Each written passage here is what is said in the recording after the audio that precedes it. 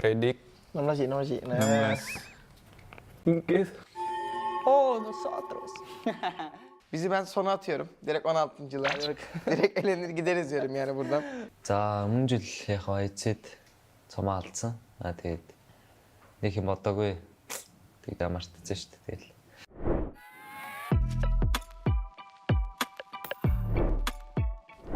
Halo, aku Rosemary. Halo, aku Alfa. За сайн байцгаана уу? Falcons Force Boy-гийн тоглогч Top байна. East. Merhabalar, ben Wolf. Ben de Frozen Enix. Hola, soy Milo Hola, soy colega. y somos de Team Queso y hoy haremos la predicción del grupo rojo de la PMGC. Mungkin yang pertama dari tim kita Predik 16 sih. Nah. 16. Karena kita lolos lewat PMGC Race Point. Altrигого орлоо тавьчихлаа. Altrego bizim ilk üçümüze girmiyor. O yüzden 4. sıraya atacağım. Çok sağlam takımlar ama ilk üçe almadık Altrago'yu. Roy мэдгүй баг байна. 14 дээр готлаа. Groy geçiyor. Valla bence kalamazlar diyorum ben. Yani hiç elenirler diyorum, giderler. O yüzden onları da 15 atalım hadi. 15 attım. Untuk face clan mungkin aku taruh di survival stage. Karena dia lumayan bagus di PMSLC. Face, un equipo que vengo viendo un poco en su región. Se me hace un equipo un poco irregular, pero tiene muy buen roster, así que yo le daría un top.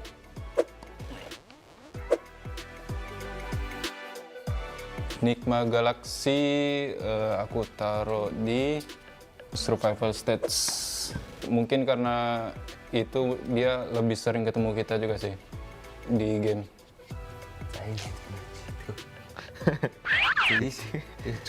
Энэ дэлтрээд алчлаа өнгөрсөн. Ivan RX biz geldik. Bizi ben sona atıyorum. Direkt 16.'lar. Direkt elenir gideriz diyorum yani buradan. Apa nih tim apa nih? NRX. Kayaknya sini deh. 13, nggak lolos. Karena gua nggak tahu tim ini. Gua baru tahu. Virtus Pro bizim arkadaşlarımız. Onları biz direkt... Bizi oradan çeksene. Bizi 14'e koy. Gel. Virtus Pro'yu direkt biz 16'ya şöyle ters şekilde yapıştıralım.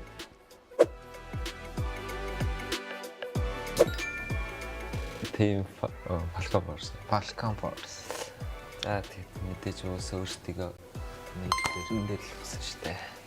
Falcon aku taruh di Grand Final. Karena mereka punya tim yang power kuat, jadi bisa lolos ke Grand Final. Falcon, muy buen equipo, tiene jugadores de mucho nivel. Yo la verdad le daría un top 4. Ай нэмээд. Яа, Долоо дээр хайрлаарай. Долоо дээр усчих та. Arabistan takımı. Hayır Pakistan. Pakistan mı? Pakistan takımı ama bence iyi değiller. Bence bizi bir yöne daha atalım. Yavaş Hep kaydıracağız Allah. Biraz sonra bire kayacağız. Kayaknya sini deh. Mereka sering ketemu kita juga.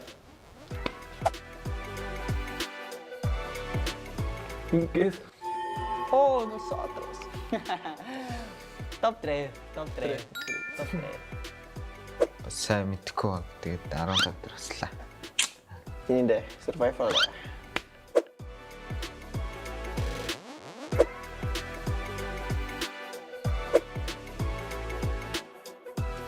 Aduh, ini bisa tukar nggak sih? Dendam gua. Ya, ini yang terakhir, IAC, champion kemarin di PMGC 2023. 2023, kita taruh di 1.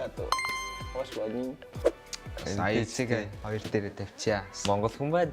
Монгол манай улсын бас өмнө жилийн дэлхийн аваргууд отхон дэлхийн аварга. Da bir şey diyeyim mi? Şöyle yapak, bekle dur. Bak 10 numara sıralama yaptık ha. Bende diye HC kaldı buraya. Bence 10 numara oldu. Bence 10 numara oldu. Vallahi gene kaldılar ha bu arada. Beni normalde eleyecektik ama Zorla kaldırdık. kaldılar.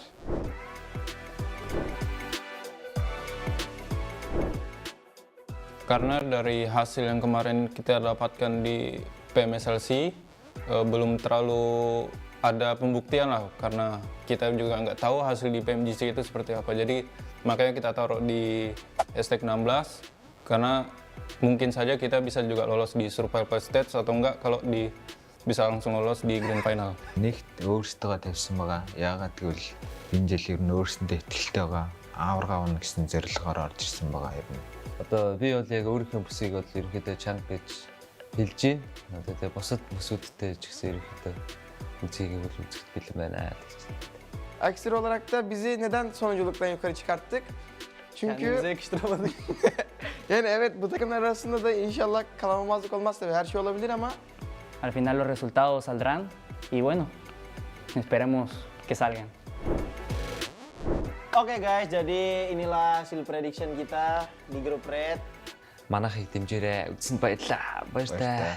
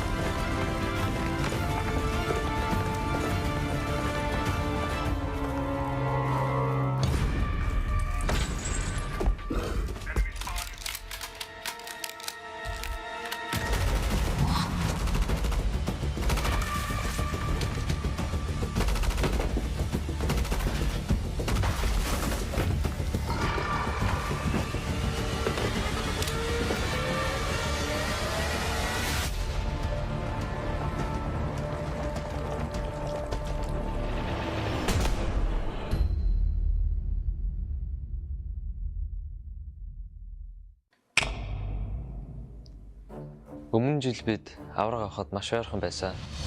PMGC Champions! geçen sene PMGC'de hiç ismimiz yoktu. La temporada pasada, mi equipo estuvo a un paso de llegar a las finales. Season kemarin kita pernah menjadi harapan Indonesia. But this time, We're here For the glory.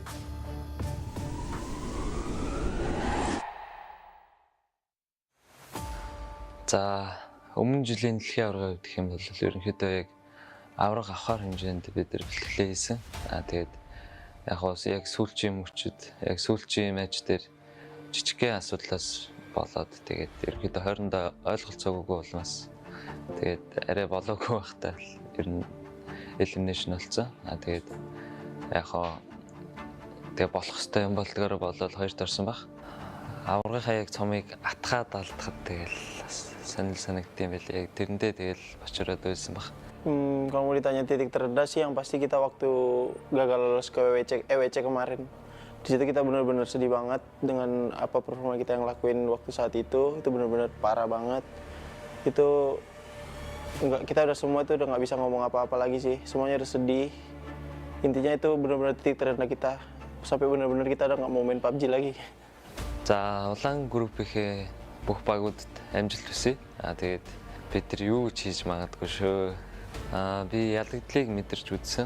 Одоо ялагдлаа ялалт олох гэж энд ирсэн байна. Geçmişte sorunlar yaşasak da biz bu turnuvaya hazırız ve bu turnuvayı domine edeceğiz. Yani bize hazır olsunlar. Görüşmek üzere. Los verdaderos jugadores no se rinden, se adaptan, mejoran y regresan más fuertes. De ganar y pues cuidado con Team Queso. Ke IHC sih. Gua nggak tahu nanti di Sanhok dia nabrak atau gimana. Lebih ke arah hati-hati aja sih sama alter ego bro. Walaupun lu juara PMGC nggak ngaruh kita. Never give up! Together we rise as champions! Don't even try, you are already in my shadow. Stand, fight, in the right!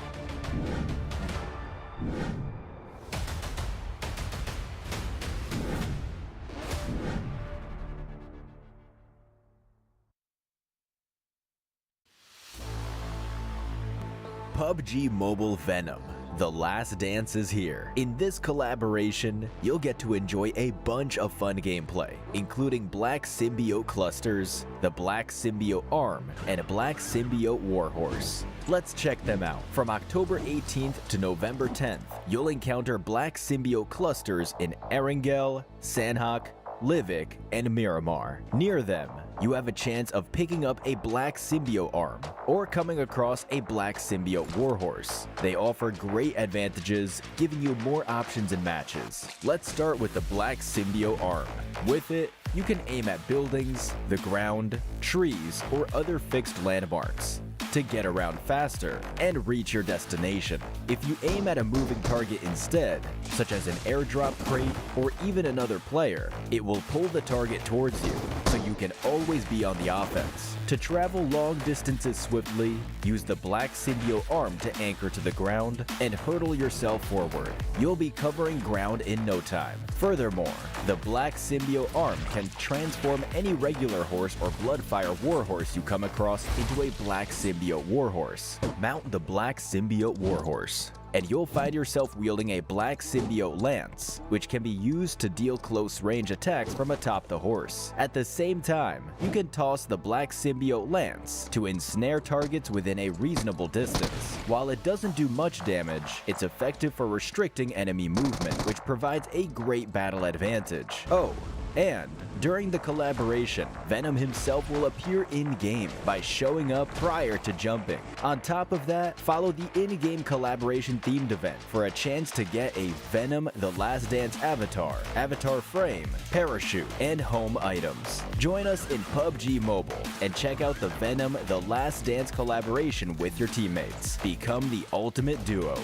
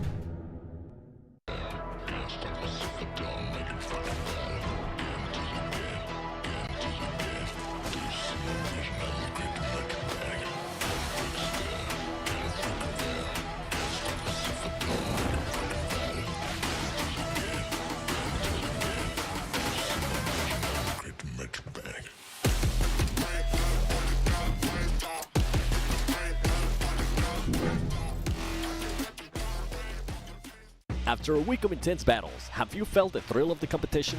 Hope you're still with us, PUBG Mobile fans. The 2024 PMGC Group Stage is heating up as Group Red takes the spotlight on November 7th. They've had moments of glory and times of defeat, but they didn't give up. They regrouped and returned to PMGC stage, ready to make a run for the finals. 16 elite teams are set up to clash in Group Red, each with a legacy, each with a story of resilience and never give up spirit. Only the top 3 will secure their place in the Grand Finals, while those from 4th to 11th must fight on survival stage, and 5 teams will face elimination. They have come too far to turn back now. First up, Falcons Force, a powerhouse 14 heartbreak, runner-up in both the 2024 PMSL CSA Spring and Fall seasons. They faced bitter disappointment when they were eliminated on the PMWC stage, missing advancement by only a few points. Every setback has made this team hungrier, making them relentless and more driven than ever. Falcons Force embodies the essence of never give up. Is this finally their moment to soar? Next, Alter Ego Ares. In 2023, they inspire an entire region, dominating Southeast Asia and bringing hope to their homeland, Indonesia. But their journey in 2023 PMGC was cut short in the Fear Group of Death. Yet their spirit remained unbroken. They returned stronger with a fierce determination after toppling rivals like Boom Esports. They have proven that resilience is their greatest strength. Will Alter Ego carve their names into PUBG Mobile history this time? Then, Team Queso, one of PUBG Mobile's original legends. Since 2019, they have battled their way to the top, dominating the Latin American region by 2022. But they faced a crushing setback in 2023 with the departure of a key player, Ayala. Unshaken, they have regrouped, bringing in a young fragger Kolgot, a rising star with the hunger to become the best in the world. Team Queso is here to prove that their legacy endures. Will they reclaim their place in history? And ASIA Esports, a team hardened by countless battles. They have won title after title in their region, but the global stage has tested them. Every fall only fuels their drive. They bring fresh energy and a tougher spirit. With multiple award holders and the renowned grenade master Falak fighting alongside ASI 8, this week is about more than just a spot in the finals. They are fighting for the pride of their regions, their fans, and their legacies, knowing that defeat is only a stepping stone to greatness. Will they rise above this time? The 2024 PMGC Group Stage will push these teams to the limit. Every moment their journey stands as a testament to grit, resilience, and an undying power to never give up. Catch all the action on the PUBG Mobile Esports channel from November 7th to November 10th at 10:45 UTC. You don't want to miss a single moment.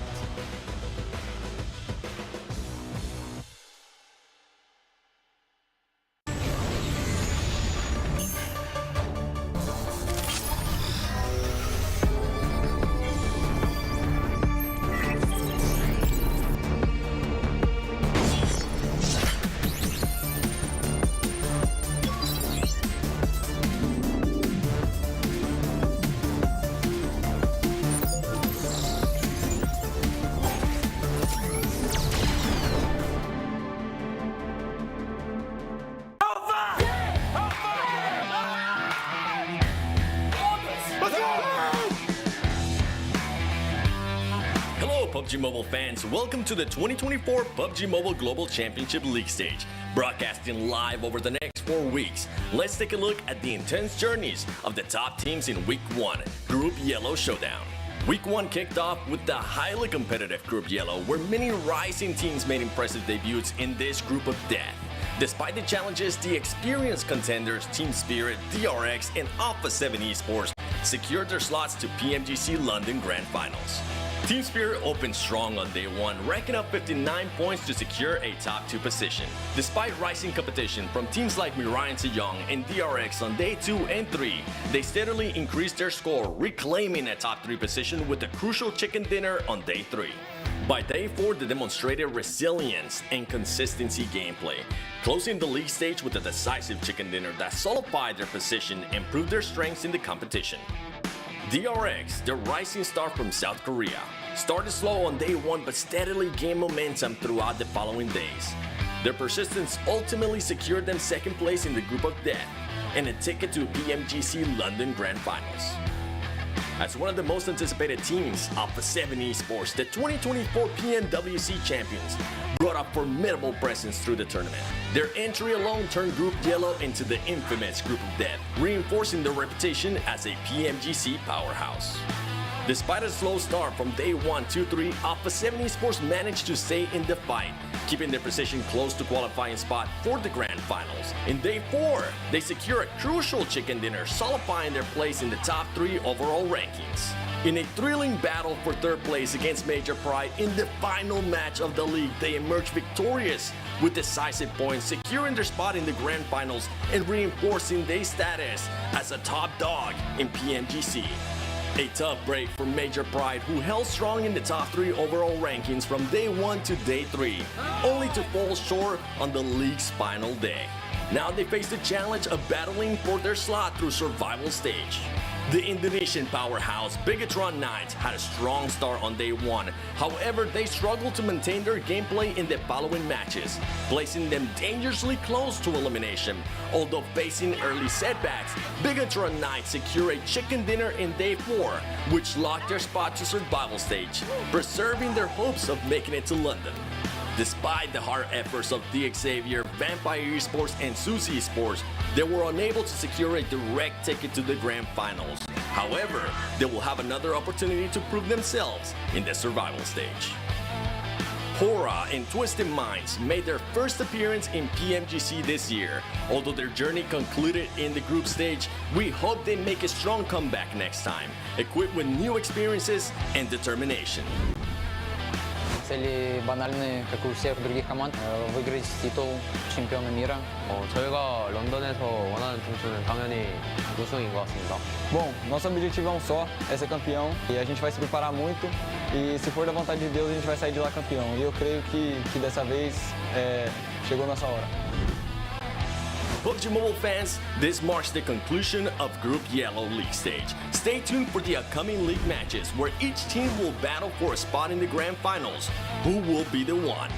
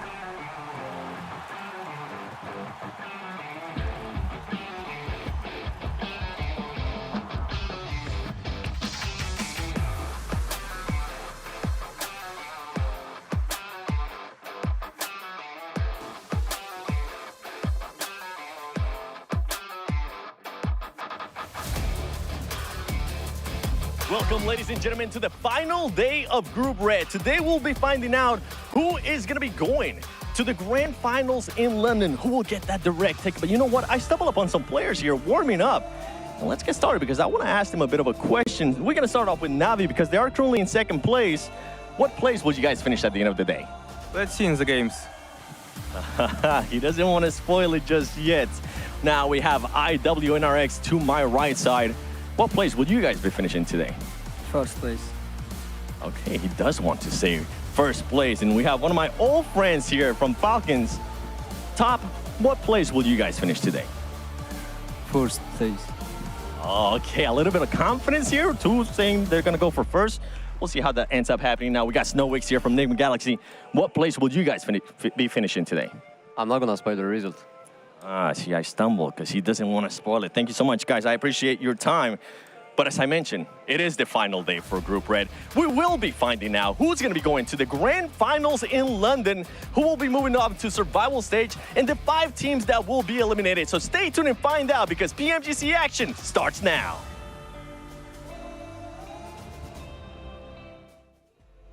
I really love how Seven trying to sit on the highest step he possibly could to look that much taller than other people.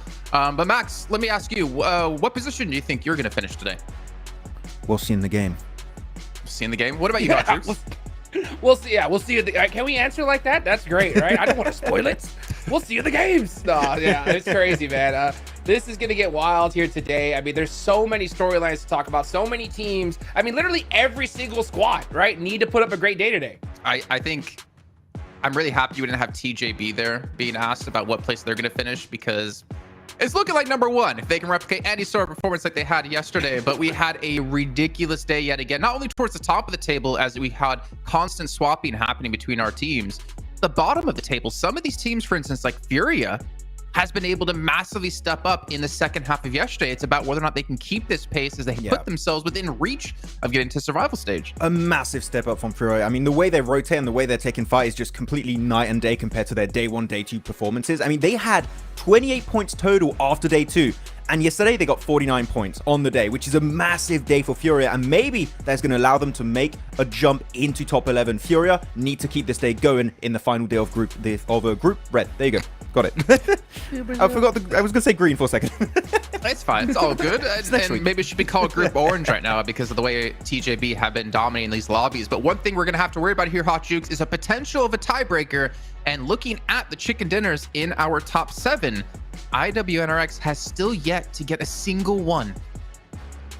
That's crazy. I mean, if they qualify here, I believe this will be the first team we see actually qualify to a grand finals like this without a chicken dinner on the board. I mean, it's wild. It's wild to see them up here when you got Falcons right below them. Enigma Galaxy started off so strong. Both teams have 2 chicken dinners. We've said that, you know, IWNRX is only a matter of time, but when is that time gonna come, Max, right? I mean, we only got 6 games left here. I don't want to bring up bad news about IWNRX, but yesterday was their worst day. Like, they did not have a good time. Even their eliminations took a significant dip compared to what you saw, especially in the second day of Group Red. It's red.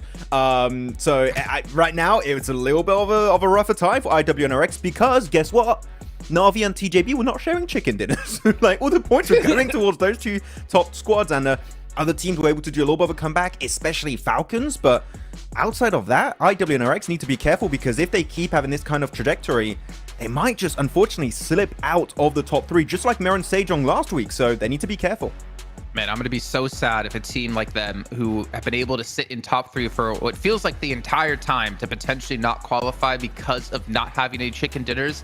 It's going to be a shame. But one team as well making final moves in the last match of the day was Tianba, able to get themselves up to number 7. Again, putting themselves within reach here of potentially going for this top 3. And I feel like we can kind of all agree anyone in this top 8 could go for it. Forget Roy. They need to show, I think, a little bit more if they want to actually have a legitimate chance to get into top 3. But let's just say 7 and above, proving like they could easily take top 3 at any given moment.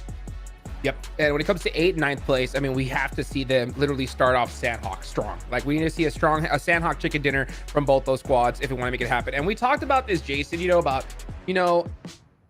some people could say that, oh, we're trying to say that, hey, these teams just need to try harder. That's not the case.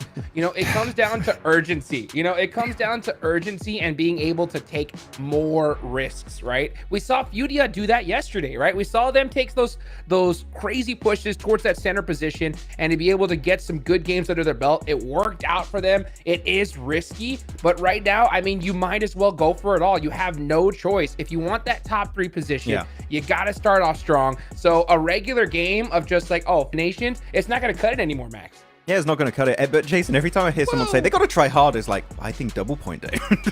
Every time you hear that, you're just like, you're getting PTSD of me just you berating making fun you of me. constantly. Yeah. Yeah, but as you saw there, right, the difference between like, was it 9th and 15th place was like 11 points. That's it, 11 points. And I mean, Hotjukes, I kind of disagree with your statement about you can't just only get like 5 eliminations. Honestly, if you could just get like 5 eliminations a game throughout the entire day, I think you're actually going to make it to the survival stage if you weren't already in there. You know what? I'm going to disagree, dude. And the reason why I'm going to disagree is because, you know, we've seen just the crazy pop-off potential of all of these teams, you know? And the thing is that if one of these teams get a good position, and we're talking about right along that cutoff, they're going to put up 20 points. You know what I'm saying? So you not only just need 5 points, you have to hope on the downfall of these teams above you. So at a certain point, you have to hot drop on them or camp a rotation to stop them. Especially if they start off strong here, Max, if you want to be able to make it. So it's you're right. It could go either way, but personally, I would not leave it up to fate. I'm going to further disagree with you, Let's go. Hotjukes. Can I talk? Oh my God. 12th through 16th, and only one team, well, hey, 2 teams have a chicken dinner here. You have Incilio with 5 eliminations on a chicken dinner. And then you have IHC with 7 eliminations on a chicken dinner. Disagree again, dude. Double, triple disagree, dude. I'll tell you what. All right, let's hear it. Yeah, you're right. I mean, it's so crazy because Incilio's right there, right? Right below Team Kessel, only 1 point, okay? The thing is that if you're going into that mindset here with just, oh, you know what? Let's just put up consistency. I think that is a strong point. At a certain point, though, you're going to have a pop-off game. So, you know, in these next 6 matches, you could get not one favorable circle, right? And if you don't get a favorable circle, at a certain point, you're gonna have to take that risk. I think send it towards that center, crash a compound, and take it out. You gotta make it happen yourself. I hate seeing squads just do the same thing over and over and over again, and then we see them not make it because of it. I'm going to quadruple disagree and talk about consistency with the Infinix GT20 Pro. It can make your play become consistent. You can play like a pro with 120 FPS and 144 Hertz AMOLED screen. As Max Van realized that he was playing upside down. I did a 360 with my phone. What are you talking about? Did you do a no scope at least though? Yes. Oh yeah, of course. Oh man. Got him. 1v4. Easy. No look. Oh man, I want to see Top pull one of those out in the middle of a match to win the chicken dinner. But of course, make sure you guys follow PUBG Mobile Esports over on all the social channels. It's going to be YouTube, it's going to be Instagram, Facebook, and TikTok on top of that. And not to mention, while you're doing all this, remember, we still have tickets available for the Grand Finals in the UK over in London between the 6th and 8th. We can get yourself entered into some activities that will be happening at the event. You can meet some players, meet some potential commentators as well. And not to mention, you also get a sweet little draw within game as well for a 2024 PMGC skin. But as we start to transition into what's coming up today here, let's take a look at our teams to focus. And Hotjukes, you went down towards the bottom. Yeah. And Max, you went bottom and top. And middle. He went all over the place. He went all over bottom, the top, middle. You made a nice little sandwich. Yes.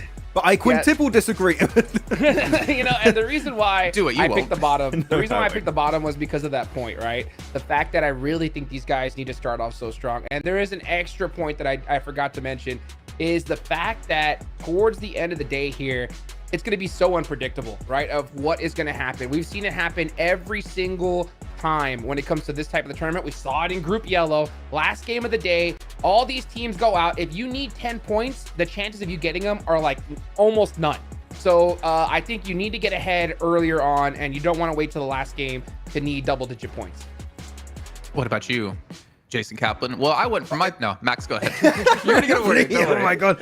No, IWNRX, as I talked about earlier, they've had a little bit of a downwards trend when it comes to their results. I'm going to say if they want to 100% secure their spot in top 3, looking how Falcons are playing, Nigma Galaxy are playing, I8, Tiamba are all racing for that top 3, we need to see a chicken dinner from IWNRX. That needs to happen today, because otherwise I think there's a big chance they might just slip out of the top 3. And looking at one of the contenders I have also in my teams to watch is i8, which is also competing for that spot of IWNRX. I mean, they have 127 points, IWNRX, and i8 in 6th position. That's 3 spots lower than 3rd, only have a 2-point difference. It's an insane point gap to have between so many squads, 4 top 3, 4 spot in the Grand Finals of PMGC, fighting for the lion's share of $3 million. It is so damn close, Jason. So I'm just looking at those 2 teams to see who's going to be in the top 3, because unfortunately, some teams will be disappointed after today. Well, we can see here action running over the script from the interview at the start of the show with Top, making sure he said number 1 correctly, which he did. Really nailed it. He said it. No, I mean, the thing is, right? IWNRX, Hot Jukes, they're kind of potentially becoming the Mir and Sejong of this group, where they are sitting extremely high for the entire time, and then to lose it on the last day. Oh my gosh, Vlad's rolling over in his chair right now. In his grave, I thought you were going to say. Yeah, no. That man is alive and well. You know what? I'll tell you what, when it comes to IWNRX, I mean, this is too close for comfort. I mean, even Team Falcons, when they said that first place is what they wanted, it's possible, right? It's not impossible here. I mean, I don't want to shy away from the performance that we heard from TJB yesterday, where we saw it was unbelievable. Over a 70-point day. Do you know how ridiculous that is? That's average 10 points plus a game. I was looking back through the stats to find out when the last time we saw a team have that kind of performance, and after about 5 minutes of searching, I was like, this is ridiculous. I don't know when we're going to see it again. So I mean, it's crazy to see a team like that perform on that day. Will we have another one like that here with so many teams, right, that desperately need those points? Yeah. I doubt it. But man, it's so impressive to watch. Yeah, I mean, Blank mentioned it. This is the best PMGC we've had, and it keeps getting better year after year after year. But I have a question for you, Jukes. I want to see if you're on the Copian train. It helped Inco to make it to survival last week. It sure did. What do you think is going to happen with Fiora here? Because they've had a big step up yesterday. Are they going to keep it going, or are they going to fall off?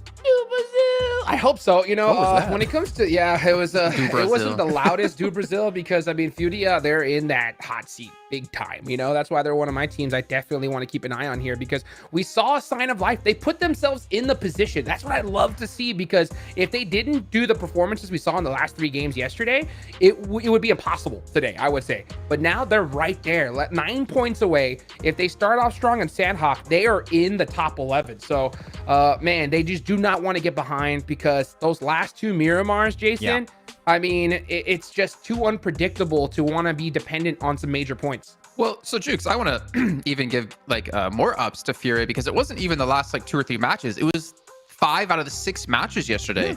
They had a 4th or higher. They had a 4th with 2 eliminations, a 3rd with 6 eliminations, a 2nd with 3 eliminations, a 2nd with 4 eliminations, a 3rd with 3 eliminations. Like, that is insane consistency. I think the one area they're lacking in, though, Max, is eliminations. Like, I feel like if you're a team getting that high in or that high in the placements that late in the game, you should have more limbs to back it up with.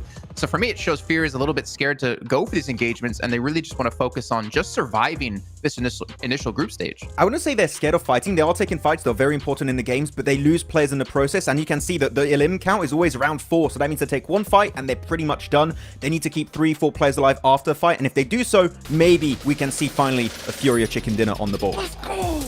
All right, well, it's time to head into the first match of potentially the last matches of the year for some of these teams. So I'm going to drop into Sanhok with John Allen and Blink. For the last time in Group Red, match 19 will see us sent to the jungle once more. Plane path from Kampong up towards Hartin. We should be locked in for a treat. Can Furia finally find that chicken dinner? I mean, that's what they need. That's what they want. I think a lot of our teams down towards the bottom side of the table, this is real close in terms of the action, in terms of the points. And that's what the Wasn't are arguing over, whether to go for something a bit more consistent, try and make a breakout. Honestly, I think if some of these teams could have made a breakout, they would have done it by now. All right. I'm not sure what kind of risk that they could take, which is going to magically give them 20 points.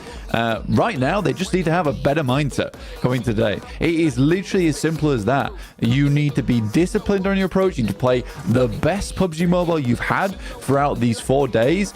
But for some of those teams, it's just not going to be possible. You know, you can't just switch it on just like that. It doesn't happen. All right. And that's why we make fun of when it's just try harder. You know, it's just not like that, right? It's not that simple. Yeah, it really isn't. There's so many factors that go into this. And I genuinely think that for some of our teams, you know, down towards the bottom of the tables, maybe this just wasn't their PMGC, man. Maybe it just wasn't meant to be.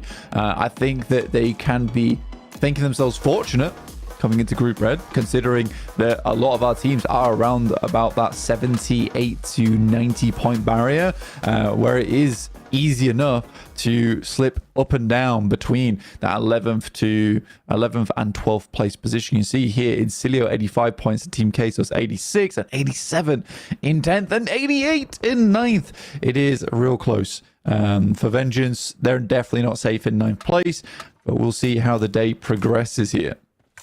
There's very few teams that can actually start to make a couple of risky decisions in these games as well. You're probably looking down towards Fury, Virtus Pro, and IHC, but I would say that maybe you could also include teams like Tianba and Getso Roy in there, right? So maybe 5 teams out of our 16 can actually afford to take risks, because if you're in that 9th down to 13th bracket, if one misstep and you're out, right? You're out of the tournament entirely. So you really can't be affording to go for super risky plays. So it is, as you said, just back to locking in, getting some of the best, most disciplined PUBG Mobile that you've played all tournament. And the same at the top of the tables, right? It is so closely fought for that 3rd place spot. A little bit ahead for TJB, but they still need to keep their wits about them, because teams up there really know how to put points on the board, which is fantastic to see, but definitely not something that you want to be taking too many risks with around that 3rd place as well. FaZe already starting off to not the best beginnings here, with Falcons Icy trying to take on the entirety of the FaZe squad. Finds a second on the engagement. Dude, it's just him here right now. Is this a 1v4 versus FaZe coming right out the gate? Almost has it with the shotty as well, mate. And there is backup coming through right now for FaZe. It's 2 players coming through for Falcons, and they better get these reses on quick. Johnson's in there, Noise not going for the res, but there's the first knock. The second player from Falcons needs to find a knock now, does manage to tag the backline. Onzen's around the rock. Can they finally take the Falcons out of this one, or are FaZe going to lose it all here? Around the side, the Falcons lose a 3rd player. Blank at such a crucial moment. They're not even going to get an elim for it. Where's East? Where is East? East is West right now. What's he doing? Up is down. He didn't even try and engage on that fight. I mean, that could have been an easy cleanup there for Falcons. And considering their 4th place, trying to break into the top 3, which is just 1 point away, by the way, this is a horrible start for them. For FaZe, on the other hand, wow, good job to them. They get some points on board. JK, Navi's here. They're here to play as well. Oh dear, trying to cross that river. Moving on through, but Alter Ego, they're having a real tough time of it. 2 players down already, a 3rd to go as well. Boysil under the stanchions. As Puncher needs to reload on the DBS, but on the inside there, spots the player fleeing out back. That ain't going to go well. The rest of Na'Vi handle it. Alter Ego, crumble. Well, that is a depressing sight for Alter Ego. I mean, whilst the boys from Na'Vi were somewhat distracted with FaZe, Puncher decides that he's just going to 1v2 in that moment, makes the fight incredibly easy versus Alter Ego, and they do not make that crossing from the northwest side. This is one of the few times where we've actually seen Alter Ego have to leave from that northwest island scene, as it has been multiple times. We've ended up over towards Hatin, over towards Camp Alpha. East, final player here for the Falcons, does get taken down, and not a single point put on the board for Falcons. What a bad start for them. It was really bad timing.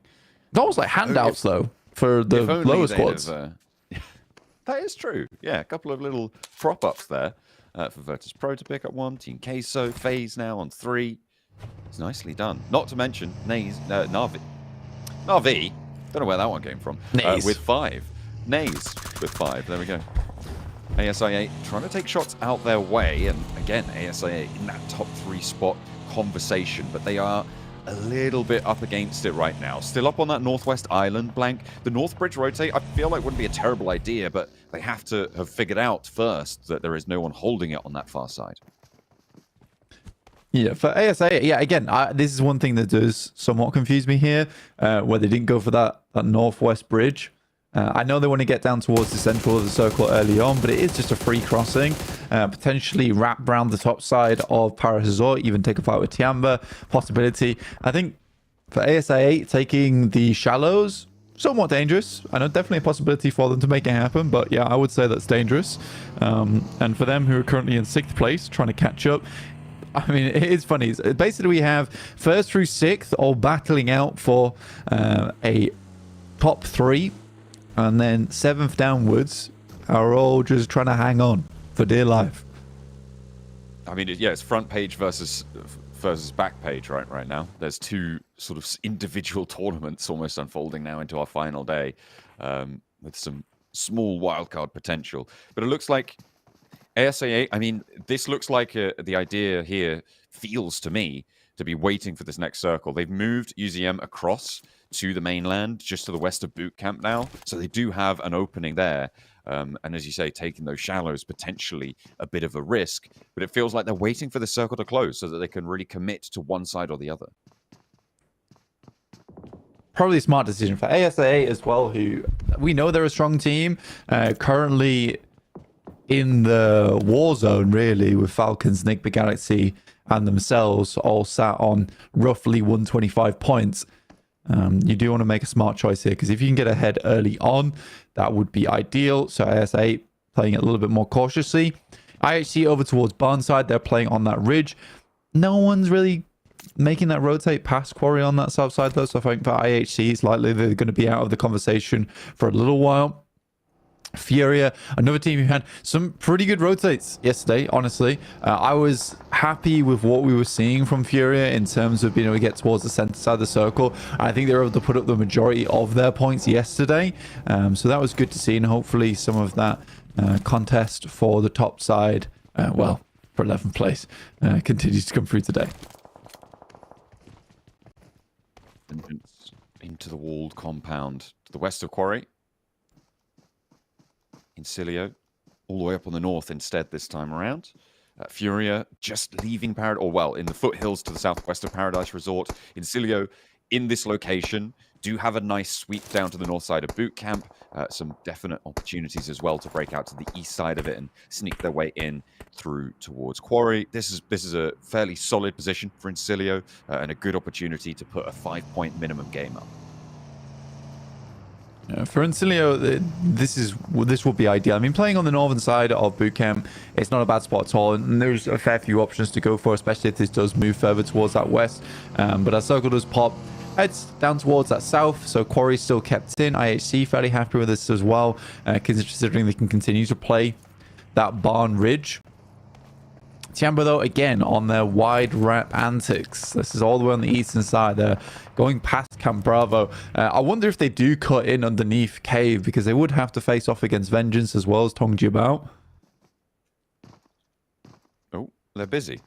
They've decided to hop out. Maybe going for a little bit more loot. Not too sure there, but Tiamba taking it very slowly. We're still stage 2, so blue zone obviously survivable. Na'Vi pulled back off the trifecta compound. They're currently moving past ruins and maybe also going for another wide swing. Could this be a fight between Na'Vi and Tiamba unfolding over towards that cave location if Tiamba opt to go for it? It's pretty packed down towards the south side, though. I think if you're Na'Vi, you're sort of assuming there's going to be quite a big line going down from Boot Camp to that south side. I don't know how much more free it is going to be over towards the southern side of the lobby, though, with Nigma Galaxy, Vengeance, and Tong Jiabao in this location. Like you say, Tong Tiamba also on the way. I'd be curious to see what they do. They could wrap all the way to the eastern side of Quarry. I think that would be the smartest choice to go for here. Might not keep you in the circle forever, but there are definitely positions to play that have high ground in terms of scouting capability as well. That'd be good. And you know that if you're making a wide wrap like this, a lot more times it is better to wrap into slightly less strong position just to give you more scouting, because you really do not have a lot of information on the circle. Na'Vi have just made their way past Cave now, and looks like they are going to go up the east side of Quarry here. Try and navigate from that southeast side. They move up, they get a little bit of information to go through this compound, and they're aware that it's unlikely anyone is still holding into it. And they can move further on this west side of Quarry. Actually, getting up to the north compounds of Quarry would be a really great start for Na'Vi to get into these mid-game to late-game circles, getting that compound, taking that position away from Tiamba as well, and potentially picking up the points on a crash. Yeah, they need to make a quick rotate up towards that north side now, though.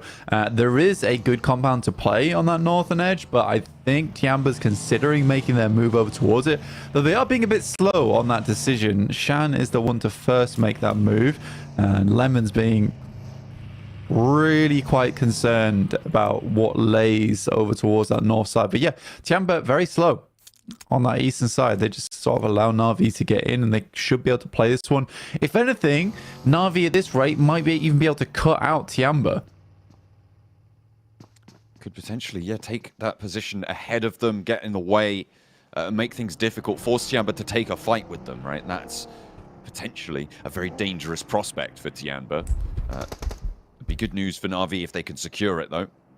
Make sure that they are feeling all the more snug in the top three. They're second place right now. They're only 2 points behind TJB with the eliminations that they found this game. The TJB looking to equalize that scoreline, finding one on phase. Onsen's the last to stand after their scrap earlier with the Falcons. The laser sight from behind. There's Flower. You don't need no laser assistance there. He's already laser focused. Yeah, Onsen's, it's a matter of time till he goes down. Sadly for FaZe, they'll be happy with the 3 elims they got, puts them a little bit further ahead, and with how close it has been down towards the bottom side of the lobby, 3 elims, like Jason said, you know, you get 5 elims per match. That's likely going to see you safe with how things have been going, but it's that consistency is so hard to continue here towards the bottom side of the lobby, because I think our teams are up and down all the time in terms of performance. Virtus Pro, this would be a team that I would be quite unhappy to see leave the tournament. We know they can do better. We know that this is not where they want to end their tournament. They've had such fantastic showings in the past, and I think they definitely can do more here. But again, sometimes it's just not your day, it's not your week, it's not your group stage. Galaxy embroiled with them here. Virtus Pro with a test.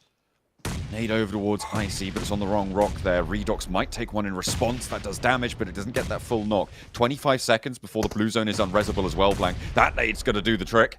Icy goes down to one of them. Comes in from SnowX on the off angle there. Tixie trying to crawl forwards, but I think Nick McGalaxy should look to disengage here. Move up to the compounds, but it looks like Redox has other ideas. Goes for the spray and the flush over onto Tixie, and Virtus Pro cut down to 2, and then 1 knocked in the blue zone. With the blue zone unresable almost, well, right now, Blank, it's not going to be possible. What a shift for Na'Vi, and TJB on the top of Quarry.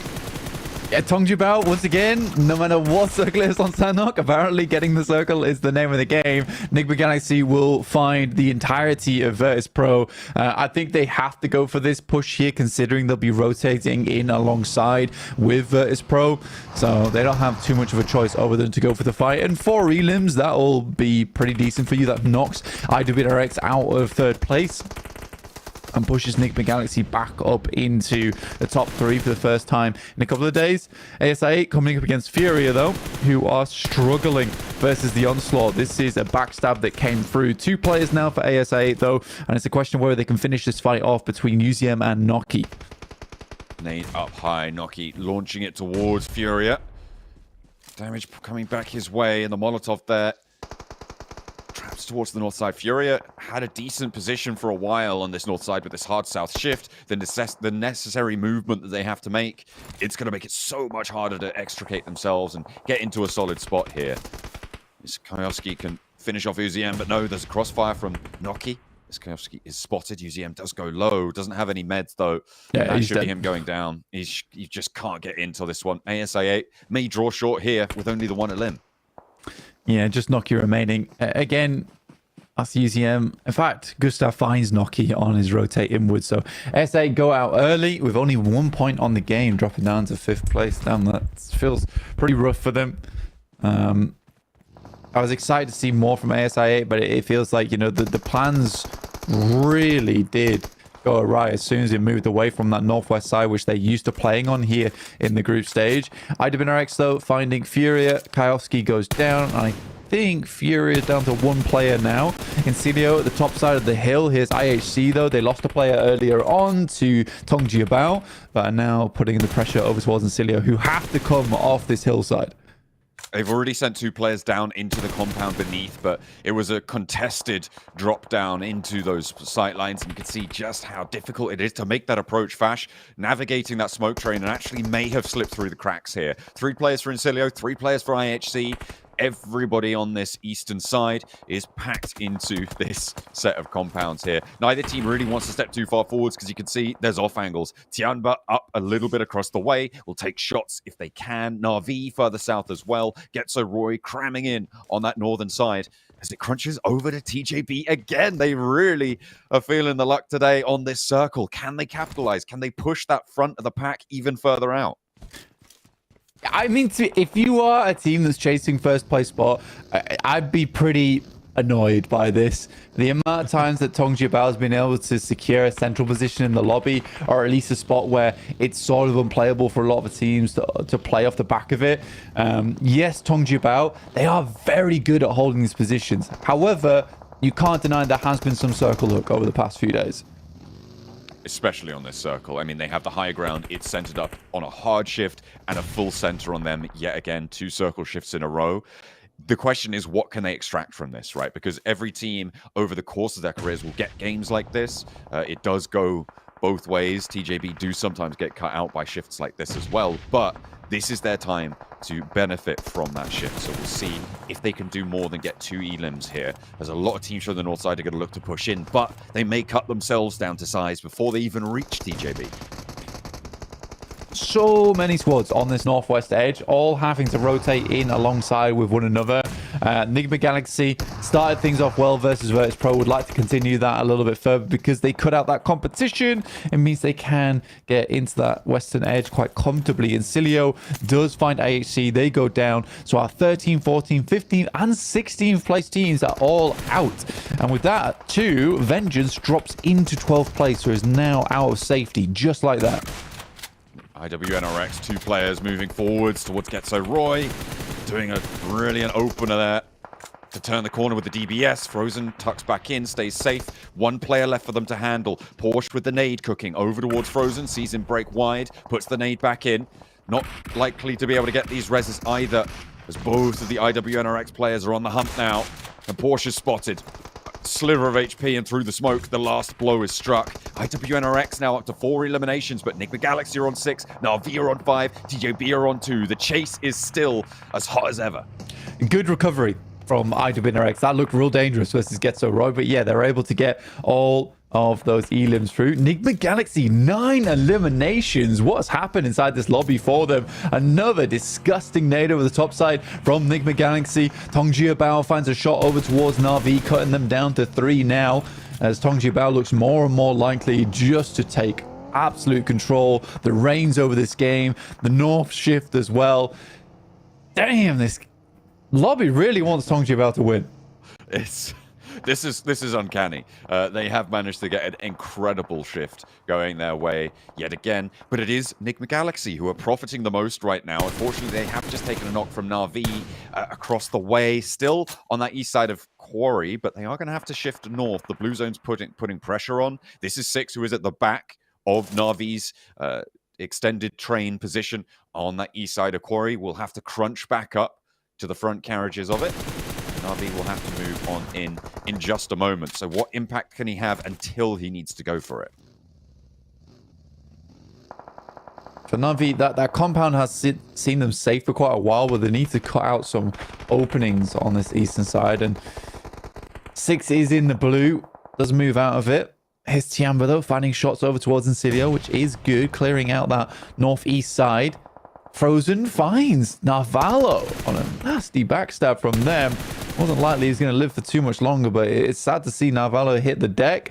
That is 10 eliminations so far for Nigma Galaxy, and a really good streak out towards the top side of the lobby. Brilliant stuff, and 8 elims for Na'Vi. These top 3 spots, they're getting confirmed on towards. I mean, IWNRX getting into top 6 here with 4 elims. They're probably thinking, oh, you know what? This is a pretty decent game. And then they're going to see the tables after this one. Enigma Galaxy struggling to get off this hillside, though, with TJB starting to strike out. They're up to 3 eliminations now. And a difficult approach for Enigma Galaxy. It might be easier for Zedwolf, actually, to make this one work. For Zedwolf, it is a 1v2 that you'd have to be in versus Longs as well as Flower, but 2 dangerous players to come up against. Ralph has to make this send down the hillside. The blue is pushing them like nothing else, and Flower just has some nasty angles. Snowix will find Zedwolf, so it's IWNRX now down, and Na'Vi equally in a really tough spot over towards that eastern side. Trying to make that push up on the east is just so tricky. They will fall to it. Incilio with a chance, Vengeance as well. These 2 teams looking to stretch away from that 12th place bubble. They do not want to be the chump holding a ticket at the end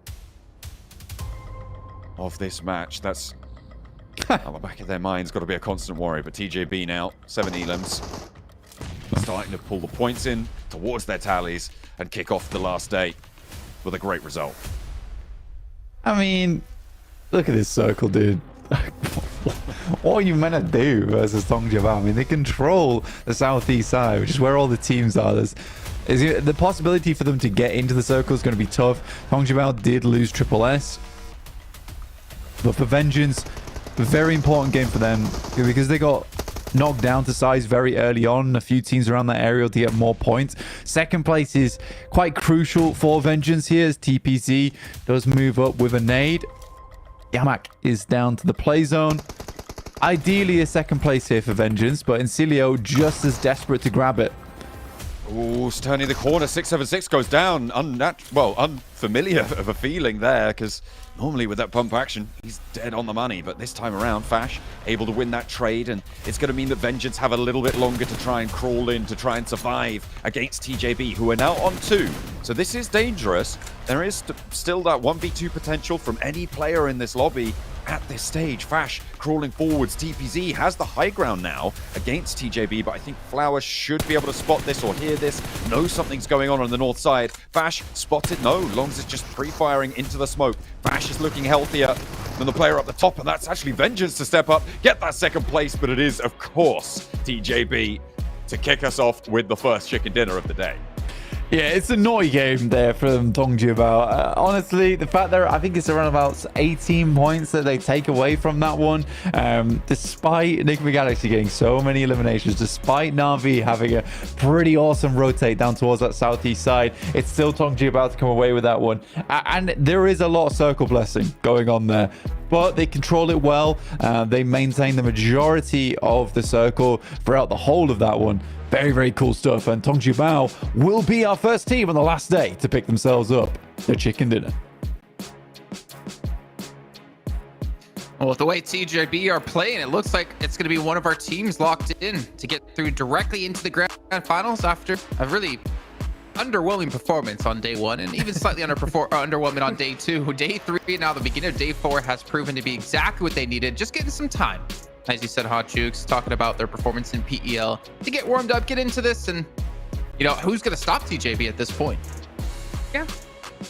Not no team doing 5 points a game. I'll tell you that right now. Because, oh, goodness, dude. TJB, once they got that position, and this is the thing, when you're on top of the leaderboard, you are big chilling. You know that, hey, you know what? You have some room to be able to make some mistakes. And as soon as we saw Enigma Galaxy go as crazy as they did, that room definitely shrunk. But TJB's center circle had no worries. It was just about cleaning up these players and winning the game, Max. Yeah, I mean, it was a really solid match from TJB. They went for center position. I mean, yesterday we had 7WG talking with the coach yesterday, right, of TJB, saying that they were gifted some pretty good circles, but they're doing good decisions and acting accordingly based on whatever kind of situation they find themselves in.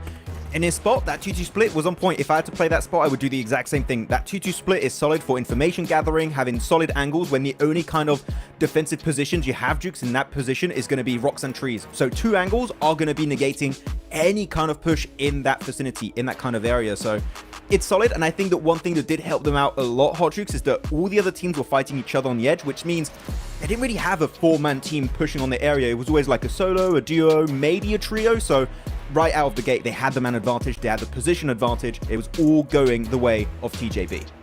Yeah, that's why whenever you get blessed in Sanhok, it's just that much more potent, right? I mean, because, you know, the blue zone just comes in so viciously. You're forced to fight those teams on the edge. There's nothing you could do. So you saw Na'Vi forced to fight Tianba, IHC, which I thought would have had a little bit of a better game considering that they had that northern precision just on top of TJB. But unfortunately, they weren't able to get it done. And that it really grinds my gears here, because to me this was their opportunity, right? Like they needed to win this game, I think, in order for them to feel comfortable to make it into that survival stage, Jason. But oh man, it's just it's not looking good. Well, I'm going to see how things are going to shape up. Obviously, it's taking into account some of these other teams. I think the fact that Vengeance was able to get so deep makes him a little bit more comfortable, but obviously with still 5 matches left to go, we're going to find out here. But one team we do have to mention that you two were heavily discussing was Falcons and how consistent they play Sanhok in terms of their positions and rotations.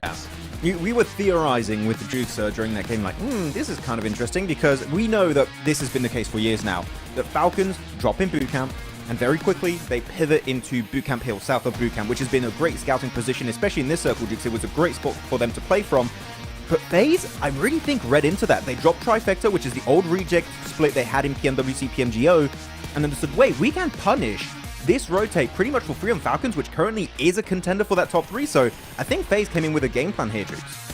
Oh, I think they did as well. And that's the thing, is that, you know what, at a certain level, when you're here at PMGC, these teams have so much respect for each other. And that's why we see a lot of the times these teams, you know, constantly do very similar things. But we're on the final day here. It's do or die, right? So any kind of those, you know, that respect is gone, right? You got to do whatever it takes to make it into those finals. And if you are FaZe, right, you did your homework. You notice that Falcons like to go up to that bootcamp hill very early. So you rush it, right? You take that hill first before you can get them, and you knock them out, put some points on the board. And not to mention, that's the team in 4th place, right? That's the team you're trying to be able to pass up to get into 3rd. So a great play from FaZe at the rip. Unfortunately, they weren't able to survive late into the game, but I love seeing plays like that for sure. Yeah, I love what you're saying. FaZe, that was a really good early play, and they're just not on the first half of this page, but it was a really good mechanical play for the drop. It was actually really on point.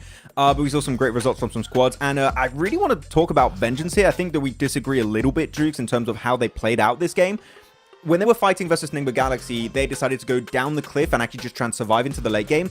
I think that was a great play, because if you push from where Nigma Galaxy were downhill into TJB, and we already mentioned they had that solid 2-2 split, you do not survive that transition. You are getting instantly eliminated, as we saw for Nigma Galaxy. So I think Vengeance here, that plan to survive until the late game to then secure 2nd place was the best option they had available at the time. Even maybe Nigma could have done it, Jukes. You know, actually, I disagree with what you just said, because I actually do agree with you. I do agree with the Vengeance play going south. They had no choice, right? You're on the bottom of the leaderboards. You need to survive. You need to put any points on the board you can. The part that we did disagree on, though, was if Nigma Galaxy should have gone south towards Vengeance position, right?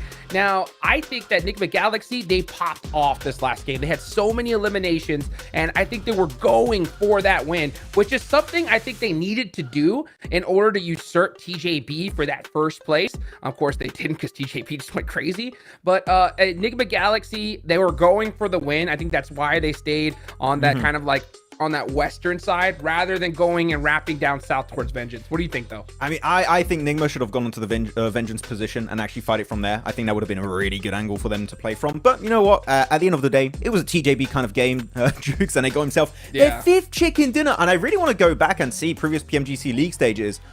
Who got the chicken dinner record, like the highest amount of chicken dinners in the league stage? Because 5 is an insane amount for the amount of matches played, Jukes. So like, is this a new record in the making? I'll have to check. I think so too. I mean, they're playing, ridiculous here. 10 points a game yesterday plus. That is unbelievable. So when it comes to TJB starting off at Sanhok, they're just letting everybody know this is our stage, right? Group Red, we're going to be the champs. Good luck when it comes to the finals. Pretty much it. And we saw some teams that are like, I8 normally, we really like Sanhok. This is going to be our best map. Well, unfortunately for them, not much was really done. They went out, going south in Paradise Resort, encountering Furia, encountering also possible late rotates into IWNRX and Getzo Roy if they survived Furia. But unfortunately for them, it was just not quite able to work out, because I mean, Jukes, we've played Sanhok so many times. The terrain south of Paradise Resort is an absolute plague. It is horrible to play, and unfortunately for some of these squads, they were just struggling to get out of that kind of area. Well, you guys at home who are watching the show, make sure you guys go into the, well, I mean, you're going to be watching on the English YouTube channel anyways, but you can vote on who we're going to be interviewing next with Several Worlds Gaming, whether it's going to be Falcons, Na'Vi, or Enigma Galaxy. Make sure you guys get your votes in right now. But as the last note for me in reference to that last game, really unfortunate to be I8 or Falcons because TJB, Enigma Galaxy, Na'Vi, and even IWNRX were able to get some consistent points in that last match, making it even harder now for you to catch up to these teams and break through to top 3. And whereas at the bottom of the tables, I mean, we did have Nsilo get a good couple amount of points here, able to put them up to 10th place, which is going to be very important as we progress through the day because the gap is starting to grow here as well in the bottom of the rankings, where previously it wasn't that many points. But we didn't see Furia, we didn't see Virtus Pro really step up. Ultra Ego getting 0 points on this game. I hate to say it, Max, but it's looking like your boy Rosemary might not make it through. Well, unfortunately, it's a reality I have to kind of accept, Jason, that might be happening here. I mean, at what point do we start counting out for real some of these bottom squads in the bottom 5? Because we're going to get to that point where right now, IHC technically, oh yeah, they might be able to do a bit of a comeback, but if they still remain in that position by, you know, game 3, I'm telling you, IHC are out, then it's going to be VP, then Furia, then Ultra Ego. We're going to go up that list really, really quickly. Game 1's already done, and we're going on the Erangel, and we know, Jukes, that Erangel right now, for these top teams, for your TJBs, for your Na'Vis, for your Enigma Galaxies, for your IWNRXs, this is going to be their battleground where they get a huge portion of their points. So those bottom squads are going to have a real tough time making it out of that red zone. Oh, yes, they are, man. I mean, IHC, VP, I think they need to win this next game, to be honest with you, if we're going to see them make it on in, because that door is just closing on them, and they need to kick it wide open with something big, I think, in order to make it into that next stage. But another team that I'm really worried about, Max, and another player that we might not see in the finals is Z-Wolf. And that would be crazy because Enigma Galaxy just popped off. Na'Vi, TJB, if they want to make it straight to the finals, they need a big game here and soon. Yeah, we have to see eventually. I'm even looking at Tiamba and Getsoroy here. We need to see a game if you want to try and contend by the end of today for that top 3 position. Again, you got so many storylines happening. The race for top 3, the race to make in survival stage, the race to also not get out of the conversation in the first 2 to 3 matches of today. You still want to stay relevant in the conversation. So all 16 teams have something to fight for here going into these matches, and going into Erangel, you know it's going to get real good. Oh, yeah. Yeah, it's becoming do or die time here if you want to have a chance to make it, whether it's into the survival stage or into the grand finals directly. Let's head into our first Erangel of 3 of the day with John Allen and Blaine. I absolutely agree 100% that it is going to be real nice. Oh, yeah. Going down from the southeast side of the Plain Path Mill to Power Peninsula up towards Zaki. Yeah, we do have a bit of an interesting playing path coming through already. Again, I think that when we look at these games, it is so difficult to call who's going to be dropping out and heading through into the bottom 5. There is a fair few teams that I think all of us here on the broadcast do want to make it into that top 3. But it's hard to decide at this point in time because it has been so close. We do have so many teams who are really good, who could absolutely make an impact in the grand finals, but there is still only 3 slots, and that isn't changing. No, if you want to grab another slot and you're not making it into those top 3, you need to go through the survival stage, and that is a brutal gauntlet, let me tell you. The teams that set foot in there, it's kind of anyone's game. I mean, you're playing 3 days, you're only playing 2 days of games, which makes it very, very volatile, and it is definitely just that last chance that you are trying to cling on to. So hopefully the teams vying and bidding for the top 3 spots will be able to put up their best show today, because right now the top 3 just had a pretty banger game, right? A lot of double digits being displayed towards the top. Yeah, a huge amount towards that top side already. And again, like you're saying on that last match, a lot of our teams probably are looking over towards the leaderboards and like, suddenly just became really difficult to rank up with Enigma Galaxy, Tongjiba and Na'Vi all having really strong matches. I think you look at Tongjiba, 161 points. They might have just cleared themselves in towards a guaranteed top 3. Still, things can change. I think it'll depend on this next map. But now the fact that we are on that northwest side, Tongjiba starting in Severny, there is a strong rotational path for them ahead. just to put in context the point scorings from last week from Group Yellow, the cutoff for third place, well, Major Pride were in fourth with 184, so if you'd have got 185, you would have been in that third place. 190 was the scoreline for Alpha 7. Team Queso, their countrymen, they have been looking for a little bit of an improvement so far over the course of this tournament, but right now they're on the bubble. 7WG did manage to get caught up with them, so let's take a listen.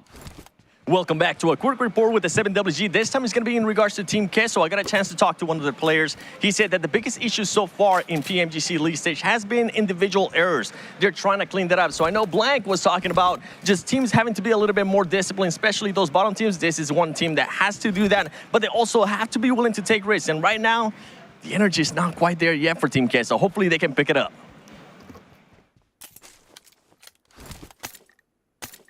Fantastic stuff. I mean, absolutely. More discipline, individual mistakes, seemingly how they feel their games haven't been going as strong as they could do. And right now is not the time to be making those sorts of mistakes, Blank, in that 12th place position. I think it's fair enough. When you get down towards 12th place, you're right on that bubble. Individual mistakes are going to be happening because there is a lot of pressure on you. This is not a case of, oh, we dropped out the top 3, so I guess we'll go to the survival stage and we'll play it out there. This is a case of, we've dropped out into the bottom 5. We're not going any further. We're going home. So those individual mistakes are going to happen more frequently, especially in that last day, which is why the point scoring margin here is so terrifying for a lot of teams, because it's not a case of we have to beat 1 or 2 squads ahead and they're 10 points behind, so it should be easy to stay ahead. No, it is Getso Roy in 8th place all the way down to 15th place of Virtus Pro, all with a big chance to leapfrog over one another. So it's going to be an absolute war up until those end moments, and for these teams it is a case of marshalling the soldiers on their team to get ahead and do what needs to be done here in these matches. But it is that discipline that is required, and individual mistakes are going to cause you big problems, because we know a lot of times if you're dropping one player at the start of the game, that can be horrendous for your chances towards stage 6, stage 7. Yeah, absolutely can. It's a really rough time. I mean, you just need everything on your side at this point. Whatever you can get, you'll take it. I mean, right now, 11th to 12th place, Blank, it's a tiebreaker between FaZe and Team Queso, so it is so close. Every single advantage matters. If that point goes to your direct competitors as well, it's not only that one point that you don't get, well, it's not the point that you don't get, it's also a gain for them as well, right? So it becomes an even more dramatic swing, losing those small little margins early on into a match. And that's what teams are looking to avoid. Right now, it feels like Tianba is kind of on this island on their own, just sort of the only team not super likely to be able to make it to the top 3 and not super likely to drop all the way out towards 12th place as well. And right now, it's kind of a weird placement and a unique one within this fold. Chamber's got somewhat comfortable with this position, though, I would say. I think I said it yesterday that they're not quite as good as our leading teams, but they're not on that same level as our teams who are desperately trying to clamber up towards a position that feels safe. Getso, Roy, and Vengeance are the interesting ones to me, because I look downwards and Cilio, FaZe, Team Queso, Alter Ego, Furia, VP, and IHC all have this pedigree behind them. So it's just odd to me seeing that, you know, it's Getso, Roy, and Vengeance who are ahead of them here. And I think that they have just had a better understanding of what improvements they've needed to make throughout the days. We had a nice little graphic pop up just earlier for Vengeance where it was 1.7 average eliminations to now 2.8 going into day 3. So they definitely went lower deck, cleared up those holes, those breaches in the ship, and they have looked a lot nicer because of it. Yeah, definitely need to be sailing on open water there, nice and calm. That's what you're looking for, but there's going to be plenty of chop, swell in the future, I'm sure, for them too. Because as you said, it's going to be an all-out war here down towards the bottom side of those tables, especially, not just towards the top side for these small margins, these small little openings. Teams condensing towards the middle of this map here, over towards South George. This circle pushes up to the northwest side of this. And in general, teams seem to be favoring a more central style, as we've become accustomed to over the last few days. SI8 on our screens. That's the team that I think you really want to get in towards that top 3, but it's looking less and less likely as the day goes on. Realistically, again, it's what I was saying earlier. Realistically, Enigma Galaxy, Na'Vi, Tongjibao, all through these teams just need one more big game, and then they're pretty much set for the rest of the day, because the consistency that they've displayed, I imagine after one strong match, it's going to be hard to profit over the top of them going forward unless they completely drop the ball on these games. And I think that when you are this far ahead in terms of seeing those tables reveal with Na'Vi, Enigma Galaxy, and Tongjibao all having a good game on Sanhok, the first match of the day, it gives you this sense of calm, right? Which I think is really important for consistency, because I imagine there's a whole bunch of turmoil going on for our teams towards the bottom of the lobby. That fear of being knocked out of the whole tournament. Our teams at the top, the worst thing that can happen to them is to go to survival stage. Yeah, that's still, though, a much less favorable result, as I said before, right? For survival stage. Well, much less favorable? I don't know. What, than getting a direct qualification? No, I was saying getting knocked out. Well, yeah, more favorable than getting knocked out entirely, but it's still a really dangerous situation. It is. I think I'd rather stay at the tournament. 2 days. You only get, yeah, that's true, but it's still. My point is, it's not pleasant. It's really, really tricky to make your way through the survival stages. And I'll concede you're definitely right on the fact that it's better to be in the tournament than not in the tournament. But in general, it's still got to be a big weight on your shoulders, especially if you place 4th and you only get that. You only miss out by like 1 or 2 points, or even on a tiebreaker. It's in general really, really galling to have that sort of a result unfold in front of you as well. When you see the teams ahead of you just accelerate away, and you're like, I didn't keep up with them. We are now going to have to go again. We're going to have to go for round 2. Yeah, I don't think anyone wants to see that one happen. I agree. It's not fun going into survival stage. But like I said, for these teams at the top side, getting that first strong game of the day, the fact that it's all 3 of them getting it, it's surprising to say the least. But yeah, it does mean that for the start of the day here, for our next 5 matches, Enigma Galaxy, Na'Vi, and Tongjibao are all just laughing really at this point in time, because they've been able to accelerate ahead from a lot of our squads. IW, NRX, and Falcons still looking to put those points margins back up again, but there has just been mistakes coming through from both these teams.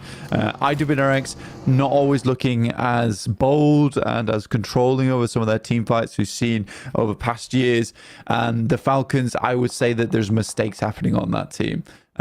They're still a really strong squad. They're still putting up points margin because they all are individually very strong players, but there's just some little moments here and there from them where I'm like, that didn't go well and it could have gone better. For instance, even that fight versus FaZe, I think although East is in boot camp, technically quite central, I think you give up the central position to make sure that you're not going down in essentially a 2v3. And if you want to catch up with Falcons, well, you can vote for them to be the team that is interviewed. If you're enjoying the interviews, you guys, the fans, have an opportunity to let us know which team you would like to hear from next. And if you're in the English PUBG Mobile Esports YouTube channel, you can cast your vote for either Falcons, Na'Vi, or Enigma Galaxy. We're all on standby for an interview with 7WG at some point during the show. So make sure that you are voting to say which team you want to hear from. So we'll catch up with them and get you all that juicy gossip as to what they're feeling, how they're looking at the last set of the matches today, and getting on into this one. So definitely make sure you're heading on over there to have your say, because I know there's certainly plenty of interesting information out there, but the question is, who's going to have it available for us? Now, looking at this shift, that is plenty interesting, Blank. IHC at the top of Everest, overlooking their domain. We see some nasty fights on top of Everest throughout Group Red actually already. And this is one of the circles that I really wanted to watch. I don't think we've seen too many Everest circles before. And I always really like the dynamic of the fielded area down towards the south of Everest and the compounds that kind of lie along the base of Everest itself. It's always a really fun circle, and I think it does test a lot of our teams of how they want to play out their rotations. Do they play ruins, stay a little bit out of the way? Do they try and be the king of the mountain? Because FaZe is now looking to head up over towards our eastern side, and IHC is looking for their response. And already FaZe is getting pushed back a little bit, but I think that is from off angles.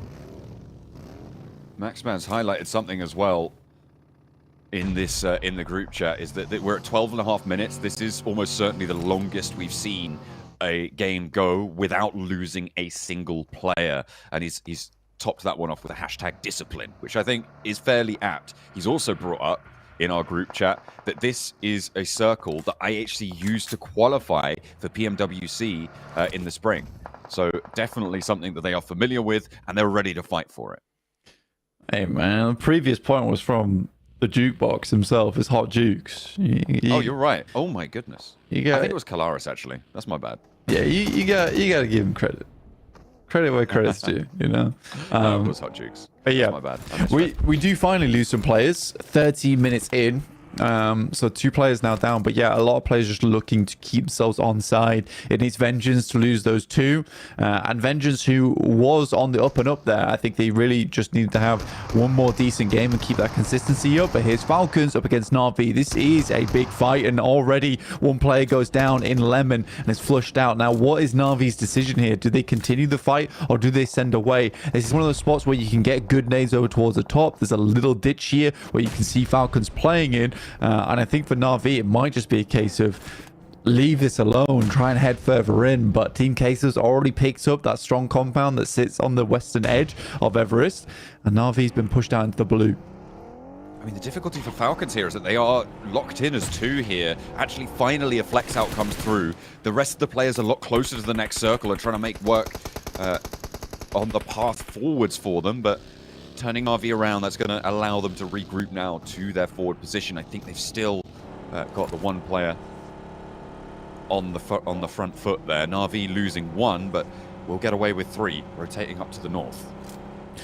It's a quick decision they make because they know that they're heading into stage 4. That's where the circle's going to really start to pump damage across to them. They wanted just consistent games coming through, and that circle really does not benefit them whatsoever. Though Falcons are running into quite the zone of death over on this western side. So we've got Nigma Galaxy, Team Queso, Tiamba all lined up here, and Falcons were one of the last to enter. They have this small field with the ridge sides on the roads to play around with. You can see there IHC already finding the shots over towards 6, knocking him out the vehicle as they attempted to get up towards Everest. What a bold push from them. Gonna move all the way up into the thick of it. Falcons taking a lot of damage from Tianba. There's the spray down onto Action, sorry. There's the nade over the top from QZ to just make life all the harder. From the south side, the crunch is on. This is just a 1-player flex out from Tianba. Nigma Galaxy really sit in front of the Falcons. That is their major hurdle, but it's just so hard when you've got a pest over the ridgeline just launching nades at you time and time again, even if he is getting backed off, but gets that healing on. The Falcons just have to slow things down. The question I have, though, is where does Tianba go? Because of the circle shifting off of Everest, they do have to move out to the east, but there isn't too much conflict there for them to worry about. The difficulty of heading towards the east here, though, is that you're locked into trying to play around where ASIA is playing, and then any ground towards the north side of ASIA, it's somewhat no man's land. You need a clean fight versus ISA to make this happen. That means 4 players left alive, so Tiamba's got to be pretty careful here. They do find Icy as he tries to wrap through. Will manage to get that spray down. Another knock to the back lines, and Tiamba are doing well, but unfortunately, finally an opening is found, and XC has to hit the deck as well, has to get some healing done. On their flank, Falcons are pushing in. Nigma Galaxy could third-party this. We've seen them do it quite a lot before. It looks like they're going to repeat that action, moving up into the fight, trying to pick off some of these points, and in a crucial qualification position, Shan lighting up the players on the ridgeline. The Falcons are falling to it, but there's the off angle coming on through for Nigma Galaxy, who really want to pick these points up where they can. The shutdown onto the Falcons, their bid for the top 3, once again curtailed here in our first Erangel. Yeah, Falcons out again. We're only 2 eliminations. It's a sad experience for them so far. And being cut out both first few matches means that the pressure just mounts and mounts and mounts here. For Vengeance, I think they're going down to just the 1 player now as Noise hits the deck, as Nick Galaxy will pick that up with 3 eliminations already saddled away for themselves. Na'Vi's in a very weird spot over on the northeast side, so I can't imagine they're getting too much further into this one. PMGC, on the other hand, northeast side of the field. They're happy. They are really, really chilling right now. That is a big pickup for them on that position. All 4 of their players alive. A mad dash in for Nick Galaxy. Well, less mad, more calm, calculated, but Team Queso are here to play as well. Let's see if these individual mistakes can be patched up. An immediate opener, and that's great to start things off for Team Queso, but there's a little bit of danger left in the wings. Where did that nade come from? The backline pressure, and Incilio picked them up almost immediately. A hop out the back, and Fash does get knocked, but he can start the crawl on through. Nick Galaxy looking to rampage on the compound, and Westron holds down that angle. Redlick at the backline, launching nade after nade. Can they get Fash back up? Incilio holding well against a double crash. Yeah, Incilio, I don't know how they've kind of got away with this, but they certainly have, so well done to them. But obviously, this is not an easy position to be in for Incilio. The fact they've been able to battle back is very important for their point scoring. Nick Galaxy still going at it though, and with 1 player down on the back lines, Westron and Fash will regroup alongside with Redlick. There's tons of nades pouring out over on this high ground at the moment. IHC looking to fend off FaZe, but 1 goes down. Rogue is traded. An immediate flush comes through, and FaZe are pushing IHC up to the wall with their backs to it. I think they might just fall through. And IHC have to fold, move down the sides of Everest here, play on as 2. I see, sits underneath, and again, this is a team that does usually have pretty damn good control over towards the Everest position. Sad to see them fall like this, though. Ziol still up and available. Nick Galaxy takes control of that high ground plateau. Incilio will sit underneath, but both these teams fairly protected off against one another, though on the edge of the circle.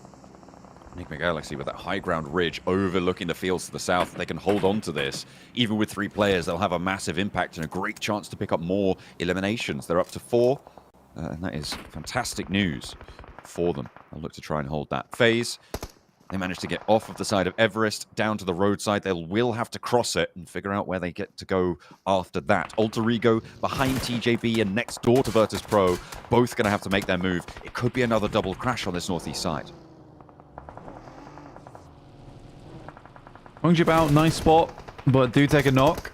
It is Virtus Pro and Alter Ego attempting to get in. Alter Ego trying to make up for past mistakes on that last game where they got handled by Na'Vi pretty easily. They tried to make that crossing from the northwest side. Good Molotov will finish off 6-7-6 in that front line. But yeah, there's tons of off angles all over the place. Nasty lineup from that northeast edge. In comes Ghetto Roy versus Furia though, and it's Zunder trying to hold off on the inside. Silence crouched on the outer edge, just Porsche remaining. Good cleanup, and that's Furia with 7 elims on the game. A wonderful start for them here on Erangel, and that puts them back up into a position where they can challenge versus a lot of our teams that sat around that 11th place bubble. They really have been keeping up the pace. There was an unfortunate finish on Sanhok for them to kick off the day. They had that north side position. The circle was a hard shift down to the south, and a difficult approach cut them out of it. But this time around, they're not letting that phase them. They will be moving in again from the north side, but they pushed in, and as you say, 7 eliminations. The placement points will start to add up fairly soon, and hopefully they can keep their ascension going, and the do Brazils from the desk can get a little bit bigger from Hot Jukes and from 7 over in the arena as well. Virtus Pro were taking shots at TJB and actually finding more and more openings, Blank. Yeah, I mean, it is Alter Ego and Virtus Pro going up against Tongjibao right now. Malloy gets a rundown on towards Flower. IQ's able to find Malloy in the process. Triple S is on towards Tixie. It is a nightmare on this northeast side. And Alter Ego looking to clean up the pieces afterwards. But in comes Furia. Arthurson rocks up. IHG over towards Nick Galaxy. What is happening? It is all systems go for every single team here as they attempt to transform this game into something that that keeps their tournament alive. ASI8 starting to flex out from the south side, establishing a full baseline of fire to cut teams out, trying to move from the top of the hill. FaZe lose Mela on the high ground, still Fury are close by. They've lost one, but they still have a little bit more power left in the bank. Unfortunately, though, that might just be the sails being clipped there. And they'll have a difficult time moving Kojovski off. Still 7 points on the match, and that is going to prime them to be in position to make this one work. The placement points will start to kick in a little bit. FaZe accelerating away from them, though, and the goalposts will continue to move. ASI8 isolated on this south side. Blank, they might have a good chance here. Triple S goes down to it, and that is going to be another elimination found. 4 points on this match, with Na'Vi down, with IWNRX down. Nick McGalaxy most likely going to be going down here as well. This is a big opportunity for the team from Pakistan. For ASIA, like they were playing on this south side for such a long time, and again, if the circle starts to push down towards the south, you have a great control over towards that fielded area. I think what's going to come into effect though in a little bit is ASIA starting to move into the circle. There will be a lot of angles looking down that way, looking for free picks. You can see how open it is for ASIA, which is why they're quite split right now on this 2-2. The difficulty is, though, for the teams on the hillside, you can't take free open picks, right? For Alter Ego, you can't step up and go for shots because there's teams out to your west side. You've got FaZe who are going to be looking over at you. Luckily, they managed to find Falak, and that now flank has been curtailed somewhat. The pressure that they're feeling is lowered. Now Alter Ego needs to make the most of this time, make the most of this opening to get further on in, and you can see they've just crept forwards a little bit to the next rock on their path. Noki taking shots over towards Alter Ego now with 3 players still up, 4 eliminations. It's not been a horrid game for Alter Ego, but Boysil will get the explode in the vehicle, takes himself down off the back of it. I think that is just a case of trying to explode that vehicle, but took a bit too much damage from the sidelines. Nades, these nades are nasty. Oh no, but they're not quite bouncing right. Nearly catching it. Finally going to be able to find that shot. That's 2 players down for Alter Ego, and ASI8 may have just been able to seal those 2 away. Very unlikely that Alva can get back in, get those reses. Just try and play on as a solo. You can't put your head up. You will get taken down. And ASI8 controlling from the fields now. Blank, I really like that duo flank out. It was worrying when they took a knock over on that east side to Alter Ego, but they picked it up admirably with a lack of roll down from Alter Ego, the lack of availability of that as an option. They have controlled this south side, and I'm really in awe of this play style right now from ASIA. I would love to see them navigate these circles so well. For ASI8, they're doing a really good job. Again, they were one of the few teams that play down towards that south side. There is a rollout you can make. I think they understood the worry that there were going to be teams looking down from the hilltop towards their position. This is why they take this lineup, and they are just causing problems for all these teams that they know are all in contest with one another on this northeast side. Another great shot from Falak. 7 eliminations found for them. This could be a massive match for ASIA to get them back into the picture here. Moving that high ground angle now as Falak tries to roll on forwards. I think staying up on this hill isn't a terrible idea. It's dangerous though, and if FaZe catch this, if they capitalize on this lone player, oh my goodness, has to fall back, and that's exactly the sort of danger that I'm talking about. However, just his presence here makes things so much harder for FaZe. It means that they can't go for a clear roll down towards Incilio. It's been a very, very well-played game here from ASA in terms of the hold on the picture. FaZe's position somewhat interesting. I mean, it's a wild rollout. They do find IQ. Mormon goes down to Noki, but potentially Resable here. Exploding the vehicle is going to be dangerous. That might be all of FaZe going down. They know they desperately need to get this vehicle exploded, but the shots coming through from Noki in a very shrouded position. Man's playing an assassination game right now. Yeah, he's in the circle as well. Onzen's looking for that res. The high ground regroups. Falak moved in to keep people alive, but unfortunately did go down. IQ did get res in the meantime, and the nades can start to come through on this position. A bounce over the top, and Onzen's loses his teammate, but not his life just yet. Another one comes on through, but again, doesn't quite connect. Coming through on the back line, Onzen's gets that heal off. As the shots will ring out as soon as he pokes his head out. Onzen's just trying to live. I think this is becoming more and more likely to be a win here for ASA 8.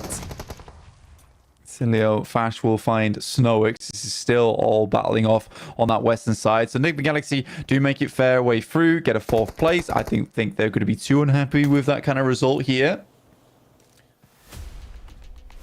Just want to remind people watching as well that we do have an opportunity to vote for a team that you want to see interviewed. If you head over to the English PUBG Mobile Esports YouTube channel, you can cast your vote in the chat. But let's get locked back in onto this match as ASI8 make their bid towards the top 3. 10 eliminations. For the backlines, UZM locking it down from the crate, and they have control over this. Incilio have been a roadblock for everybody trying to move through. IHC, remember as well, they're looking for a top 11 spot to try and close out this game. They've descended from the top of Everest. It looked like they may have been done and dusted, but they're into a top 3 guaranteed. Godless doesn't know which way to look though, and he has not been lucky on finding those shots either. Zyol pushed behind the building, needs some healing, but the blue zone is here. ASI8 are clamping down on this position as well, all in the meantime. It's fair enough to come through. Incilio might have had a chance on this game. ASA, their control from that south side has been just monstrous though. Fash not likely to be brought back up into action as Westron and Redlick just attempt to try and get themselves back to a position where they can maybe fight this one out. I don't know how the meds are looking for them though. And that is Fash going down. 3 players still alive, 12 eliminations. A huge chicken dinner available here for ASI8. A massive opportunity. Zyol goes down, and that is IHC done. It's now just Incilio. 2 players on the inside. 13 elims for ASI8, but a nade up to Noki opens the door for an upset. Incilio can look to move out here, but they're on the inside of the building. They have to leave. They have to step out into the open. The blue zone pushes them away, and ASI8 have them on a chokehold. Moving around the edge there, Westron tries to break out wide. Redlick up on the high ground, but both of them spotted. 1 and 2, and the pride of Pakistan shines through. Absolutely, what a game from them. It looked to be getting a little bit dire for ASI8, but they bring it around town on that last game. And not a lot of teams decided that it might be a good idea to play from the fielded area, and it is a really hard place to play on the map, but just goes to show how strong this team is from Pakistan in terms of their control, in terms of the lineup. Very, very well done. It requires some serious maneuvering to make that work. That was a fantastic close down. ASI8 in charge every step of the way. Let's head back to the desk. You know, to look at potentially coming in from the south side, and they get themselves a buttload of eliminations on top of that. This is going to be I8 most likely breaking through into top 3. But Hotjukes, Max, Ben, what was your takeaway from this game? That everyone is scared of I8. Apparently. Oh my god. I mean, we saw Jinx at one point, Falak just pushing onto TJB. He gets the clutch, by the way. He gets the elims. Like, okay, that's a crazy clutch. And then all of Alter Ego book it. The moment they see Falak get remotely close to their location, like, we don't want to deal with the Pakistani. They're too powerful. We're out of here. Yeah, and rightfully so, because these guys were just on fire this match, and perfectly on time too. I can't stress it enough. If these guys want to make it straight to the finals, they needed a game like this here, right now. A chicken dinner with double-digit eliminations. This is 100% going to put them in the running for top 3. I was a little bit scared though at one point. Jukes are looking at Knockim like, you're getting a bit overconfident. You're learning from Falak. That's a bad tendency to have, but sure, he does get taken out. But the other 2 players, IQ, was able to just lock down that game versus Incilio and get himself the chicken dinner that really, as Jason said, right, they needed, because we were somewhat starting to count them out of the race, but this game puts them right back into it. And this is a game that we might look back onto at the end of today and say that was the game that helped them push themselves in top 3. And you know what? I gotta just reiterate it again, dude. That off angle from Naki was just unbelievable, 1,000 damage, dude. 1,000 damage. And we were hoping to see it because I think at the time he had like 2 eliminations, and we were like, dude, how much damage does this guy have? Because he is just punishing teams. I love that spread from I8. It was perfectly executed. A lot of the times the meta has shifted more to like this group style play, but when you have an open field like that, you know, to be able to get those different angles, they laid down, they played it very, very carefully, and they just executed each player one at a time. And you could even see how solid the angles of I8 were, because FaZe sent in the center, which I think was an okay desperate play. They had to make a move. They didn't want to get pressured by the blue zone and become super predictable. I kind of get why they do that play, but the angles were so solid from I8, the ones you're talking about, Jukester. they play center and they get obliterated in the next 20-30 seconds. They just could not survive because Noki in particular found the perfect bush. He was in a bush and it's a small opening through the bush and he could spray everyone down. I think his biggest enemy, Noki, this game was not enemies, it was running out of bullets, realistically. Yeah. And he was literally just like, yeah, he was on point. He was almost single tapping. It was crazy, dude. It was ridiculous. And you know what? I mean, great on I8, but at the end of the day, there's so much to talk about, right? And there's one team that I really want to just mention here, and that's Furia, right? Because Furia, they were getting some serious eliminations up top, Max, and they took out some serious teams. I mean, they took out IWNRX and Na'Vi at the same time, and then they cleared Getzo Roy all in one clean sweep. What's happening to Furia? They're not just being now a team that's making it to late game, going for some good rotates and eliminating one team. We said it on the pre-show, they only get one team typically. They squad wiped 3 squads. Okay? Unbelievable. Madness, Furia. More of this, please. Like, this is the kind of games that will push in top 11. Sure, no placement points, but the fighting was top tier. So, Furia, more of that, please. Yes. But I mean, I don't know, Jukes, you said they need to have big games. Not to go back to our discussion, but I want to be right. It's got to be me. No, I disagree. But yeah, I think you're right. A big part of that match, though, was Everest and the conglomerate of teams that we had up there as well. I'm amazed to see really any team make it so deep into the game, like IHC, for instance, because you had, Na'Vi, Vengeance, IHC, FaZe, IWNRX, all really on towards that Everest position.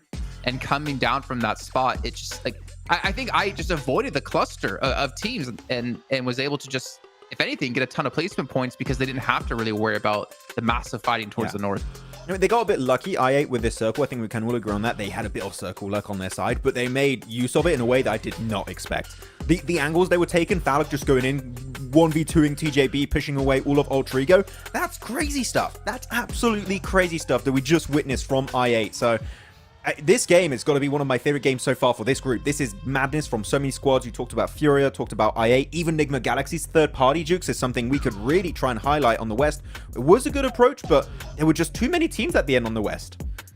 Yeah, dude. I mean, this is crazy. I'm going to give the clutch badge to I8 already because, I mean, just how far are they going to move up the leaderboards? Naki MVP here, 1000% deserved. I mean, that angle pretty much won them the game. But, I mean, prior to this one, they were in 6th place with 126 points. Nigma Galaxy was sitting in 3rd with 139. So, I'm really interested to see those overalls to see just how far they've gone up because, dude, a game like that, I mean, with 25 points, I mean, you gotta be able to push up the leaderboards big time, right, Max? Yeah, exactly. I have to say, Jason in particular, I can't wait to see what Memes by KNAT's meme is going to be about this game. You know they're preparing something good right now for Instagram. Yeah, 100%. And hopefully it's actually going to be something along the lines of me talking about Naki and how I feel like he's been the underperforming player on the team as he kind of shuts me up in this last match, proving he can frag out with his teammates. But we do see I8 coming into 2nd place at 151 points, pushing Nigma.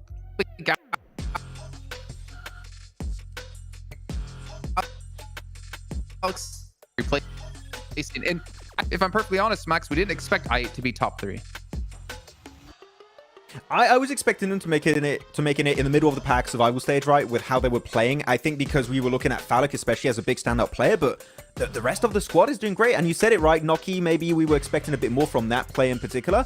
He just shut us all up. Not just you, Jason, me too. I was like, okay, Noki, you came in and you mean business on this Erangel game. So really, really happy with them. And if they keep this kind of momentum going, they are going to hold on to their top spot in the top 3. I mean, 108 limbs, currently the leading fragging team. That is madness from this squad. I was thinking they would just be middle of the pack, Jukes. Yeah, you know what? I think it's time to get serious, boys, right? Because I'm going to be really honest right here, right? Looking at the first page, I was looking at the scoreboard. I'm going to say it right now. When it comes to Falcons and Tiamba, I need to see a chicken dinner in this next game, or they're going to be in the survival stage. That's my opinion. And when it comes to the second page, it's going to go the same for IHC and even like Virtus Pro and Furia. Like, honestly, if these guys do not win this next Erangel match, I think they're going home. What do you think, Max? I'm thinking we need to see a win in the next 2 matches or a 2nd, 3rd place with a lot of elims. I'm talking like 10, 15 eliminations, something along those lines if you want to still remain part of the conversation of making it to or survival stage or to the grand finals based on where you are in the ranking. So so much is currently happening, dudes. It's going to be a real tough one for these squads, but the amount of pressure these guys are dealing with right now. I mean, you were talking about nerves, I think, earlier today, Jukes, and it must be getting to some of these players.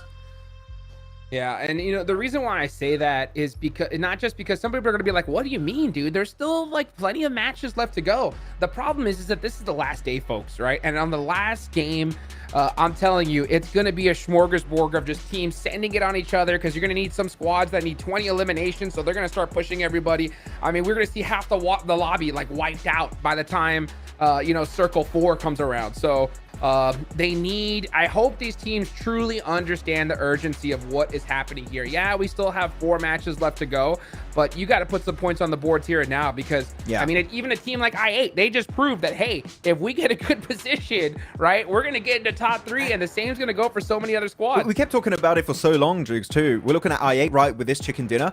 They overtook not 1, not 2, but 3 teams with that game alone. They overtook IW. No, actually, wait, No, they overtook 4 teams, right? They were behind Falcons, IWNRX, Nigma Galaxy, and Na'Vi. They overtook 4 teams with that 1 win, and we keep mentioning how close it is between all of those squads fighting for top 3. One big game like that, if you're in the bottom, like 5 or 6 position in the rankings, could push you in the Grand Finals in the very last game. I'm telling you, that last game on Miramar is going to be absolute madness. So I really can't wait to get to that point, because we're going to see some of the coolest fights ever, I believe. Like, these teams are going to really be sending everything they have in their arsenal in that final game. Yeah. Especially when it comes to IHC. I mean, I saw IHC that last game, right? And they were lasting towards the end, and I was like, I was so conflicted, because I was like, should these guys just risk it and push just to try to win the game here and now? And I understand why they played it a little slower, just to be able to put some points on the board. But this game going forward, they gotta risk it if they want to continue on here. Otherwise, they're going to be done for the rest of the year, and that is not what we want to see, especially from somebody who's been the champions of the big show not too long ago. Yeah, I mean, desperate time required desperate measures for some of these squads. Do it, send it all, or just go home at the end of the day. We'll have to see how it goes, but as we get ready for our 3rd match of the day to reach the halfway point of day 4 for Group Red, we'll send it back to John Allen and Blank for our 3rd match of the day. Things are really heating up here, and we had a demonstration of the volatility at the top of the tables, with ASIA blasting their way up into 2nd place, Blank, and things can still all change at the drop of a hat. Our plane path this time will take us from Kameshki down towards Sosnovka military base. I think it's my fault, honestly. I think so. Top 3 safe. Apparently not. Everyone's just like find the little gaps they can get their way through, and just owning a lot of the squads here inside the lobby. We get a heavily eastern leaning plane path, so a bit awkward for some of our teams, and I think that this has helped out Tongji Bao as well, because always getting towards Severny has not really been a problem for them during the majority of these matches. ASIA probably dropping down towards Sosnovka military base, unless they decide to go for something a little bit interesting, but I don't think that they'll be changing their game plan just yet, honestly. Alter Ego out towards Lipovka, who have been consistently shut down by fair few of our other squads inside this lobby, and it is sad to see. I really would like to see Alter Ego do a little bit better here, but it's just not happening at the moment. It's just such a tough lobby to make your breakthrough. Virtus Pro dropping down on the south side here. A split drop on the west side of that military island, all the way on the south as well. There's a potential split there. Is it going to pay off? No, it's not a military circle. That could have been miraculous for Virtus Pro, but instead... Oh, are they going for a long drop, actually?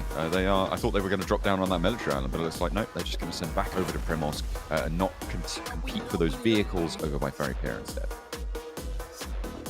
Yeah, send off on that side. For Virtus Pro, long drop over towards Primorsk. I think Galaxy starting over towards Pachinki. I don't mind his position from Nigma Galaxy, honestly. I've enjoyed how they've played out from Pachinki side. They usually have good control over towards the rest of the map, playing off the back of this. And they are somewhat of an aggressive team when it comes to those edge pushes on the third parties. So it makes sense for this to be a good drop spot for them. So far, though, man, it's been such a good group. I think Group Yellow was very fun to watch, but there were some specific teams that we were expecting from at least day 2 to just maintain that top 3, and they did. They absolutely did. Here, it has just been up and down all over the place for all of our teams on that top side. I think from what we've seen from ASIA, it's not even... maybe after this next match, but it's not out of the realm of possibility that Tiamba could ladder up to a top 3 at the end of the day. Yeah, it's an outside chance now, but as they were saying back on the desk, right, you need a pretty big game here, but you're right, it's still all very, very possible to make these work. And we'll see if they are able to do so. But on 163, TJB still quite far behind the mark set by Team Spirit last week of 225 for that top role. But it doesn't matter. If you qualify with 10 points or 100 points, it is still a qualification. And getting that first place spot is also really, really great news, because it means you are, of course, booking that direct ticket to the Grand Finals in London, which is fantastic for morale, if nothing else. It means you can actually turn your attention fully to researching the rest of the lobby, not have to concern yourself with doing your homework for survival stages, and you can start to really develop those strategies and mature them to bring over towards London, not have to bring out anything special in the survival stage, to throw things out there that maybe you were trying to keep back. But either way, it's good stuff coming through from our top teams, because right now, if you consider where we were last week in this sort of same era of matches, in terms of being in towards the last 3 of the last day, we were looking at maybe 4 and maybe 5 teams competing for the top 3 spots. Here, we are looking at 6 teams, maybe 7 teams competing, which is a hugely big jump up, right? And it's got to be nerve-wracking. It's kind of funny as well, because I think for Tongjiba, it's actually really important they get into the top 3. Like they were saying before, and from a lot of the really good coverage we've had from 7 by the stage, Tongjiba just didn't have a lot of time to prepare, right? And I think that is something that's really, really quite... Something that we need to hammer home here is that if they get into a top 3, it gives them a ton of time to watch the other groups. It gives them time to figure out exactly who's going through into towards that top 3. Start doing that studying now whilst they have a chance, as opposed to having to prepare for a survival stage where likely a lot of those teams they prepare for, only a couple of them are going to be going through to the Grand Finals. So much nicer for them now to get in towards that top 3, get the direct invite, and start doing some more targeted study to the teams that they know they're going to be going up against in the future. So I think that is something to take into big consideration. That's the advantage of being in the top 3, is that there is way less teams that you need to be watching out for in the future, and means your preparation can be much more targeted. Yeah, a lot more open road, and you can give yourself the best platform to play in towards those finals. ASI8 going to be looking to leave the military island. No roadblock, as IWNRX have already moved from Ferry Pier. Virtus.pro are still in Primorsk, so no one in their way just yet. They should be able to get across this bridge fairly simply, unless they psych themselves out, decide, ooh, I don't know if I trust that. I wonder if there's something to be said for moving some vehicles into a position that looks like people are holding in the buildings on the far side of the bridge in this scenario, if you're IWNRX, and trying to psych ASI8, slow them down on their approach. Yeah, I'm not sure. It's an interesting one. I think there were some road spikes set up as well. I'm not sure where exactly they were on the map, but it's definitely curious to see how these teams are causing problems for other squads. I think if the road spikes were already set up by IWNRX and just left there, here they are. Yeah, they were. See Daisy. Oh no. No, Noki. Oh no. Oh, it's so hilarious. That is so hilarious. I mean, well played to IWNRX, knowing this would happen. Yes, that they can't hold them out, but what they certainly can do is really deal some damage to the vehicle presence, at least. Is the other one going to catch them? Felt like on the swivel, trying to dodge them. Yeah, go left, go left. It. Guys, I've cleared the right side of the road. Just go on that. Goodness me, that is unfortunate. That's actually hilarious. I really enjoyed that. Well played, IWNRX. Cheeky maneuver. And in one of the second to last Erangels to do it on the day, yeah.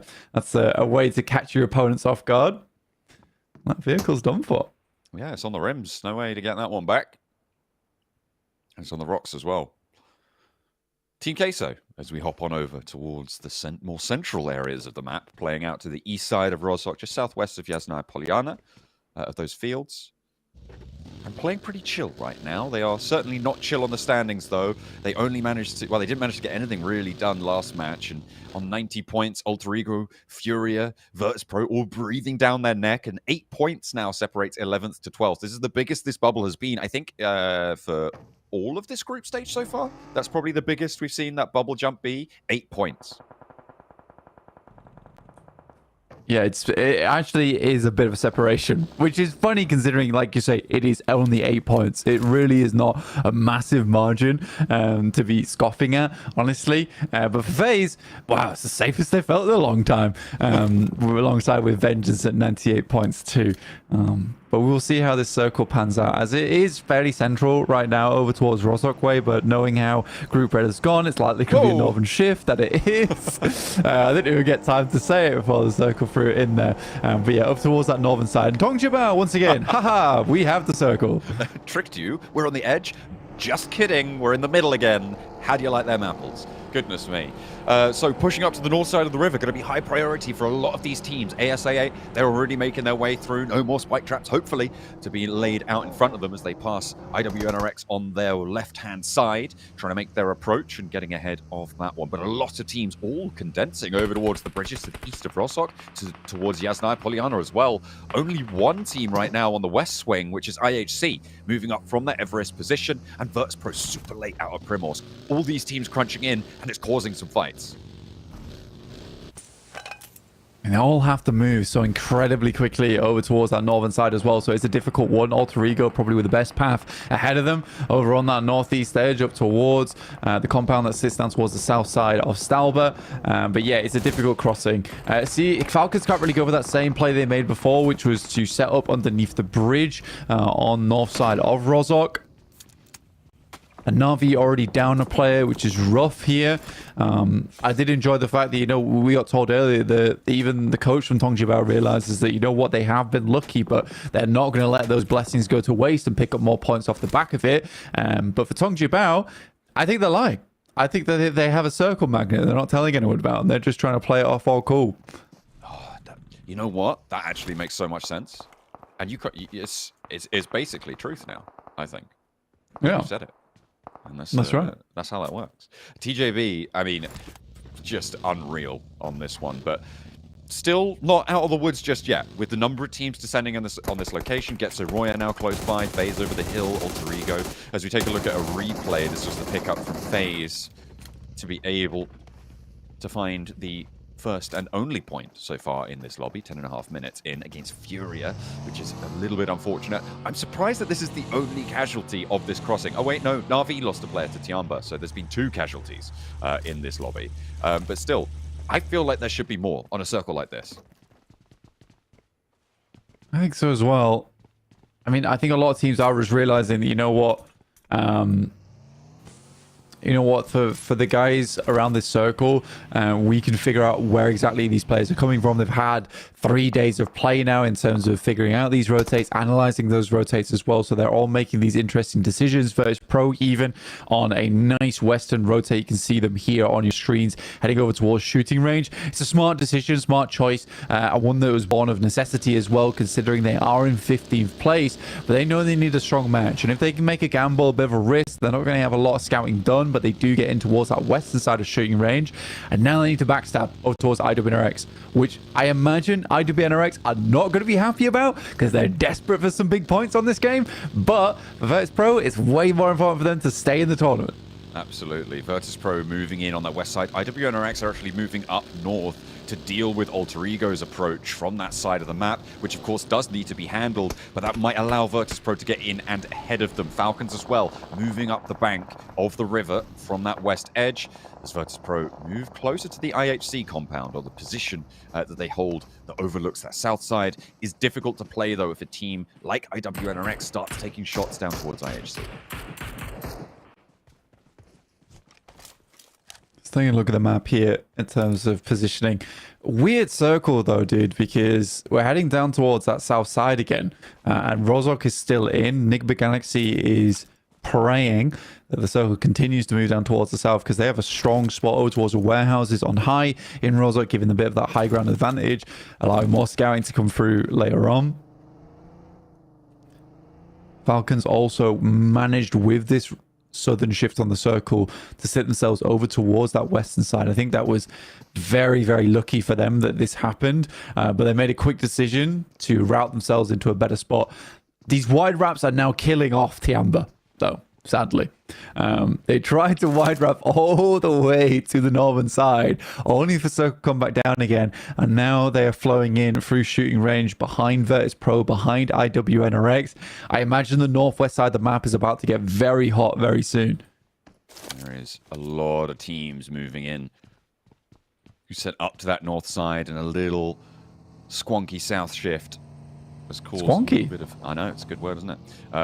Down towards that south side has caused a little bit of panic, potentially. Well, not panic, but disarray, certainly, over on this north side. Tiamba at the back of the queue here, and starting to suffer to the blue. Stage 3, not pleasant to sit in. It's doable, but not ideal. However, we did see their proclivity for staying out in the blue zone back in Sanhok. They stayed there for ages. They seem to like it, like a warm bath, but unfortunately, it's a little bit too hot for the health bars, and you do need to get out of it sooner rather than later.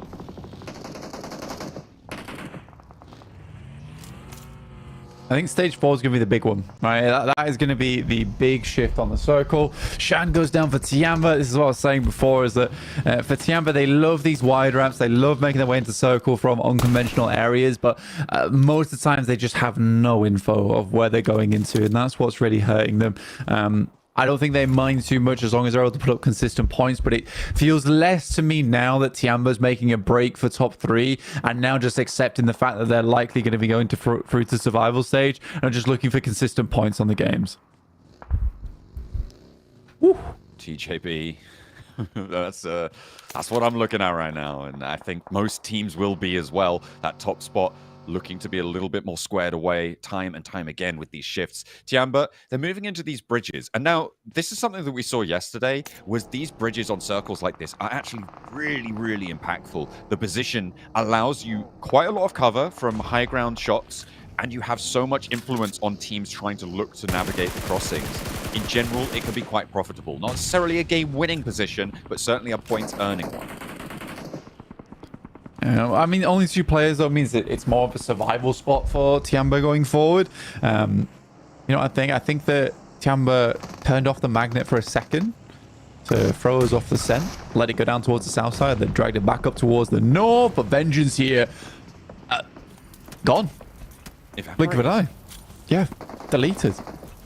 Guess so. Roy just tucked them into the ether, and they're gone, never to be seen again.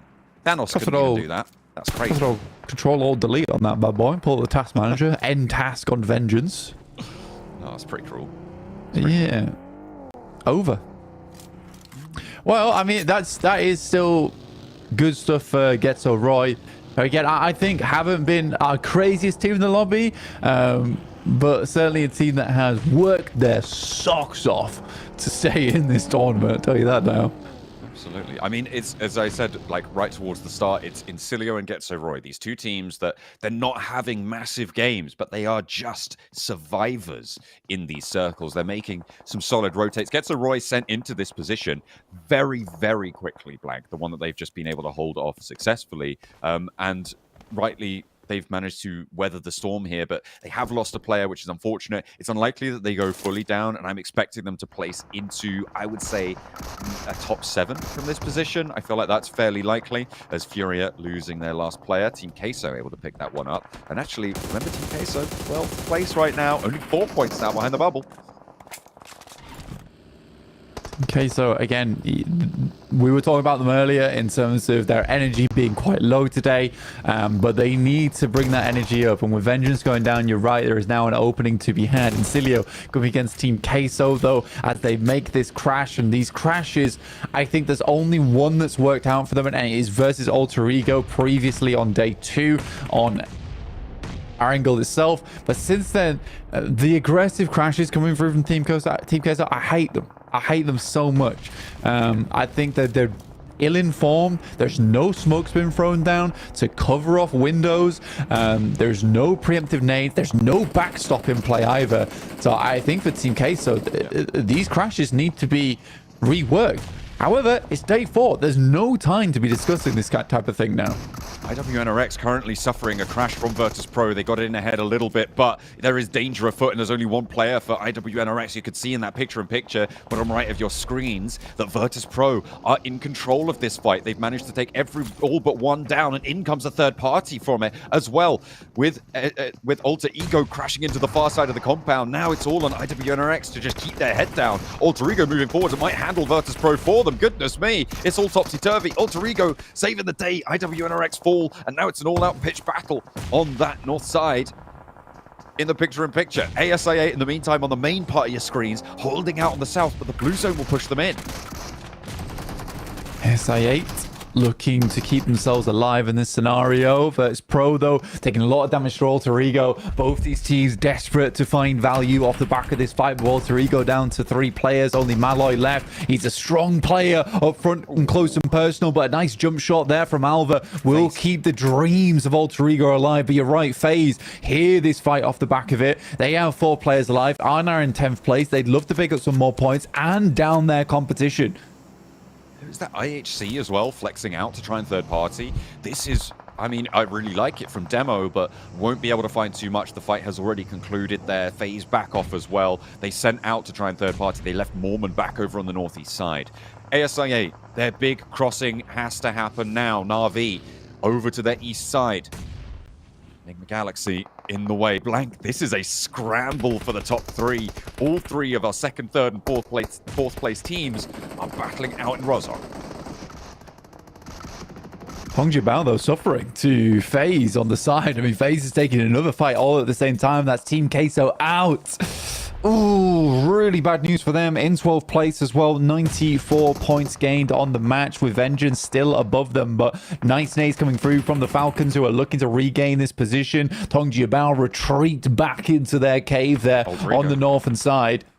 Alter Ego go for the crash onto TJB. Alpha goes down first. It looks like TJB were ready, but a third-party potential from Getzo Roy makes this fight dangerous, even if they conclude it now. One knock sent back, and there's that flush coming on through. Alpha's too far forwards to go for the rescue mission here for Alter Ego, but UK's starting to send those nades in towards the top floor. Triple S takes a hit from that nade, doesn't go down, but that is still very, very dangerous. IHC could move over and third-party this as well. Finally, a shot comes through, and that's exactly what they were looking for. Demo moves in and takes a player of Getzo Roy down. There are 4 teams fighting in this compound. It's a strong compound as well to play. Really nice sightlines. The 3-story gives you a huge amount of ability going forward, and the exit does give you those little ridge sides to play off the back of. Hongjiabao, though, done a fantastic job to stay in this one with Triple S as well as Longs, but the sidelines are here to play. In the meantime, you can see ASI8 taking a tumble. That's versus Enigma Galaxy, in fact, who have absolutely annihilated them on the southern side. Got Na'Vi as well, trying to make this crossing. Enigma Galaxy want to get back up towards the top spots here, taking down Na'Vi, taking down ASI8. IWNRX are already out of this one. They have a chance to try and breach towards TJB's position. If TJB go down in this conflict, there is a really big opening. Unfortunately for Enigma Galaxy, they're on 3 players alive, and Tianba are going to hold under the bridge, the trolls they need to move past. Tianba have not made a sound, not uttered a murmur over on that eastern side. Alter Ego is still desperately trying to finish out this fight versus Hongjiabao, but that high ground, the 3-story, gives them so many options, so many angles to play from. Circle keeps them in with that cut. I think for Enigma Galaxy, actually, if I was them, I'd assume there's a bridge camp coming through. They'd love to hold on to vehicles, but I think at this point in time, it might just be the right play to go for a swim on the north side of Rozhok and just play across that way. You can slightly cut out the angles coming through from Tianba by playing far over towards the west, but I'm curious to see what their next move is. So many teams that are needing more points, down to a few players remaining. It is Incilio and FaZe, though, still with a strong amount of players into this one. Incilio getting themselves 111 points with 2 extra on the elims. They're looking to see themselves safer. May even overlap Tianba, who has been sort of our test team over towards 7th place for the longest time now. Looking to try and lock down a spot in these survival stage teams as well. Enigma Galaxy open up. IHC, they're getting spotted. This is a really great pickup. Enigma Galaxy have actually moved 2 of their players up to the northern shore now, trying to stay covered off from Tiamba over on the bridge. I like this approach from Enigma Galaxy. Falcons are stopping a lot of these teams from moving too far down, but I think that if a team can get into Falcons' position, they're going to have a great time of it. Incilio moving down, I think they've read this too, over towards that lower ground now, and taking a tumble down the cliff sides, taking a lot of damage as well. This is dangerous. Tiamba are there. Westron dropping those smokes. We're going to keep them safe. I mean, they know what's coming next, and that was a dangerous move from Incilio, but it has worked out, keeps them alive. XC does find Ralph on the crossing. This is what I sort of expected them to go for, is to drop the smokes. He's a little bit closer to the eastern side as I might have liked, and they did have time with that blue coming in, but IHC, they quickly read the scenario. Enigma Galaxy's a little bit slow on this crossing, but they can stay alive, and Ralph does get back up towards his feet. The big refresh on a lot of the utility and the meds coming through from the wipe over towards ISI 8. Enigma Galaxy should be fine for now. I just hope they brought enough smokes with them. Enigma Galaxy, 6 elims, those rocks that sit on the riverbank right now, keeping them safe from Tiamba. Obviously, Ralph decided to peek up a little bit and was punished for it on that angle. Coming through from underneath the bridge, and the nades can start to come in from IHC. Teams moving downhill. I mean, it shows you that those ridges, they feel like they can play. Falcon's position, that's what I was saying, I feel like is one of the strongest right now in the circle. This fight needs to conclude. Alter Ego, okay, they try and go for it, but TJB, so ready for it. They're up to 5 elims. Alter Ego, this entire time, I've just been literally knocking on the door of Dongji Bao's free story, like, let me in, and they just cannot find anything. I feel so sorry for them there. And they don't break out from 12th place. They remain down towards 12th. Vengeance still ahead of them with 98 points here, and Dongji Bao now looking to work the problem forward. 2 players alive, 5 elims. They do not want Enigma Galaxy to be able to catch up here. A shot around the side, though, when they might not have a choice. Mormon sets them back a pace or 2 as he sends around the corner with a DBS. 5 eliminations for FaZe, and they are making a bid for the survival stages as well. These breakouts from Incilio, from FaZe on this northeast side, they might do enough here to make themselves safe to the next stage. Yeah, it definitely feels like there are some teams that came into today with a renewed sense of will, and they've been able to get much further forward. Some of our other teams just have felt like the game's already over for them, which is a sad thing to see. But yeah, for FaZe and Incilio, they have found their mojo. They're looking to push this one further. 8 eliminations now for FaZe, with all 4 players up. A big game potentially in pocket for them. A nade over towards Tiamba. Remove that threat from the sidelines of Enigma Galaxy, and you afford them a lot of freedom here. Dangerous potentially to take Tiamba out of the mix this early, but Tiamba have to move, so do Incilio, so the fight therefore has to wage on. And Bond looking for the res, trying to play on us too. The smoke's going to clear soon, and that's going to be when Incilio can open the cannons. A dangerous approach from that southeast side. The riverbank for Enigma Galaxy is still in. IHC hold the ridgeline, and the Falcons' position now getting overwhelmed by FaZe from the northeast. FaZe pushing in now. They did lose a player, but were able to get that knock back up again. Fash looks down, finds Bond. That's 2 players from Incilio looking to put up some more points here. 3 eliminations found for Tiamba and a 6th place position. They are still a little bit ahead. I think it's by 5 points here, so Incilio needs to get further into this game. And Enigma Galaxy have just been living on the edge of that embankment. But a quick roll down will take down Icy, and that's 10 elims now for FaZe. A fantastic performance, and they're catching up right now, John. They are really pushing the boundaries now, as Enigma Galaxy have weathered the worst of it, but the team sat ahead of them will not make it easy either. FaZe, I think, in the strongest command position over this circle. They've got a ridgeline to look down towards the rest of the circle on. They've got those off angles to stay protected from different flanks. It's looking pretty good for them. Can they convert? Can they capitalize and keep this gravy train rolling as IHC get pushed on these long slopes, these open grounds, which make it so hard to move? IHC on their triple stack on this western side, a team that has been down in the dumps for a long time and now looking to crawl out of squalor, potentially pick up some more points into this game. But it's FaZe who is just rocking the boat here, and everyone's feeling seasick down towards the water side. Enigma Galaxy stay alive for a little bit longer, will secure themselves at least a third place, staying out of the way down towards the southern side of the lobby. Now FaZe versus Enigma Galaxy and IHC.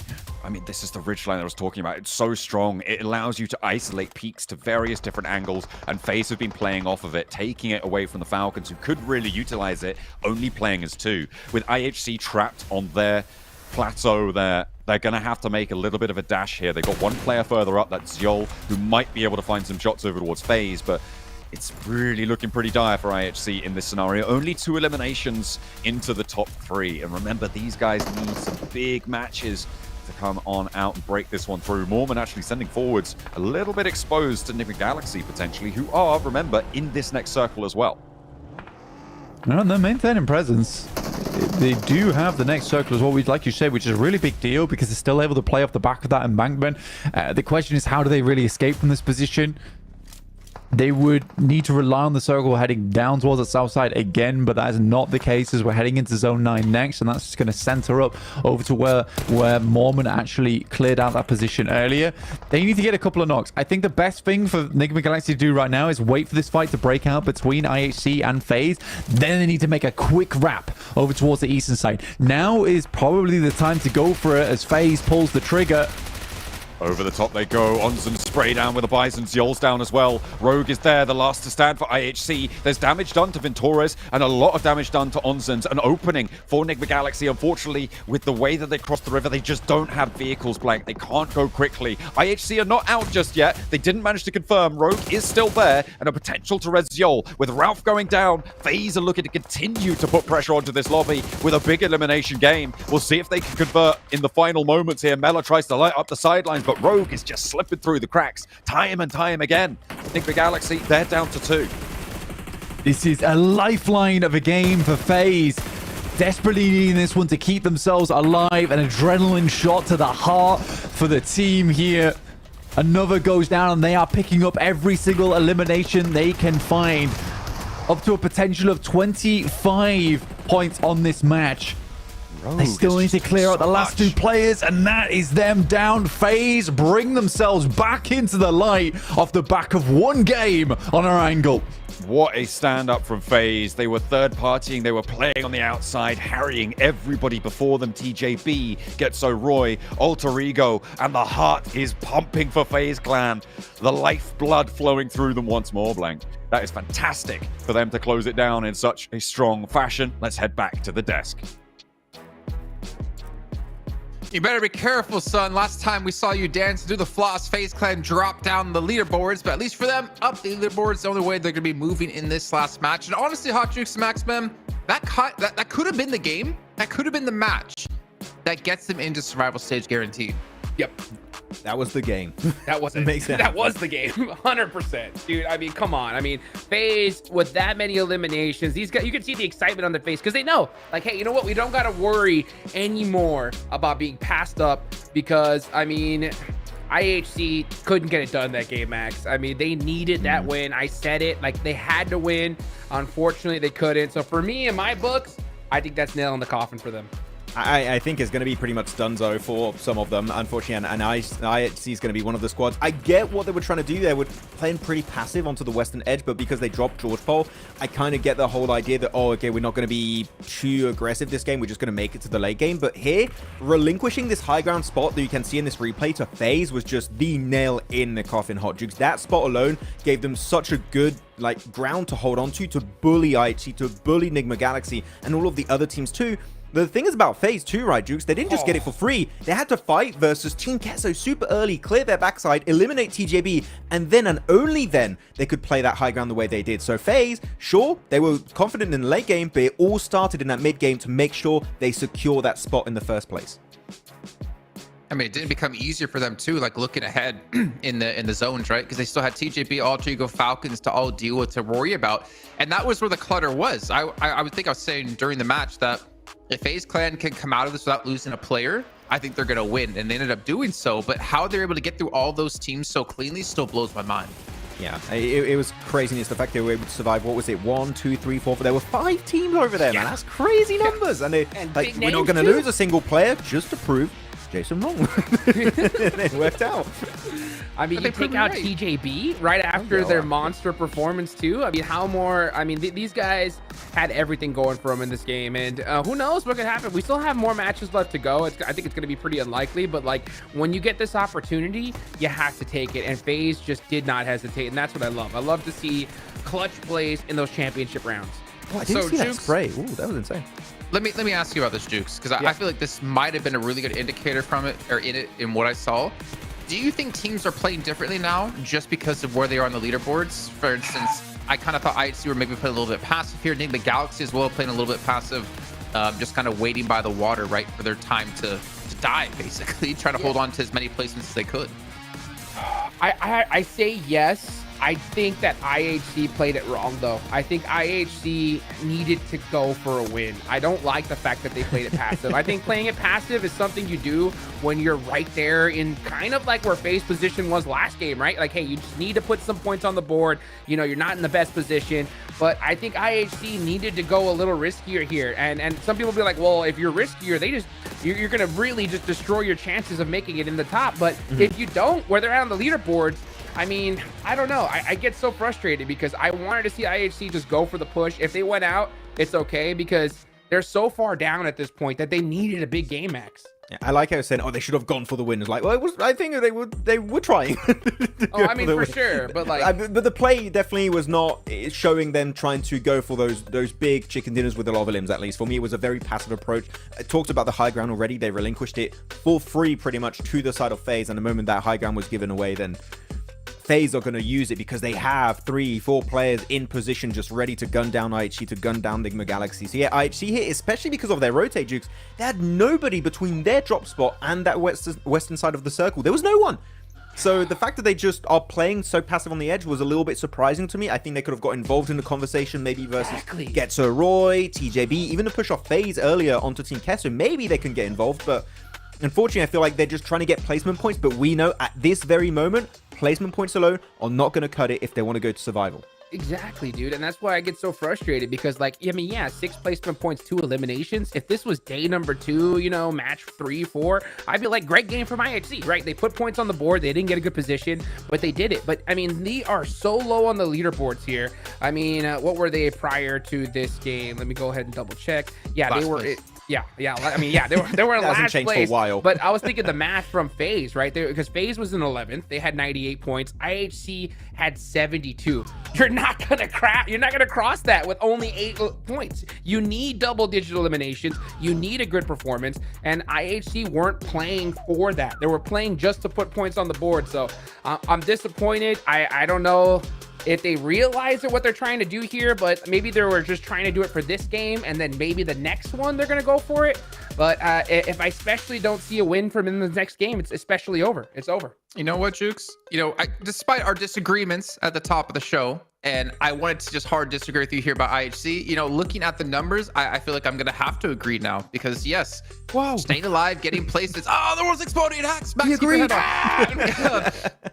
The fact is for them, like, yeah, you might be about like 18, 20 points out of top 11, but you have to start making some moves, and you don't want to wait to that last match to make that move because anything can really happen in the last match like we saw last week. So for me, yeah, IHC, they have to go for it in this next match or I would count them out fully for sure. But maybe a question for you, Max. FaZe Clan, with that massive victory they just had, could they even be a contender now for top 3? I think that's a big statement to make. I mean, maybe Go back to mathematically speaking, they could. Who knows? That could happen, right? But right now, I think they're just keeping themselves safe from possibly going down in the bottom 5. I think that this game alone just solidifies their spot in the survival stage. And one thing I want to highlight about FaZe, and I think me and Blank kind of echoed this point a few times, is that Mela clearly is the star player of FaZe. It is good to see another player here, especially Onzen, being the MVP player of the squad. I'm happy to see it's not just Mela. Onzen is also bringing numbers on the board for this team and helping them reach 7th place. And I just hope that we see a little bit of a hotter start from them in survival, because top 3 for me, I'm not really counting them in just yet. But survival, if they play the way they played this match in particular, Jukes, I mean, I have high hopes they can maybe go the whole way. Like, that was a really solid game of PUBG Mobile from them. Yeah, beautifully executed from FaZe, and right at the right time too. I mean, yeah, it is still possible, Jason, for them to get in the top 3. They got to go back to back though. They need to win this game but the problem is though, as we get into these championship rounds, I mean, IHC needs to win this game, Udia needs to win this game, everybody up in between, FaZe Clan need to do the same thing. So it's only going to get harder from here going on forward. One really big issue is that Team Kessel went out early, Virtus Pro went out early, Furia went out early, so they were having a little bit of momentum, but it just fell flat on its face in this game. So unfortunately, they need to pick it up big time for our now next 3 matches. We're already halfway through the last day here for Group Red, and the clock is ticking, and there's not many points available for these squads to make that comeback. And especially when you look at the top squads that are now getting a lot of those points, I'm telling you, I think that a majority of the bottom 5 are unfortunately going to stay bottom 5 until the end. Even Alter Ego, I kind of want to give them a glimpse, man. They got 8 points in the last game. I think it was 7 eliminations, 1 placement. They got 4 eliminations in the match prior with the 6th place. I would have hope for them. I want to see Rosemary get to the Grand Finals, but we're going to have to wait because we're going to head to a short break to get things ready for the last half of our final day of Group Red. We'll see you all in a few.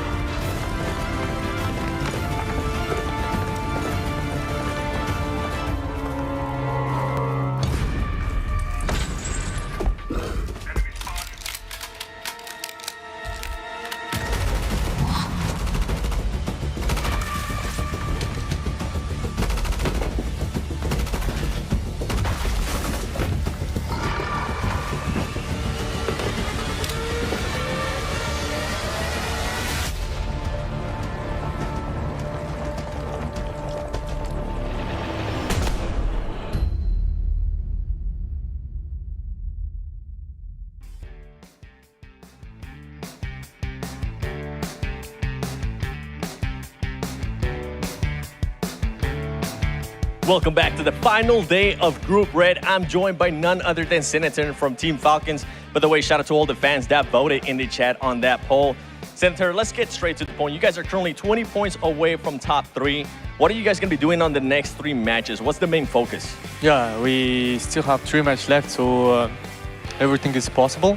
And we will try to, our rotation even in the previous days, rotation was good. Now we want to focus more on team gameplay and team fight. If we win the fight in front of us, top 3 is even possible, even with the last match. So Right on. Well, I'm glad you mentioned last match because something that we kind of saw last week during the last matches were some hot drops, especially from teams that were already a little bit secure or teams that were actually fighting to at least make it to survival stage. You guys are a big known team. You guys are a team that some people might try to hunt you down just to kind of make your life a little bit harder. Is the team prepared for some hot drops or some teams wanting to engage with you guys a little bit more? Actually, our boys always prepared for everything, but it's depend of the game, right? Sometimes we lose, sometimes we win, but we trying our best. So hope we play as we want. Assuming we have hot drop, and if is as our plan, we have more points, right? If we lose, not some. So we should see the positive side also, I think, yeah. I like that. I like that a lot. Thank you so much, Senator. And for everybody currently watching at home, let us know in the comments below what plays will Team Falcons finish. Back to you guys. Thank you.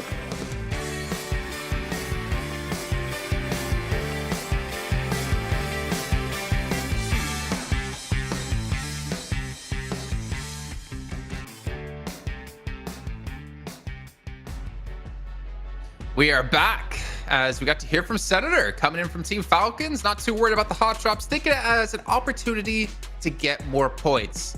Okay, interesting stuff. I got Hot Jukes and Jason Statham, or French Jason Statham, going to be joining me here on the desk. I'm not sure if he's actually going to commit to the bit or if he's committed. So Mr. Statham here, obviously seen a lot of these teams in PUBG Mobile going head to head. What are the teams you're really keeping your eye out on? I'm looking at the big fragging teams here, Jason, and realistically, I gotta say, what the hell is IWNRX doing? No chicken dinner yet, kind of cringe, so it's gonna happen. I cringe.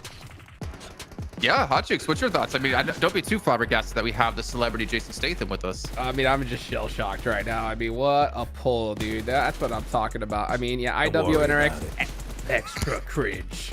Extra cringe right now, dude, without a chicken dinner. I mean, hot drops, I think they're in the conversation at this point. I mean, you got your last Erangel of the day. You know just how important it is to pull out a big match here. If you're Falcons, IWNRX, trying to hunt down Nigma Galaxy or I8, I think definitely in the cards. Jason, what do you think? I mean, Statham. Oh, me? Okay. Oh, you better be talking to me or you'd be in danger, Hot Chicks. But the conversation for top 3 is very dark and ominous. I mean, it keeps going all over the place except for TJB. It keeps changing squads. I8's up there. Nigma Galaxy's up there. I mean, Navi and IWNRX might make a jump in top 3, so it's hard to predict. But I can predict anything because I'm Jason Statham. No, Mr. Statham, I know you're going to be, rocking the primary acting role in the new PUBG Mobile movie coming out next year, and you're here to obviously research about how to get into it and how to play your character correctly. And what's the team you're really supporting here, and the team you're looking to follow around and learn a lot about the game from? What?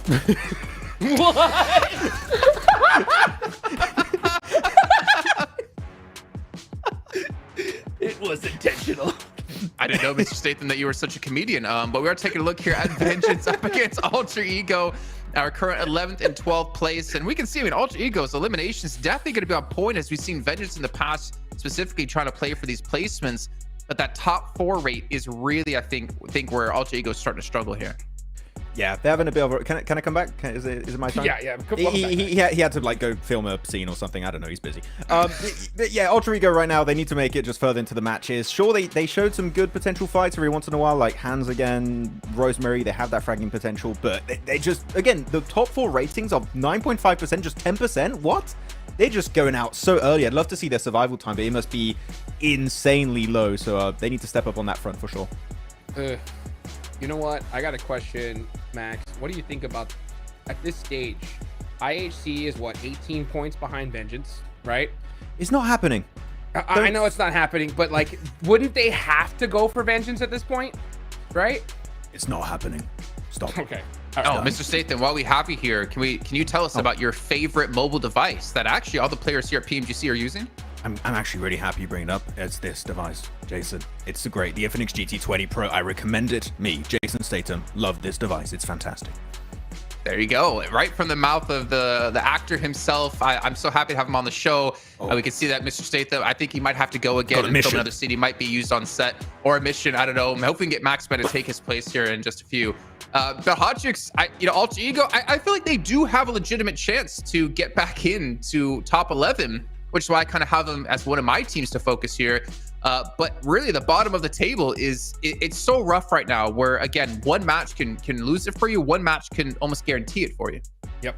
Yeah, and Alter Ego, I mean, they're in that stage where, yeah, it's hard because a chicken dinner obviously would be amazing, but they're in that place too where it's like just putting points on the board is a necessity. So I'm not going to be ashamed to see Alter Ego play it a little conservative here, Max. What do you think? I know that you picked them.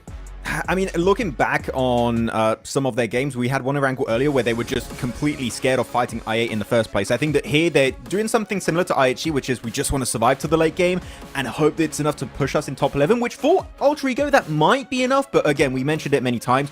Those eliminations are really going to count towards the end of the day. So Alter Ego, sure, placement points good, but they need to take fights eventually. Pull like a note out of the book of Furia. You need to start sweeping the edge in those kind of situations. They haven't done it yet, but 3 matches down, they might start to go for some big, desperate plays to hopefully push themselves in the survival stage. Well, I know we did have Seven give us information that Team Queso and Alter Ego are really feeling like their confidence is at an all-time low going into these matches, which I can kind of understand. I mean, for Alter Ego as well in particular, the fact is they got into this from PMGC points. They were horribly ranked in their finals. They were insanely low ranked at 15th place. I think our lowest placing team to get into the group stage here. They have a lot of work cut out for them. And honestly, they're one of the biggest teams in Southeast Asia. And to not make it to even the survival stage here would be a massive letdown for not only them, but for their fans. And we've already seen the impact on Rosemary, taking himself out yesterday in match 5, feeling like he's just not playing well enough to deserve to be on the roster, the starting roster right now. Oh, yeah, their mental game's is at an all-time low. I mean, honestly, the way I'm looking at it with how they've been playing, they need like a huge circle gift, I think, if we're going to see them make it at this point, unless they show me something different. Because, I mean, hearing it from their mouth, just saying that, you know what, that they're not feeling it going into this is a big statement to make. All I know is that I would never admit that. You know, I'd be like, hey, we're ready to go. Let's make it happen. You got to cheer your squad up and just kind of reset here, because they are one of the best teams in the world. You can't get in your head at this time in the championship round. So for me, when I hear that, I count them out already. As crazy as it sounds, that's just the way it is. Man, that's rough. That's really rough indeed. And obviously still 3 matches to go. We'll see and check back in with that later on. But what about FaZe Clan? Max, you had them as one of your teams to focus. I kind of wanted you to go into why. How they were playing in SEA was actually quite interesting. They were not one of the most fragging teams in the lobby. They were not just like this big standout squad. They were just consistent. And for me, consistency is pretty important going into a PMGC. A 4-day tournament, consistency is quite relevant. And I thought that would be enough for them to push them at least in survival stage, maybe even competing for top 3.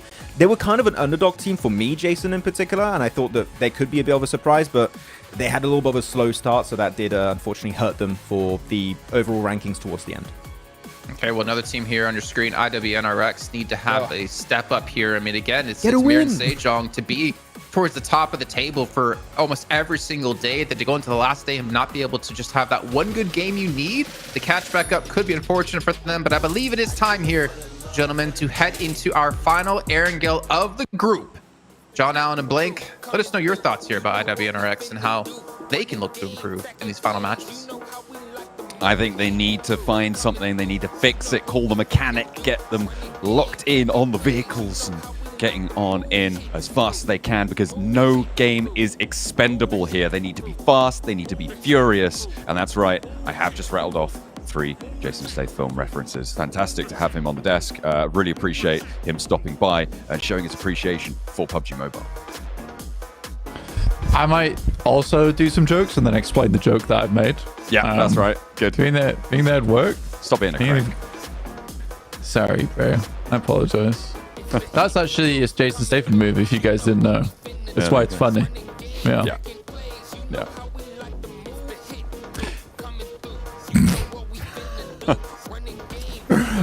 You know, for IWNRX, not a real one. For them, I think that the difficulty they're running into, they seem scared in a lot of their engagements when they're rolling through. I don't really know how you fix that, honestly, because it's a mentality problem. That's just got to be something that where they'll have that switch happen during the games, of a case of guys, we have to stop worrying about getting into these fights. I mean, they're still doing fun stuff. I mean, the road spikes over towards ISI8, that was incredible. Loved that. And it worked too, which is the best part. Usually those type of players just completely fall flat, but we got one of the vehicles down, that's for sure. But for IWNRX, definitely need a little bit more of that juice coming through from this team, because they are known to be quite an aggressive squad. But what we're seeing here is a lot more safe plays. I'd like to see something different come off the back of that here. Looking for something special on the southwest circle. Leaning on the horn here for TJB, letting it be known they're here to play. Fantastic stuff. Top of the tables right now, 10 points in the lead. The southwest circle means that from Severny, they will have to rotate quite far from all the way up that north side of the map. It's a non-zero possibility that we end up on Military Island, but I'm giving it a 10 to 15% likelihood of going on down towards the Military Island, which means we're much more likely to end up in those Gatka fields around that quarry area.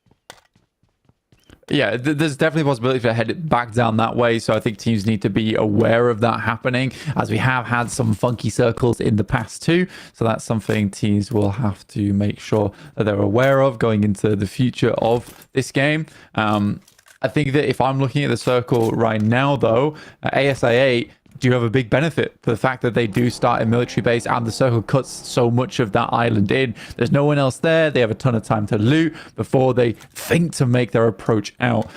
We do have a interview coming through from the coach from ASI8, and he's going to go over some of the little different things that have been going through that team's mind to keep them set up towards that top side with 7. Welcome back to a quick interview with the 7WG, and I'm actually joined by the coach from ASIA, Trenda. You guys were able to get a chicken dinner. You're currently in the top 3. We have 3 matches left. What is the team feeling like? What are you guys going to be working on the next 3 matches to make sure you maintain yourself within the top 3? It's a do or die situation for us. Yeah, the team is confident. Now or never situation, you can say. Yeah, the team is pretty confident. They, like, whenever I ask, are you guys taking any pressure or something like that, they say no, we will go more aggressive. This time, more aggressive. So yeah, we have 3 more maps. So right now, we are on the 3rd spot. Inshallah, we will do better. I appreciate you, brother. Thank you so much for your time. Back to you guys.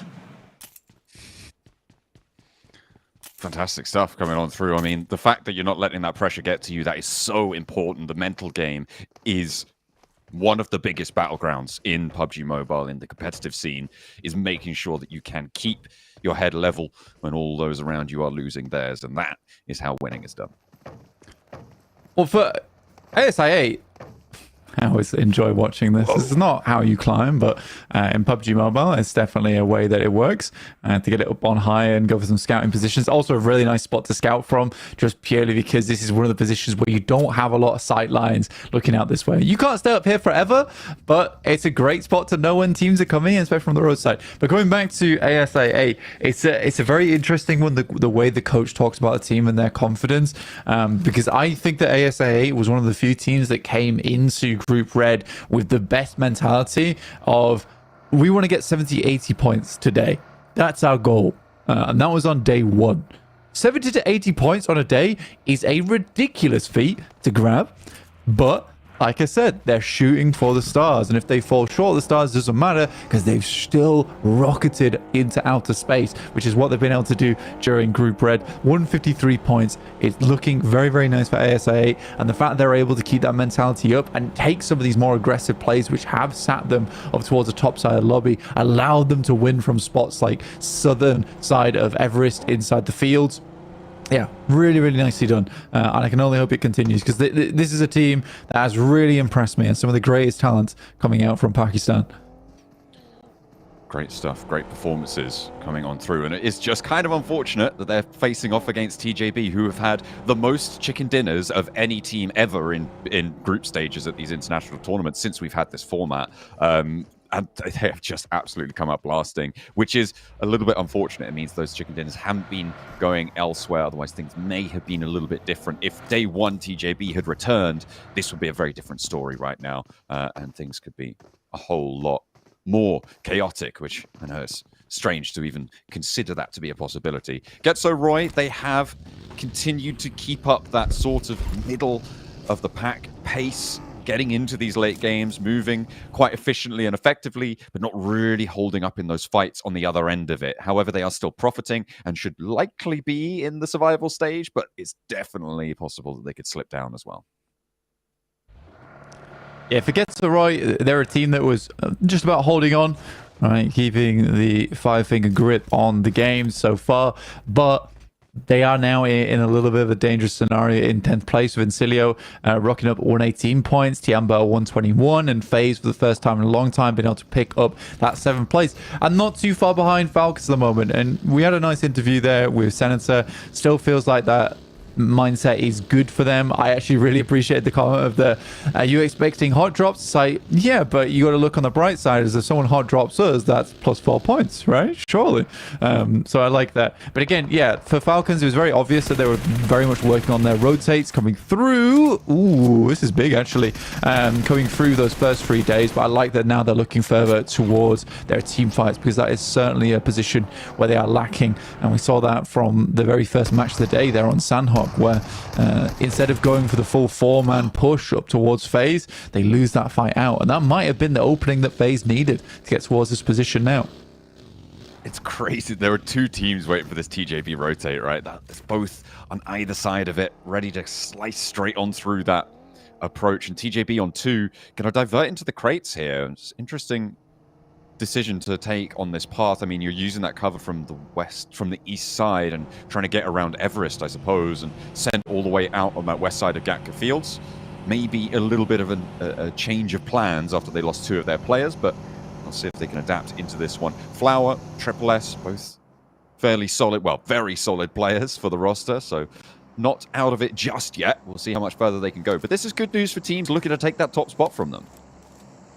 Yeah, absolutely. I think that when you look over towards some of our squads who are chasing, Tiamba's never quite been able to get, Tongjibao's never been quite able to get fully ahead of the squads in 2nd and 3rd place. They have definitely made a good breakout for it, but it's not happened just yet. Another circle that benefits ASIA, they can just calmly chill down towards the southeast side. No one's going to want to go towards Military Island because they know that no one is heading out there in the first place. They know the circle's likely not going to end up towards the southeast side.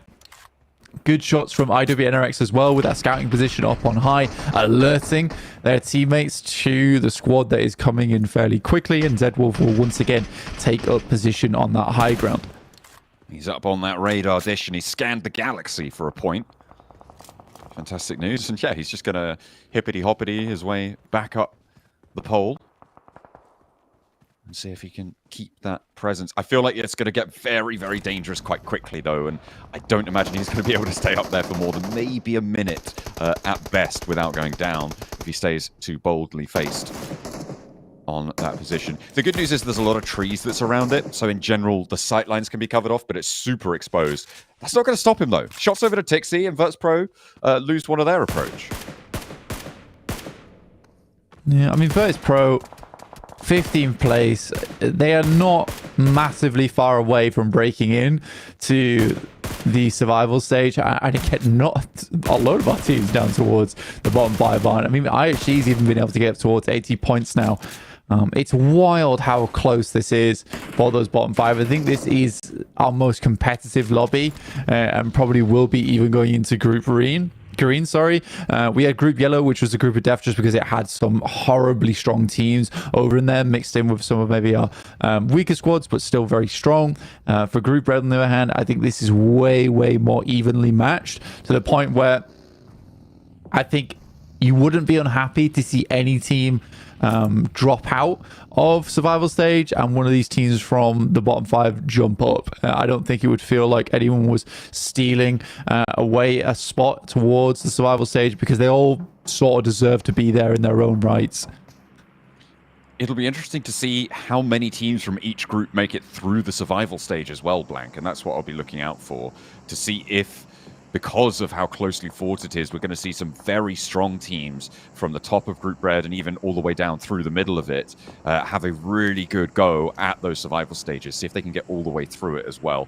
Maybe, and it kind of feels this way, right, where looking at the survival stages, you're taking 9 of our very, very best teams out of there, right? The top 3 from each group, and you're giving the middle of the pack a little bit more of an opportunity to shine.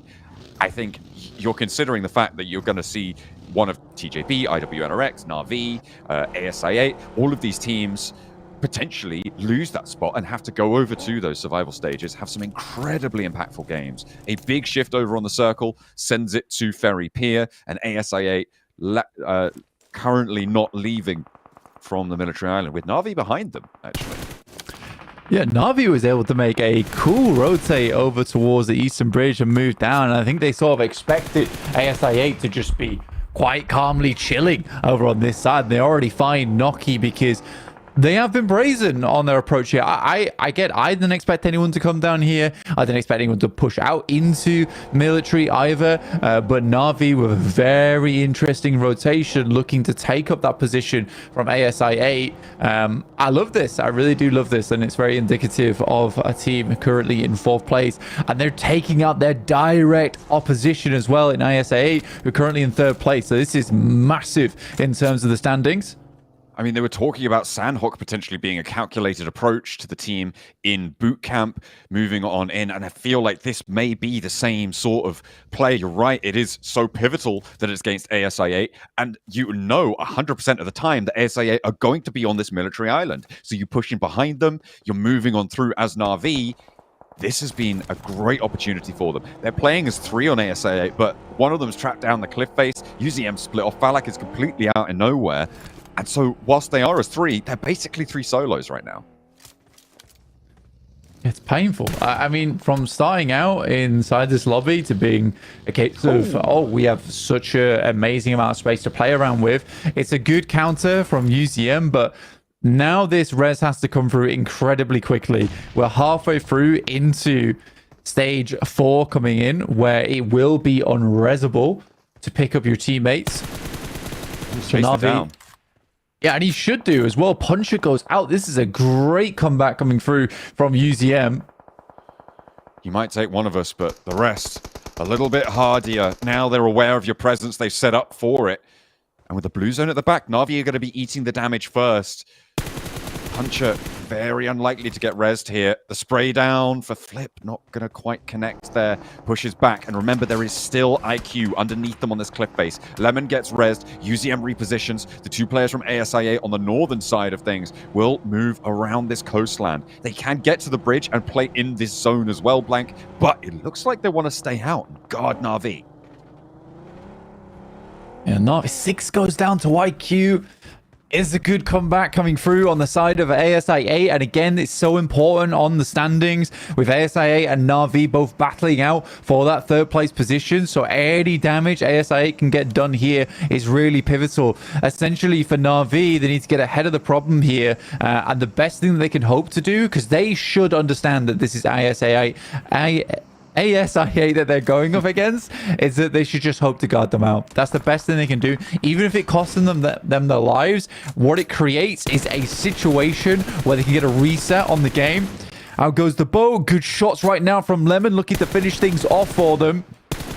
Maybe just a little step too far there to go for an open rotate. They thought that Na'Vi were going to be across the bridge already, but a back step there, and Lemon drops out while the zone doesn't fully close. They've got 20 more seconds to try and find this shot, try and find this shutdown, and he's tagging the damage out into the water for Uzum.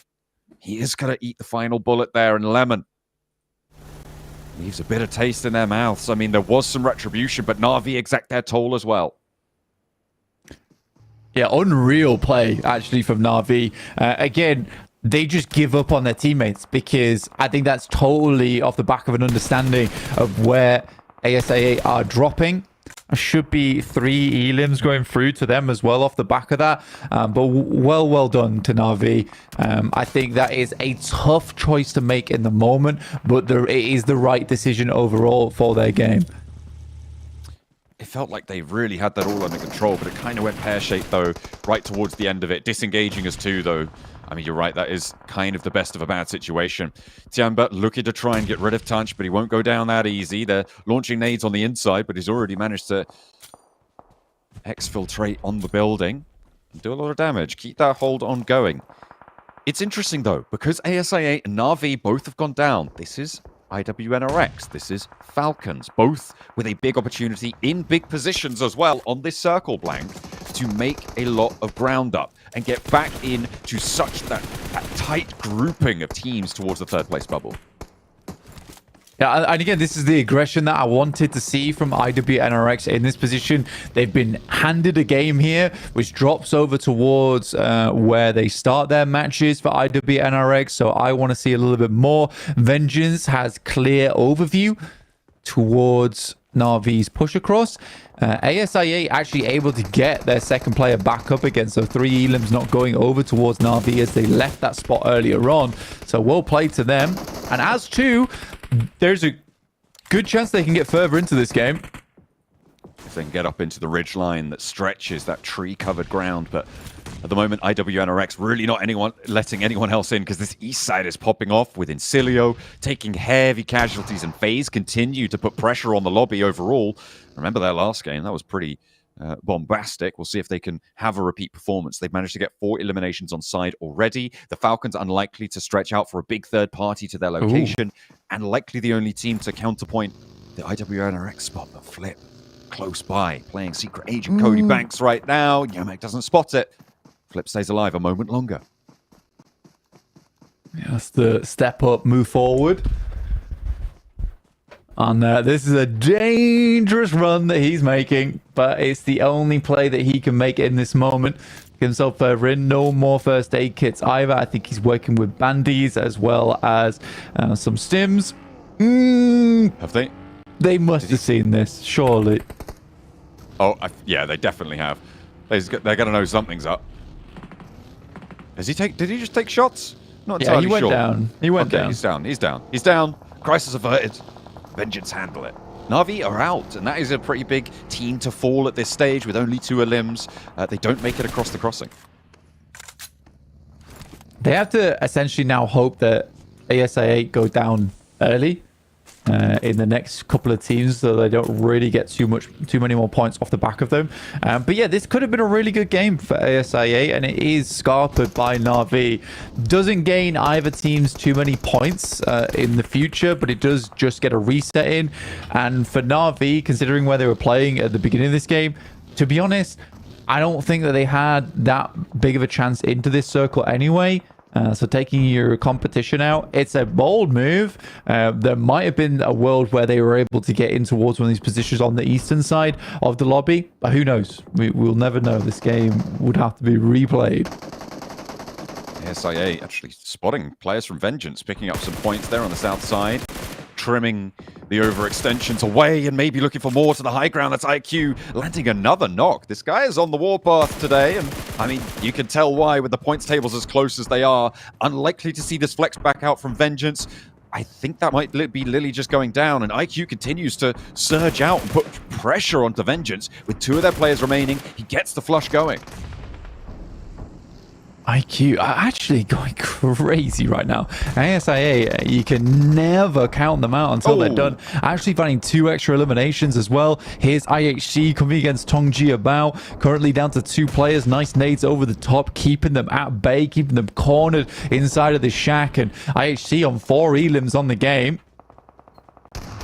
TJB looked to stop the first approach. Demo does go down. I thought it might have been to a team nade, but it was a step out spray down. IHC moving up to the shack against 2. One of them on a sliver of HP as well. But finally, just down to 1. It's just Flower to contend with. They got cut out earlier, and IHC are fumbling this approach. Flower low, but they're out of there completely. The third party angle. No, wait, Godless is still there. Okay, now he's down. But so's Flower. What just happened?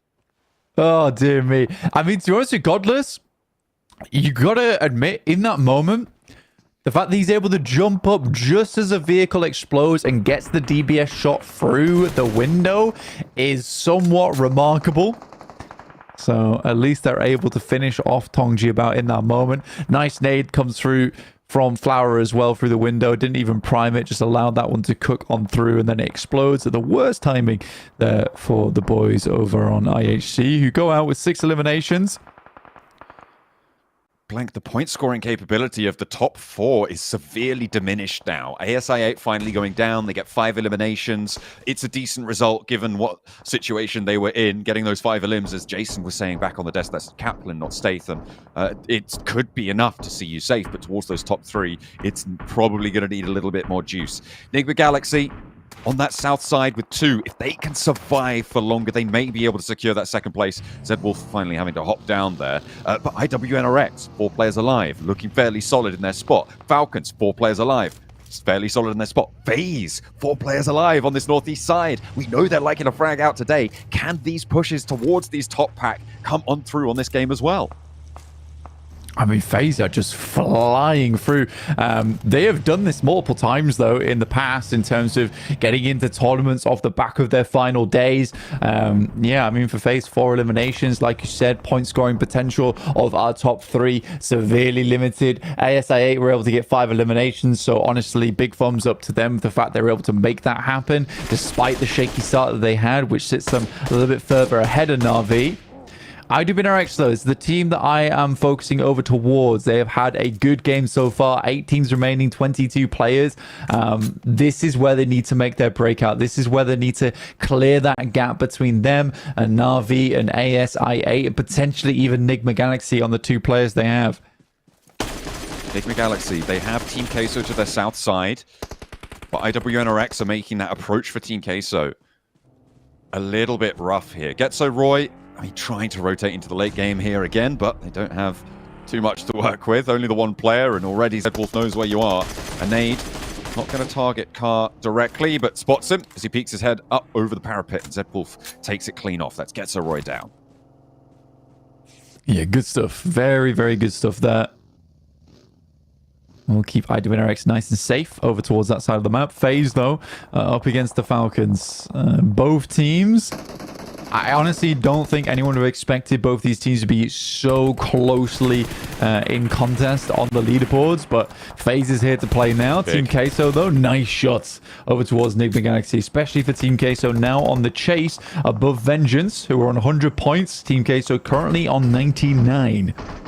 Remember, of course, those placement points are going to start to rack up for Team Queso, which means that they're likely already over that mark, but they want to be more than that. They want to be further ahead. Beat out Getso Roy on 104 plus whatever placements they got. Maybe try to catch up towards Incilio if they go down soon, because they're on the back of the queue on the east side and they have just fallen. So Team Queso, again, with an opportunity up into that 11th place now. Vengeance slipped down. Vengeance now in 12th place. Not a good place to be for them. And Team Queso, 4th match of the day. A bit of confidence maybe regained here for them. Just so needed. And we saw them earlier. They looked pretty downtrodden over on the stage. FaZe attempting to get these nades over into the shack, but the smoke cover allowing them to keep the eyes off the ledges and make those angles to line up for FaZe a bit harder. Yes, you can try and throw a bunch of nades in over that way and hope one fits in, but a lot of times in these end circles, it's a good thing to throw those smokes because teams do not want to waste nades at this point in the game. Falcons getting will feel so incredibly bad because this is the game that they have been waiting for so long now. And East already falling right off the bat, John. Ooh, it's not a good feeling for them. I mean, it's so unfortunate because they're kind of in the saddle of this ridgeline as well between FaZe and IWNRX. The 2 teams around them on the tables as well. It is so devastating. Either side on the tables, either side on the ridgeline. And Falcons need to hold off this push. FaZe try and go on in, but it's being cut down here. East has been flushed away, but they still have 3. And only Venturas now sits on their flank. This is a big pickup on the position for the Falcons. FaZe may have just been able to lose out here. FaZe down to 1 player in quite fast fashion. So for FaZe, who are looking to put about back-to-back that Hot Jukes was talking about earlier, feels like it might be off the cards. Good shots from Venturas, though, finds another from Falcons, but Top is quick to readdress that scenario, but not likely anyone else from his team is going to stay up. So now down to just Top remaining as he tries to slither on through inside this valley. Team Queso, Melodious, can't quite go back to pick up his teammate Cole go, but does find some great shots over towards Furia, who are trying to enter from this eastern side. But the Fury is more over towards the side of Team Queso as they start to light the fire underneath this lobby. Team Queso looking for the last player of Furia, who's moving out in the open. Sitting down, trying to go for these spray challenges, but it is just a last-ditch attempt. Can they get the res? It looks like they should be able to. IWNRX, 4 players alive. A third place guarantee for Falcons. I think they got 7 eliminations on this game. A big game for IWNRX as well. They've been waiting for this all throughout. FaZe, the team that fell by the wayside on this match. They still got a decent result, but the teams ahead of them will accelerate away. The top pack also slowed down, caught up in the fighting on the south side, and it has not been a successful story for them this match. And it is, again, a front page scramble for 3 spots. There's 7 contenders. It's more than likely, like Jason said, going to come down to the final match of this tournament. As time and time again, we get those sprint outs in the front line. That should be Falcon. Whoa! How did that not catch him? Okay, Falcon. I mean, Top just survives that one. Just built different. Nade protection. Yeah. Wild. Just built different then. Either way, still in a pretty dire scenario, all things considered, with IWNRX pushing up to the ridgeline. Team Queso wanting to secure themselves further and further up these tables. Trying to do the Americas proud. It's IWNRX moving on over, trying to stop that story. Turkey are behind them too. All 4 of their players, they've got 14 smokes to play with. That is a lot of utility on side for IWNRX. Yeah, they're ready to take this game home, and they really do want to. Falcons, like you said, 7 elims on the match. Top doing a good job here. They should know of this location from Top, considering they got the nades. Definitely do. 2 nades in the pocket. Ooh, they are lining up towards his left-hand side. That's unfortunate on the timing at which he readdresses the approach on the buggy and maybe just trying to bait something out. Good shot to start off things with, a Melodious almost goes down, but this might be the trigger pulled now for IWNRX as they hear that breakout. The damage has been done, but they don't push the issue. I mean, Team Queso are on the back foot here, right? The circle closest to the center, and IWNRX know they have these angles under control. They have a lot of smokes to play with. They're redistributing all of their ammunition. They're playing this one on the smart game, not the aggressive style that we have seen from some of our teams so far. With 9 eliminations, with 4 more, they could add up to 13 eliminations. A 23-point game would, I believe, see them towards the top spots here. Blank, this is such a crucial moment, not only for IWNRX, but for Team Queso as well. The best case scenario for making the tables as interesting as possible, in my mind, is Team Queso get 3 of these elims and then lose to a full 4 elim from IWNRX. That would shake things up the most. Indeed. Well, Team Queso, how do they want to play this now? Because we are in stage 9 now. IWNRX playing off the back of this ridge side. They would like the players in Team Queso to rotate into them. They have good control a little bit further over into the middle side of this lobby, but it is a full 4v4. But with Zedwolf picking up the first elimination onto Melosa, that's their big off angle, and IWNRX look like they're taking this one home already, John. Melodious goes down, and Nade to follow it up from Kane. No damage to be seen in response. 2 players at the back line, and they're already eating damage from the shrapnel. Frozen launching that Molotov forward. Zedwolf as well, cooking one up, making these rotate so hard. Papi Patro and Cole go trying to make the spray down, and a bold push out on the buggy. The 2 of them almost go down as just Cole go now left standing. The last player in the mix for Team Queso, and Frozen rolls forwards, but it's the buggy to connect first. And that is how you shut down a game. A 13-point chicken dinner in the closing moments for IWNRX. We're going right down to the wire again. And look, the big thing is IWNRX get themselves a chicken dinner, the first one of the tournament. This is the changing point. 2 more matches to go, but they've picked up that chicken dinner, and maybe now's the time for IWNRX to get themselves back up into the top 3. No more sad faces, only smiles, because it can only go up from here.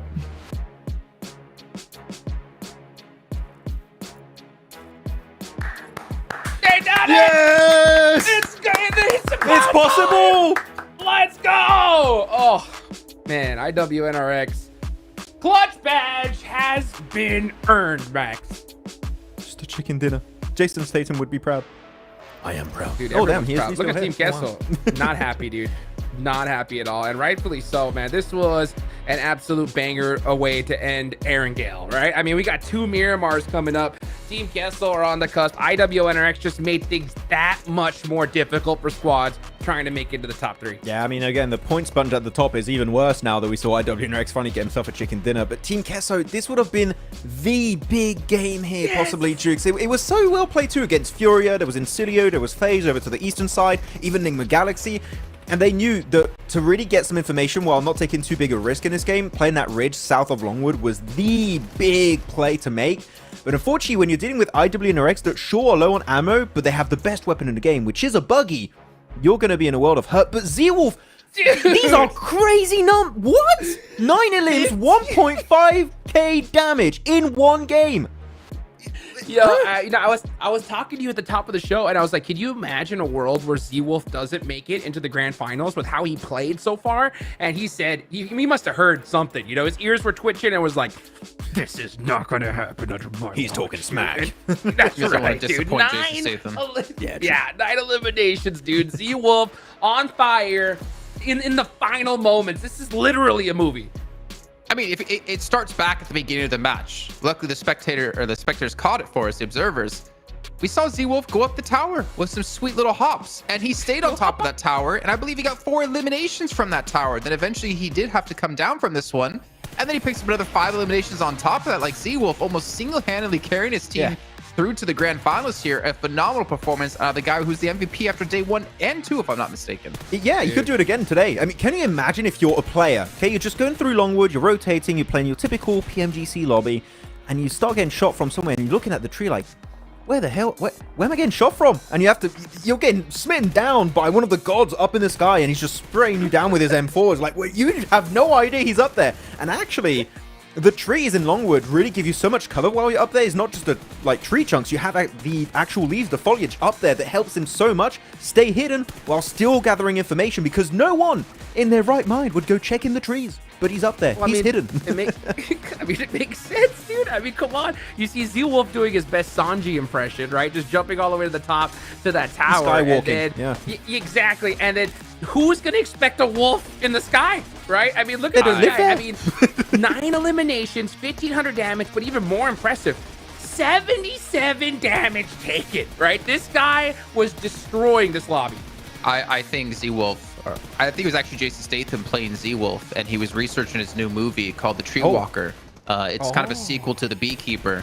I don't know, man, how you kind of pull that play off, especially in PMGC, but hey, it might have pushed IWNRX up into our top 3. Obviously, Team K is going to be a little bit upset considering they were outside top 11. But we have to talk about 2 other teams here, gentlemen. I8 and Na'Vi over in military. Na'Vi like feinting that they were going to go through the eastern bridge to go rotate in towards one of these zones. Instead, they go through the western bridge, or the western side, I should say, and they clash against I8, except Na'Vi are going to be the first ones to go out, and I8 still get some points. This is rough times for those teams who are just trying to hold on to top 3. Yeah, so trying to hold on to top 3 for those 2 squads, and it didn't quite go the way they wanted. I mean, good for I8. I think it's fair to say, Jason, they still get 5 points, so they're still able to remain around in a position that's somewhat able to compete for top 3, but still the whole clash is just unnecessary. We did talk about it, right? And I think, Jason, you especially highlighted that Na'Vi were going to the east and then came back to the western bridge. Actually, going to the eastern bridge, committing to that, just like 4MV would do back in CSA, it is not a bad idea. I think actually in this game, that would give them an easy access to Longwood. So maybe Na'Vi should have maybe thought of that and actually committed to that play a little bit earlier. Second thoughts, dude. Second thoughts. Literally before going into this match, my teams to watch were Na'Vi, IWNRX, and Falcons, because these are all 3 teams that needed to break into the top 3. And IWNRX and Falcons needed to win this game. IWNRX did. Falcons put up some big points, and Na'Vi were right there. And that's the hard part, was when you start playing towards the leaderboards and you're so close into breaking into that breakthrough point, where I think it was Na'Vi only had, what, 5 points? Yeah, only 5 points away from ASI8. At that point, you can get in your own head. You can be like, ooh, all we need is 5. We just need to put something on the board. Ooh, going down this other bridge is too risky. Let's just stay here. And it punished them. And that's a problem. Again, and especially it being the last Erangel. You're going into Miramar now, a whole new map with only 2 left to go. And the last game's going to be crazy. It's going to be that much more difficult for Navi for sure. Oh, for sure. It's going to be so complicated at the end, by the way. Again, GGZ Wolf, while we surprised his MVP, no, it's pretty much what you expect with these kind of stats. Crazy, crazy numbers. But I do want to highlight one team here that has been really silent, and their spot in the survival stage might not be assured anymore, and that's going to be Getzo Roy. They've had a bad day, to put it simply. They've had a really, really bad day, and currently they've been slipping. I mean, we'll see on the leaderboards how far they are, but they could be overtaken. But here we go, leaderboards, and IWNRX still not back up there. They're tied. No, yeah, exactly, tied. But because they have only one chicken dinner, I has 2. They're not able to surpass it. If we ended right now, that would have been the worst case for IWNRX. But to still see, like, I think FaZe, okay, 7th and down, we're probably calling out, unless we see a big win out of one of those teams. But Falcons, Navi, IWNRX, still in the running here for top 3, whereas TJB, I mean, as long as they just don't go out 16th place in the next 2 matches, I think they're going to be through. Even then, I think they're through. Yeah. TJB's good. Yeah, but IWNRX, Jukes, they need to do it again. We need another one. If you want to make sure you can at least win that tiebreaker, we need a second win on the Miramar, so it needs to go down at some point. Dude, you got all of Pakistan right now biting their nails. This is so close, dude. I mean, it's coming down to the last match here. I mean, even Nigma Galaxy aren't even feeling too happy with this one. Anything could happen here. Looking at the second page, though, oh my goodness. Getzo Roy on that cusp now. Furia are still in the mix. They need a big game here. After watching IHC go out early, bang, bang, bang. That's the nail in the coffin. These guys are going home. I'm so surprised by Getzo Roy. They were in 8th position and they just kept slipping the entire day. They're 5 points ahead of Vengeance. Also, Vengeance slipped out.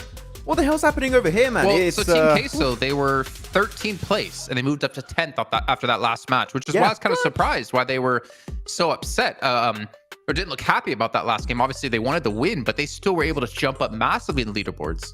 Yeah, it was a really good game for them. But I think that the way they were upset, Jason, is because it's not enough points to make them comfortable going in the last 2 games. They could very easily fall out of this. Would 4 more points make them that more comfortable? Yes, I think it would. Literally, yeah. yes. Yeah. Yeah. Especially when you got Vengeance with 100. I mean, it's the games that you feel like you could have won, right, Max? Like Team Kessel, I think it was so close that they're biting their nails because they know how crazy the last 2 matches of a group stage are. So the fact that they've seen plenty of times where teams don't make it because of one, game, 1 point. Yeah, I mean, they should definitely feel uncomfortable for sure. And it's not just 4 extra points, Jason. Sure, they get the placement point from going from 2nd to Chicken Dinner team, but you also get possibly those eliminations on IWNRX, and that also pushes them high. So 8 points possibly in that match would have definitely made them a lot more comfortable in the conversation. And it's good to get it now because going in those Miramars, you're going to have so much uncertainty going in those matches. I mean, hot drops, Jukes, we know they're always a part of the conversation. Are we going to see it happen towards those top teams to make it to Grand Finals? Or are we going to see it for the bottom teams to just make it to survival stage? Yeah, they might be a target team here for some of the bottom squads that need to make a final dash into top 11. Well, let's talk about it, right? Let's theory craft a little bit, Max, right? Because I mean, we're the last 2 matches of the day. Hot drops become a necessity, and the last match, again, I can't repeat enough of just how crazy it's going to be. You need those points right here, right now. So, in your opinion, looking at the leaderboards, which teams do you think need a hot drop who? And then I'll go after. I mean, I'm not really going to focus too much on the grand final teams right now because I think that might happen in the last game, not this early. You don't want to give your game plan away, but really at the bottom squads, I think you're looking at Virtus Pro. Virtus Pro have to do something here because Virtus Pro are currently, what is that? They're going to be 17 points away, right? I think from their spot. So they're around that point. I'm not good at math. But they are technically in reach, right? But they need to also beat the competition above them because otherwise that's a moving goalpost and it makes your entire day for these last 2 matches way harder. So Virtus Pro, for me, even IHG to an extent, that is their final opportunity to make it to the survival stage, is to hot drop, eliminate a team, and get some big point games on the board.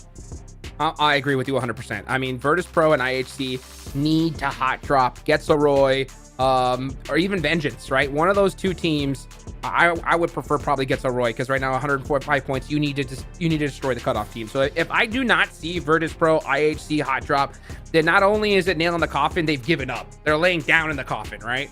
And as far as for the top 3 goes, I mean, FaZe needs to hot drop, I8, Tianba is done for, no chance. But yeah, even Falcons, ooh.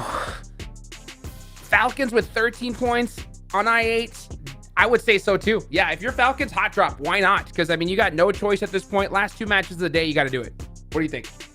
A bit early. I would say for the top 3 teams, you might want to start hot dropping towards the last game. I think now you don't want to give your game plan away too soon, because then teams are going to be wary and they'll be very cautious about you possibly hot dropping the next game.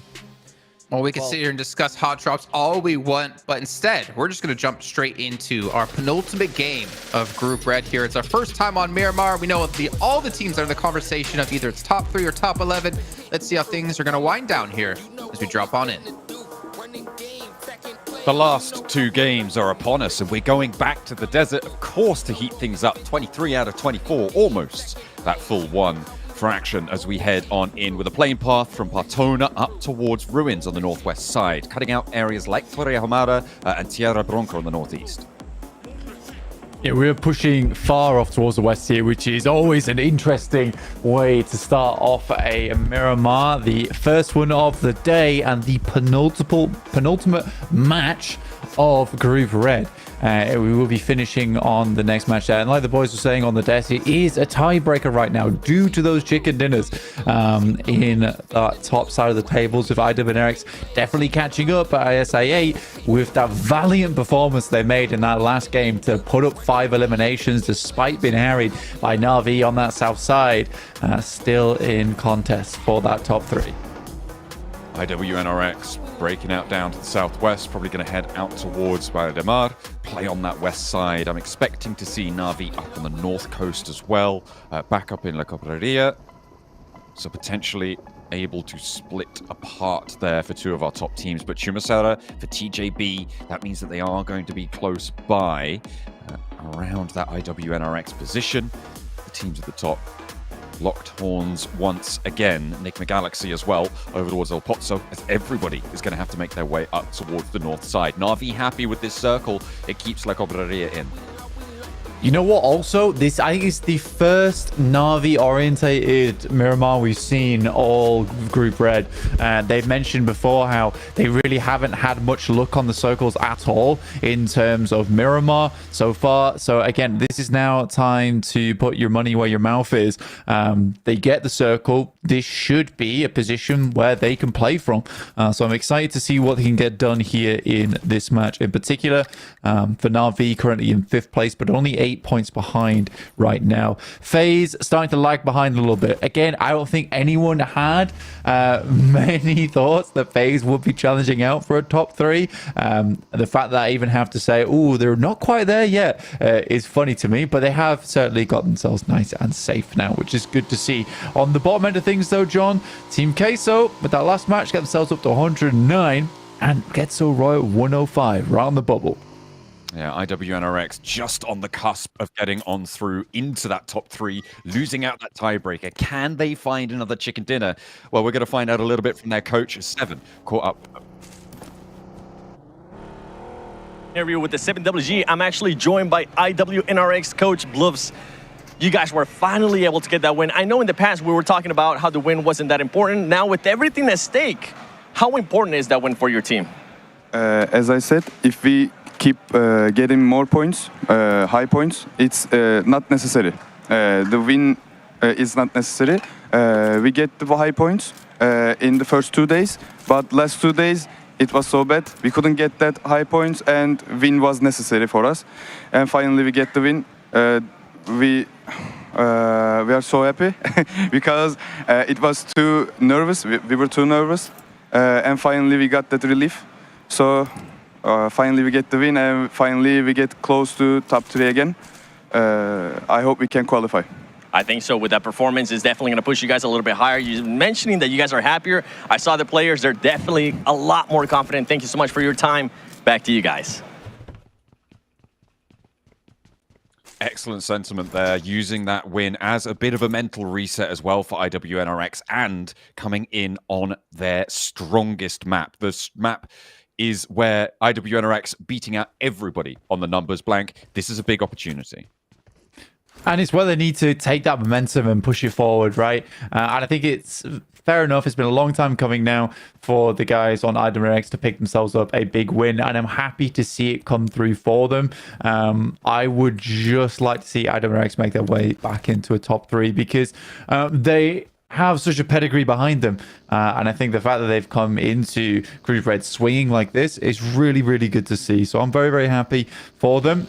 Hopefully that can be the change that they need. Also starting over in El Azahar, always a nice spot to be in for IWNRX, so they can move forward over towards that northwest side of the map. And I think they've had a fair few turns where they've had this worrying performance where, do we crunch into the eastern side? And then they've allowed loads of teams around them, and it has been awkward. I think actually IWNRX is probably grateful for a little bit of freedom on rotate. Six finding one of the players there coming through from Vengeance early on. It's a long flex out from Six from the rest of his roster as well. Currently, the rest of them still up in La Cabrera, so does need to be careful, which is why he didn't fully step out, look for that commit. You saw him looking down to the south, to that counterposing hillside. I think actually Enigma Galaxy have made their way up there, so he's very worried that if he goes down, he's basically done for. So nice and cautious for Na'Vi until they regroup and put 2 players up there. If that's what they decide to do, you do need to be making those cautious plays. Ralph, though, get a little bit bold with these peaks down towards Vengeance. He's a lot more happy to take that risk. Yeah, they know they need these points to stay up on top right now. Still taking some shots over towards, I believe that is Na'Vi on the other side of things. But yeah, it's certainly an interesting one at the moment. I think when you look at this map in particular, what I'm looking towards is definitely those high grounds that currently you do have Na'Vi holding, as well as Enigma Galaxy down towards that southwest side. Can't really afford to move the buggy either. To get in it would be probably a knockout, and because there's no one else up there with you, you don't want to risk the knock. Tiamba on that east side. Moving over open ground. They may have done enough to seal themselves that chance at the survival stage. They're on 121 right now, bang in the middle of the tables, unlikely to slip down too far enough to fall out of it, and very unlikely that they can achieve the point score to get all the way towards the top. So very likely we'll see the team progress to those survival stages. Similar story was true for Getzo Roy, but they have had some really disastrous games today, just not finding that late game position that they have done previously. However, against FaZe, they may be able to not only allow themselves a little bit of safety, but also ruin FaZe's chances of getting back in that conversation again for our final map. Which you do not want to see. To be honest with you. I think on the final map, getting pipped to the post there always feels really rough. And I think this is the group where 100% anything can happen in that final match of the day coming through. If you're talking about Enigma Galaxy, ASA8, or even IWNRX, at this point in time, you want a massive chicken dinner. You want to see yourself safe towards that top side where things don't change all that much into the future. Nice bumper tap there to stop both vehicles short, but opts to grab back into that one. I mean, that's a really nice use of conservation of momentum there. Two similarly massive objects crashing into each other, opposite directions. Just immediately cancels out all that momentum. Very good braking technique. Not so good for the whiplash, though. Difficult to get that one to work with the spine. Triple S, you can't park there, mate. You got to move that buggy. Yeah, get out of the way. Get out of the way. No reason to keep that around because it needs to get maneuvered into a spot where it's not going to get taken out. And especially on a map like this, you need those vehicles. With all the high ground that's in play here, you need to be able to maneuver yourself into a better position inside the lobby. Big north shift. Ooh. Ow. Pops all the way up to La Cabrera. Gives Na'Vi a lot of that ground. But what we've seen from previous games where teams taking up that wide split on the north side is that they just get cut off. Teams move in between them and slowly they get shredded away. So for Na'Vi, they need to make sure that that doesn't happen to them. The question is, how do they go for that? Do they move the players down towards the south, back up towards the north side? I feel like that high ground is going to get severely diminished in value fairly quickly. So I think that might be the play. Yeah, for Na'Vi, it's a case of it's a hard decision to make. It's like, where do you want to play around here? For them, they do have that central position on that high ground. I think they're going to try and regroup a little bit, allow teams to flow in around them.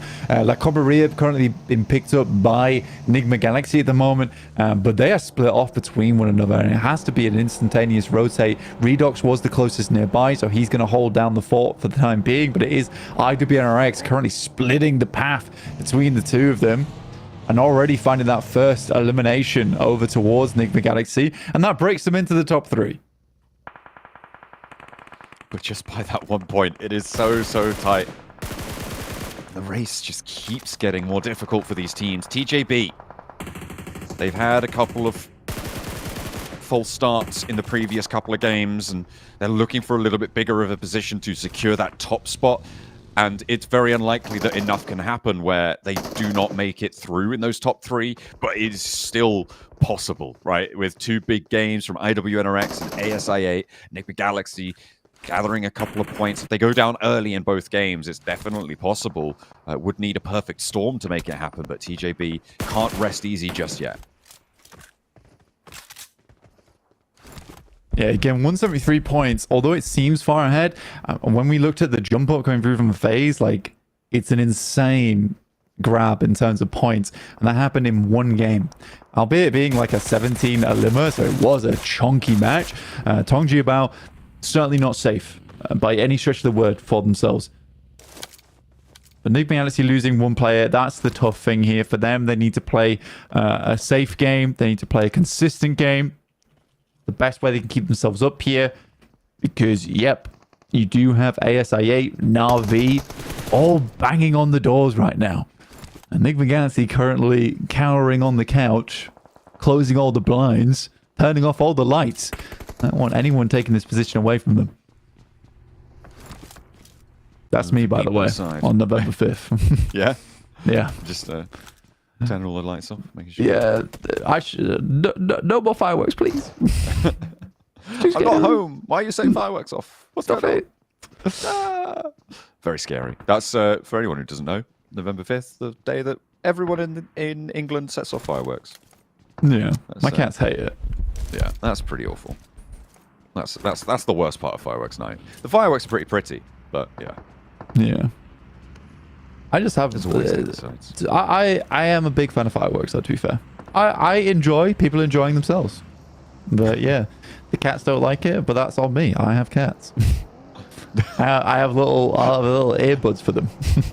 That is true. Oh yeah, you could get like little ear warmers that cover their. Oh, that would be so adorable. You could definitely sell those. Getso Roy gonna try and hold off a push from Furia, and if Furia need to make that bid for freedom up towards the survival stages, you're still hung up on cat earmuffs, aren't you? Yeah, there's a plan. Maybe gonna need Furia. Maybe need a couple of earmuffs because they don't want to hear what's just happened. They've just lost one of their players, and that's a big cat to go down. Yeah, for Furia, I genuinely think they had a chance, and I think they came in today with some good plays and the right kind of rotates that they were trying to replicate from their day 3. They just haven't quite found that success yet, and the fact that they didn't find it in match 2 or 3 means their life just becomes hellish now towards the end game. They know that time is slipping away. With Na'Vi finding the first limb over towards them, likely going to find another here if they can get the shots off. Not quite able to fully connect there. Maybe a res is possible, but it's only one player now left standing for Furia across the way. Silence trying to get Arthur's back into the mix here, but the bullets just keep on raining down. Na'Vi did manage to successfully regroup here, and if Furia fall, it's all on what the teams around that bubble can do this game as well. If they also go down, it will be a battle in the last game for those 11th, 10th, maybe, well, probably not 9th place spot, but still, 2 of those placements definitely going to be up for grabs. The question is, who's going to be able to reach out for them? Yeah, because we are limiting it now, and you're right, because before it was sort of like 4 positions were available to be jumped over the top of. Now we have cut that down to just the 2 in Team Queso as well as Getso Roy. I'm not sure. I'm not sure who I want to go through. I want to see Alter Ego pull up those points scoring. I want to see Rosemary head over towards the PMGC. I think Jason completely is on that same train as well. But right now, they haven't played to a survival stage standard, honestly. There has been a lot of games where it's 4 to 5 eliminations. They haven't really fielded one of those games where you're wowed by it yet. I think that's the worrying thing for me about Alter Ego. And I think you do need a wow factor game to get you into a position where you're safe. And that is displayed perfectly by FaZe just today. Yeah, they had that massive breakout game to put them safe, at least to the survival stage, if not going a little bit further than that. They've lost a player. The circle shifts up north. This gives Tianba a very central compound here, Blank. You've also got Enigma Galaxy, I think that is very, very central, looking to defend their second place spot. And it's a great time for them. However, they have already lost a player, and getting across this road may be a little bit too tall an order should it come down to it. Yeah, for Enigma Galaxy, it didn't start off well. I mean, they made the right choice, which was to send Redox forward as an anchor, but they were so disparate in terms of their positioning that by the time they made that rotate in, they were getting caught off from a lot of sides. So Enigma Galaxy, again, they are just keeping it held down. They're not in a horrible spot for themselves, central. Down towards that southeast side, though, Falcons and Tong Jiabao. Now, how is this going to work out? Because they do have ASI8 in the wings too. And this could be a dreadful fight for our 4th and 1st place team. Mela looks to hold the cross, doesn't quite get the full knock, but a little bit of damage tickles through. Unfortunately, there's that opener that Alter Ego were looking for, and Mela has to retreat up the stairs. Ventoras as well, holding that stairwell. Alter Ego not going to fully blast straight on through this engagement, but Mormon getting res means that FaZe can stay up as 4. Falcons are starting to move up from the south side as well onto this engagement, and Alter Ego with 3 on the outside here may be in trouble for it. It's going to linearize their approach and make it all the tougher to move through those breach points with Falcons on the oversight. Falcons be able to look over towards this one, could give them a lot of points. Icy's already on the way up. You can see them off in the distance there. Action making his way through. Alter Ego, they need this fight, but with Hanzu already down, Tanch needs to find something big, but they are falling like flies as the shots nail them from the side coming through from the Falcons. Tanch looking for the res now, but down go FaZe. Onzen, maybe. No, he's getting picked up there on the off angle. Onzen cannot quite get to Mela just yet, making sure that that smoke cover is there, and maybe Alter Ego can get back into this one now. They are in their own little room here, and the reses can come through. Boysil back to his feet, and Alter Ego could stabilize. Falcons waging on into this fight as well, maybe, on that western edge. We praised Onzen earlier, but did he have to really nade Mela to make sure he gets the most eliminations in this game? That might have just killed their chances here because they had the upper hand, but it allowed them time to get back into this fight. And now Alter Ego making this real difficult, and Falcons likely going to be cutting FaZe out later on. They do finally clear things up, but with Onzen's as well as Mormon down, and it's impossible to get them back up into this fight at stage 4. These two players just have to send out.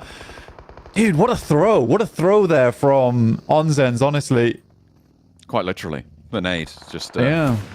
A really poor throw for them. TJB, they've lost 2 of their players. They're trying to move past Na'Vi again. They're trying to make their break towards the top. Falcons as well behind Na'Vi. This is a big test for them. All of these teams chasing for top spots. TJB looking to defend their first place. Going down here for TJB would give them a little shiver down the spine. It might not be enough to fully ice bath them into the survival stage, but for now, it's got to feel a little bit cold. Longs and 676 trying to move over the ridgeline. Find Falcons rotating, but they hop out. They're ready for the hold and ready for the fight. TJB having to drop Longs back into the blue zone, but they push forwards. 2 players on into the 1v2, but there's the crash in with the buggy to save the day against TJB, trying to take down the top team, and it will be successful. Falcons go in for the fight and take the victory, but Na'Vi sweep out. FaZe are behind them as well, and Lemon looks to find the final shutdown. Action the last to go for the Falcons. I mean, I respect this from Na'Vi massively. I mean, they've made a big breakout inside the lobby. This is all the way from that central side, and they hear the fighting. But I think this is a team that understands better than anyone else that they need eliminations. They cannot have these 2 games be quiet here. They were desperate for the circles earlier on in the tournament. Now it's been given to them, and they're going to extract as much value as they can off the back of it. Ventoras almost finds the shot over towards Na'Vi. Luckily, they back it off and should be able to get the reset here, especially with the circle starting to push on in. They cannot afford to take a knock now. Action in the meantime did manage to mount up and skedaddle on into the middle of the circle, but he's under a lot of pressure, just hiding behind these ridge lines, and Team Koso know that he's there. Team Koso with 3 players, Vengeance down to the southwest with 4 of their players up as well. Everybody's going to be aware of this. Nick McGalaxy, 3 players on the roadside. The shift back down south gives them a little bit of breathing room here, Blank, but it is not so easy on the southeast. Nade over the top. Team Queso still rocking with 3 of their players. Look over towards action. He's the final player now from Falcons, able to put up 4 eliminations. You can see all of our teams, 5th, 6th, 7th, they understand they're not safe yet. They're still putting up those numbers, which is great to see. FaZe still with Fintoris left remaining. Great shot from Na'Vi, though. Should take down Colgo. But I think he just about gets him to cover there. Papi Potro might be able to pick him up. If I was Na'Vi, I'd be looking to crash this bad boy soon. I mean, it is potentially an opening, but the question is, do they know that there's only 3 players in there? You're really worried about that open range in front of you, and you don't need to go for it right now. Maybe try and work it a little bit more. They haven't pulled the trigger, and they can't go for it now. The res is very likely to have come through, and they'll be back up in an action to hold off that approach very quickly. And remember that Getzo Roy are on that north side as well, who could get that side swipe. Na'Vi, a dangerous roll-up in their future. I mean, sure, you've got that knock, but you don't need to go for it just yet. Maybe a better opportunity will present itself, but you can't wait too long. So Roy, underneath and on the bubble, 11th place, 1 elimination found for them so far in this game, but playing really quite safe now. Not wanting to make any mistakes into the end of Group Red. Tiamba on that north side, they know that they're slipping down the tables a little bit. They're still fairly safe, and I think that even if they just get a few points here on this game from that central position on the northern edge, they could see themselves happily into that survival stage. But 42 players and 14 teams at stage 6 is somewhat surprising. I think that that is a symptom of the circle being cut off in the middle by this mound, essentially, this big hilltop, which is allowing a lot of teams to stay outside of each other's sight lines for quite a while, and we do send a backup over towards it. Action has found that approach in towards the middle, so could survive for a little while longer here for the Falcons. This circle is big for both IWNRX and for Na'Vi, not in terms of the ease of approach, but in terms of what they need to achieve in it. IWNRX need to push in from the western side, defend their 3rd place spot. Na'Vi from the southeast and try and push up towards that 3rd place spot. Both of them with a chance to prove themselves here, but unfortunately for IWNRX, they've already had a knock over to Frozen, the forward position on their approach towards IHC, who are holding out with 4. Vengeance are up top as well, which does slow everything down. I mean, for IWNRX, this is really rough to move on into, and I don't expect them to be able to get too much further, to be honest, Blank. I think for IWNRX, they're getting cut out big time. It's like you say, it's a rough push for them over towards IHC. It would require an opening knock to allow them to find a bit of an avenue inwards, but without high ground up top, like without vehicles Zedwolf to make that push, might be difficult. But Zedwolf, he's potentially taking fate of IWNRX into his own hands. This is a crazy push out from him. He's just scouted all the way up towards Vengeance, underneath IHC. That may give them time to get the res, but he's into the fight. He's just 1v4ing. He has the backup coming in, though, fairly soon. The nades don't quite find their way in through the window. He's not down just yet. IHC playing up on the top floor, and the nades still bouncing off. IWNRX need to be landing these. That's 2 now wasted nades that could have found an opener, but Zjol is into the fight as well, on the ground floor, looking for Zedwolf. But it's just him and him alone that they're dealing with, and seemingly they don't know how to do it. IWNRX now finally getting all 4 of their players in. 1 is cut out on the back as Furia go down across the way, but Swain is in the building. They can look for these reses. IHC just not stopping them. It's just hilarious, really, that Zedwolf was able to get over towards this building, and it has caused so much pandemonium for IHG that IWNRX basically were able to just walk up. Crazy Molotovs coming through from Zol, though. Only Swain left remaining here. Can heal back up, but I think that will confirm onto at least 1. There is another nade sent back down the stairs, and though IHC was struggling from the get-go, considering Zedwolf just said, "What's up? Hey, hello, I'm in the building now," and he still is. Yeah, that really really confused him in that moment, but he is waiting, biding his time. They should have seen him now, right up onto the counter, but has to go for this 1v4. It's not possible. It's a shooting gallery over towards him, but yeah, I mean, still trying to make something happen. They are technically ahead of ASI8, but depends when ASI8 are going to go down, because I think that at the moment, their position sat over towards that northern side, it looks fairly safe for now. And in the meantime, Na'Vi have passed their test. They're into this circle. They're up to 6 elims. They're 2 points behind ASI8, 3 points behind IWNRX. If they can push ASI8 out of their location by the roadside, that would be huge. You've also got Tianba, who are going to be looking towards ASI8. So a difficult hold for ASI8 to come on through. And the circle will choose its location soon as well. Action has survived through it all for the Falcons. Nigma Galaxy, dead central. Keeps the north side of the road in. ASI8, Na'Vi, Nigma Galaxy, all in there too. Yeah, not a bad position to be in. But again, 11 teams at stage 6. This is... you can tell just how much all of these squads wanted to stay here and remain within PMGC. IHC still trying to get it done from that western side after they cleaned up that fight between them and IWNRX. It's Team Queso right on the money right now. Ghetto Roy as well. Vengeance moved their way in. Team Queso versus Vengeance. Right now it's going very well for them with only Yamak left remaining. Extremely low, but Na'Vi moves up. Okay, they still want more out of this lobby, trying to keep cutting away at it. 7 eliminations found. They're up to the ridgeline and controlling from the east side. A nice stretch out for them. They're not getting over aggressive, but maybe if they spot a weakness in Team Queso, they could try and close it down. However, they know that this is a team that's just going to have to leave these buildings. Leave 6 there. He can cut them out on that approach to the wall as they try and make their way further north. They are aware of 6's position, however, and that might make it tough. Na'Vi split 2 and 2. And they have to go for something bold here if they want to try and control on towards this fight. You see IHC making a move for themselves. The Galaxy on towards as well. On that western edge, and they've lost one, but still trying to hold on against Incilio, against IHC. Tianba, in the meantime, Virtus Pro, they've been on the northern side of this road for a long, long time together, and now finally they will bring their feud to conclusion.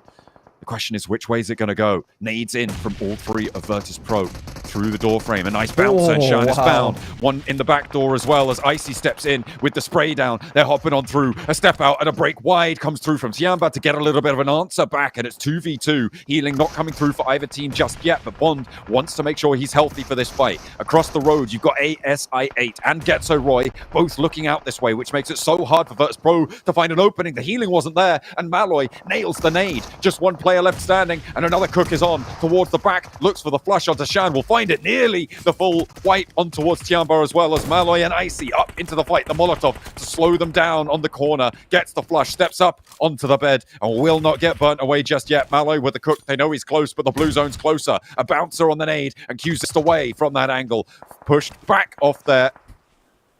And will play behind the furniture now, needs to get some healing, but so do Virtus Pro. They want to find it because the road crossing is next. Drops the smoke, thin cover in this situation, but the QZ, he needs to have an unbelievable pop-off scenario here versus Virtus Pro, and Virtus Pro desperate for more points on this game. Potentially opening up a last final chance here, moment for them, but QZ is wrecking them right now. Moves forward, knows Icy's low. It's just one bit of damage required.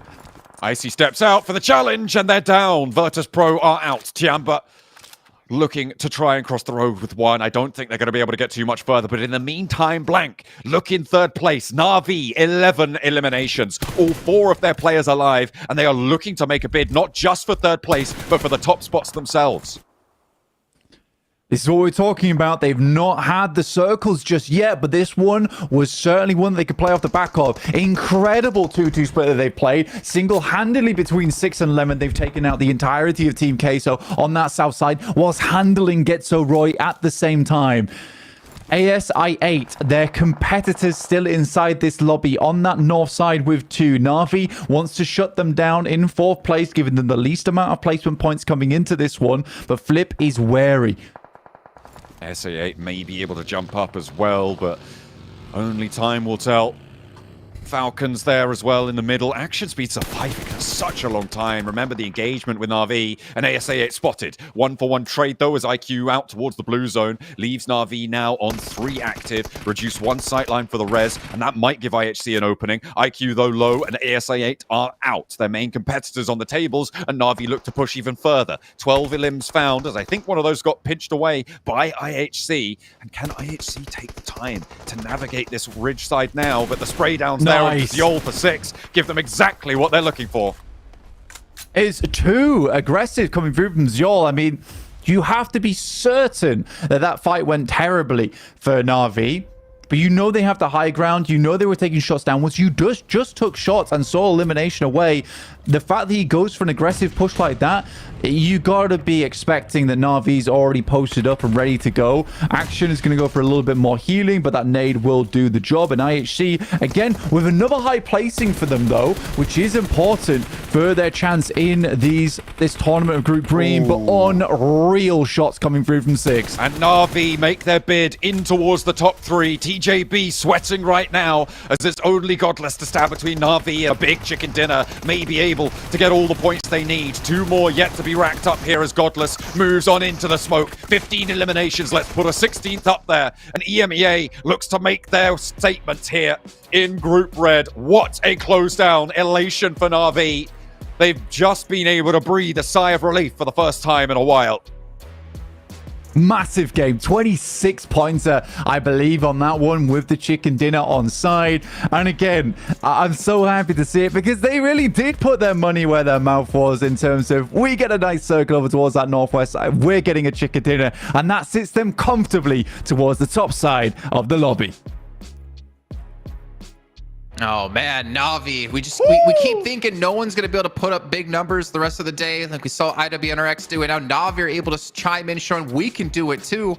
That should, I mean, I don't want to call it, gentlemen, but that should almost be solidifying them a top 3, right? That should almost be guaranteed a PMGC Grand Final slot. That's not almost. It's done. It's done. Like literally, it's done. So I mean, a game like that. I mean. Oh my goodness, these guys got to be so excited. You saw it, the slam on the desk, because they were just like, that's it, we did it right here, right now. Yeah. Going from 5th place all the way to the top 3. Let's go, Na'Vi. That was a big slam too. I'm telling you, whichever team gets it for Group Green is like, wait, why is my desk broken? What happened? Slammed it too hard after that win. What a game. But realistically, Na'Vi, I mean, Jason, you called me out saying, oh, Max, you said earlier they were in trouble. They were somewhat in trouble because they had 4 teams Southeast. You had Falcons, you had the side, you had Na'Vi, of course, you had TJB, you had FaZe. They're able to weather the storm over there, get a bunch of eliminations and loot, which is very important in this late game. They had a bunch of utility, grenades, Molotovs, smokes, and then make the cross over to Team Kesso as they are fighting Vengeance and then start just obliterating teams from that high ground spot in the dips. And look at the player stats, 989 damage, 829, 709, 654 from every single player. That is a great ratio for every player on Na'Vi. That's mental. I'm sorry, Axer. I don't think you're getting a spot back on the starting lineup here for Na'Vi. Man, you gotta let them be the way they are. And what a pickup Lemon has been for Na'Vi as well, Max. We got to see them back in CSA, or him back in CSA, and I mean, you called it right then. We're gonna see him picked up by a better team, and the success he's had here, Hot Jukes, has been ridiculous. I mean, clutch time, baby. Clutch time. Lemon shows up with 6 eliminations, second to last game here. I mean, they were down and out. I mean, you couldn't write a better story for these guys. So they've got to be so pumped. 1 game left. At this point, it's just about holding on, right? Yeah. It's just about holding on and defending yourself from other players. You're going to be watching those elimination counters. You're going to see which teams are going out. And if you possibly can engage or if you get into engagement with one of the teams that could take you out, you just got to take them out. And if you do that, that's it. You're in the Grand Finals. So, man, I mean, for the teams that are going to have to catch up, they have to pull off a miracle here in the last round. I think, Jason, going back to Lemon real quick, they were looking at CSA in spring and they saw him in the hot drop fight like, that guy's pretty good. And just slamming their credit card on the table like, oh, we want him. How much do we have to pay? We want Lemon on the squad. And to be honest, this is one of the most successful pickups we have seen in a long, long time when it comes to EMEA, right? Like, you have other pickups like Novalo and Snowix for the side of Nigma Galaxy that they are playing especially well for this group. But yeah, Na'Vi putting on an absolute clinic in this match here, sweeping so many teams on the eastern edge of the circle. And you can even see the dips they were playing, Jukes, were so strong because it kept them safe from other teams taking shots, but they were just taking shots pretty much the entire game. And the only reason why they could shoot as long as they did is because they were looting the crates of everyone they obliterated on the pathway to that chicken dinner. So the amount of bullets shot by that team must be an insane number. What the hell? Oh man, Virtus Pro up against Tianba. Oh no. It hurts to see. We don't need to talk too much about it, but obviously that was a fight that probably Virtus Pro should have won, and should have won earlier, as you were saying, Max. They need to push it quickly, or else they're going to get third-partied. But one thing I do want to mention about holding on, Hot Jukes, IHC, they're kind of holding on here. I don't know if you heard me earlier, right? I said knock, knock, right? I said that the nail was already in the coffin, and now IHC decides to do something in the final hour. This is gonna be tough. I mean, yeah, 18 points. That is solid. They gotta be stoked. It's gonna go into the last match. It really, really is. I can't wait to see the overalls because I want to see just how far they jumped. They were in obviously last place. Roy was at that cutoff with in 11th with 105 points. This will definitely put them in that. The reason why I counted them out is because you hear about everybody's mental game at the bottom. Just seeing their play every single game before this, just so safe, right? Playing it like that, I was like, there's no way they're gonna get enough points to do it. Then all of a sudden, they take out IWNRX, who just won the game. That's crazy. You look at it right now, IA's got himself 5 eliminations. IWNRX not even on the first half of this page. So top 3, guess what? Once again, it's gonna be all over the place, except for TJB, because they're just always in first place, it seems. But really, it's going to be changed. I think we're going to have Na'Vi pushing up there. Falcons were able to survive into the top 3 thanks to Action, which I think they could have gone further, but losing players early is kind of been a recurring issue for Falcons this tournament, it seems like, in the league stage, so kind of a troublesome. But one thing I'm a little bit sad about, Furia have not been able to maintain that momentum, man, and this 0-pointer, that is really hurting them and maybe putting an end to their hopes of making it to survival stage. Yeah, I think we're almost have to call it as over for them, unfortunately. And Max, are you sure TJB are still going to be holding on to number 1? I mean, they should be. I was just said that because they had such a big gap, but maybe Well, I can kind of tell you from my quick maths, looking at our overall rankings from last time, that we might have a new number 1 team. But we'll see when we get there. You see Lemon going to be the MVP, and our overalls, and Na'Vi will surpass TJB by 2 points because they got 26 and TJB got 1 in that last game. Well, that's a first, Jason. I cursed the team before going to the leaderboards graphic. That's my power was undefined. But okay, so Na'Vi, I mean, a game like that is definitely going to jump you up the leaderboards quite significantly. Going up to first place, overtaking TJB after an insane day they had yesterday, getting 2 chicken dinners and a podium finish.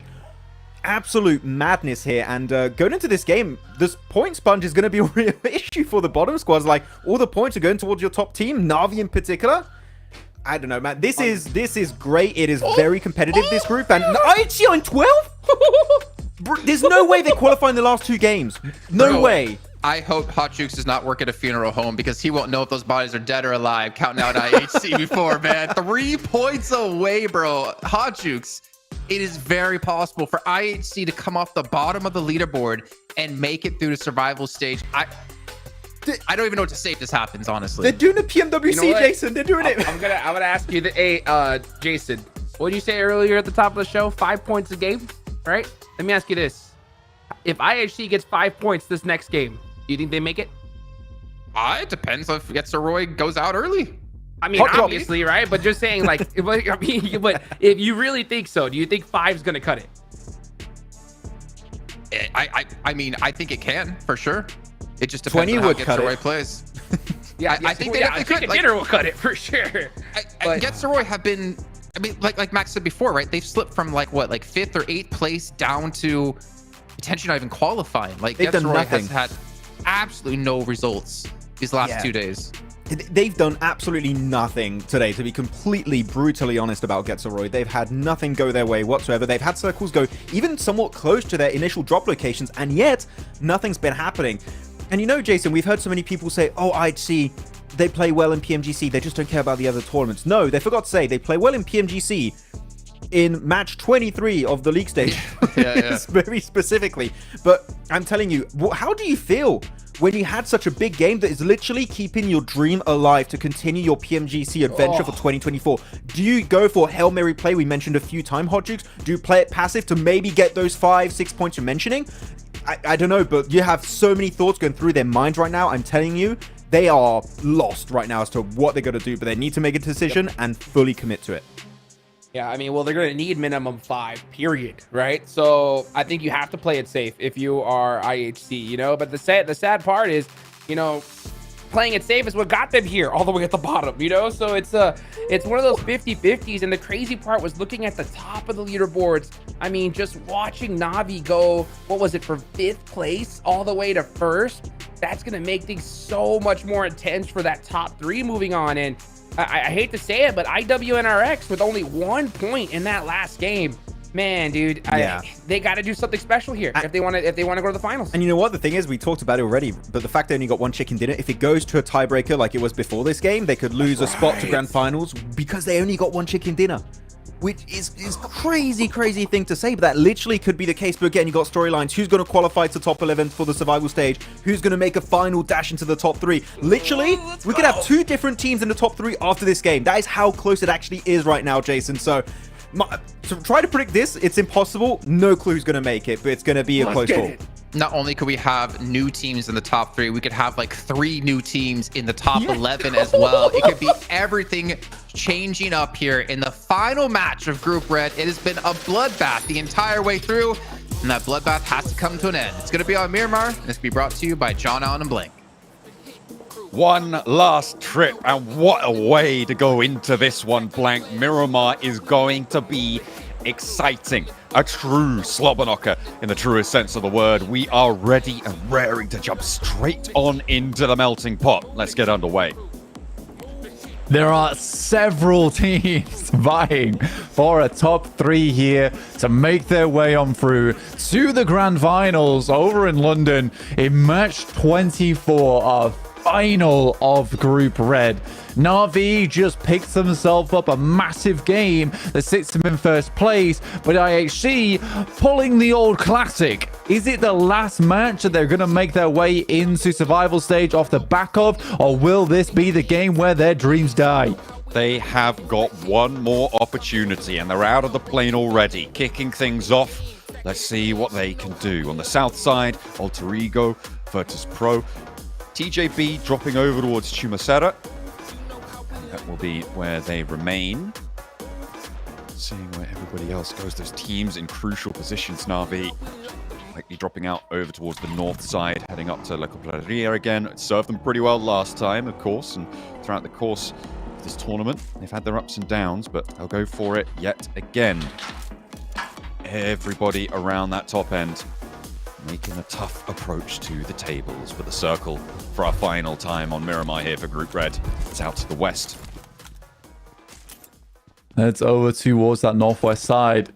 It's not quite as hard up towards that side of the map than it was last time, so Na'Vi may be slightly worrying about this, but to be honest with you, in first place, I think they'd be okay. It should be a confirmation over towards the Grand Finals, though I'm scared to say anything quite like that at this point in time with the way things have been shaken up the top side of the lobby at the moment, John. IHC 12th place, 104 points, chasing Getso Roy. As Maxman has said, this team, it's sad to say, but they really have not done all that much today. It has been very lackluster, and that is exactly what you don't want coming into your final day. This is where you want to save your strats for. This is when you save all of that final bit of energy to make that last sprint to go through. Teams will start to fall by the wayside as we unfold the goings-on of this game. It is all to play for. Team Queso looking to defend a survival stage spot. And Encilio not out of the woods just yet. I mean, it would be pretty dramatic for them or Tianba to drop out of this one, but still possible. However, unlikely it is. Of course, this group has been so hotly contested across all of it. Group Red has definitely been one for the history books. Breaking records with the most chicken dinners found in a group stage for TJB. But they're still not in that top spot because Na'Vi took it back from them in the final moments. On back of a fantastic game as well. They start in La Cobreria up towards that northern side, see if they get any more points done and try and beat out the scoreline coming through from Team Spirit in Group Yellow. But honestly, I'd just be happy to see two PMSL EMEA teams taking first place over in Group Yellow and Group Red. But we know Tongjibao is a fearsome team. They can strike anytime, anywhere. So if you're Na'Vi, you're certainly wanting to keep yourself in. And I think we haven't really talked too much about third place, though, because Nigma Galaxy 166, ASI8 163, and IWRX just slightly lower down with 159. Right now, Nigma Galaxy, this is their last chance to make a decent run for this one, as they have been just scraping by, I would say. And for a team that was so dominant over towards the first couple of days, it would be a shame to see them knocked out here in the final match. I would say, though, I feel like Navi's momentum is strong here. TJB's absolutely not. They've had some real shaky games over the last few showings. They had their massive chicken dinner where they got shift after shift after shift today. But after that, it just kind of has been a little bit disappearing from them. And because of that, I'm not taking it for granted that they're in at this stage. Nigma Galaxy, ASA8, IWNRX, all of these teams could surpass their scoreline here. And if two of them do so, they're out of the top three. This is a pretty crazy dynamic to happen in the lobby. I'm a little bit more confident in Na'Vi's ability to stay towards the top, given that they're coming off a strong chicken dinner, a massive adrenaline high, but they need to keep that under control because it can go both ways, right? You can get that performance boost from that elated feeling that you have for finding a massive 26-pointer, but then you need to make sure that you keep that under control. You don't get jittery. You need to stay cool whilst channeling that energy forwards.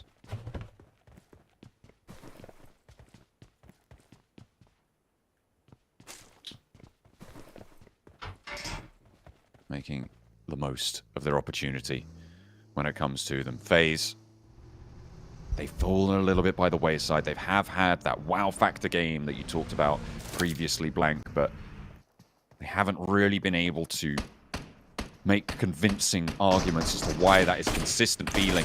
It is just these one-offs, it seems, from FaZe, but they should be able to see themselves safe into the survival stage. Furia, in the meantime, on the northeast side, they, again, same story for them. It has not been convincing from them this tournament. They had a little bit of a glow-up, but it has been pushed aside by the teams beneath them. IHC, most notably, up into that 12th place now.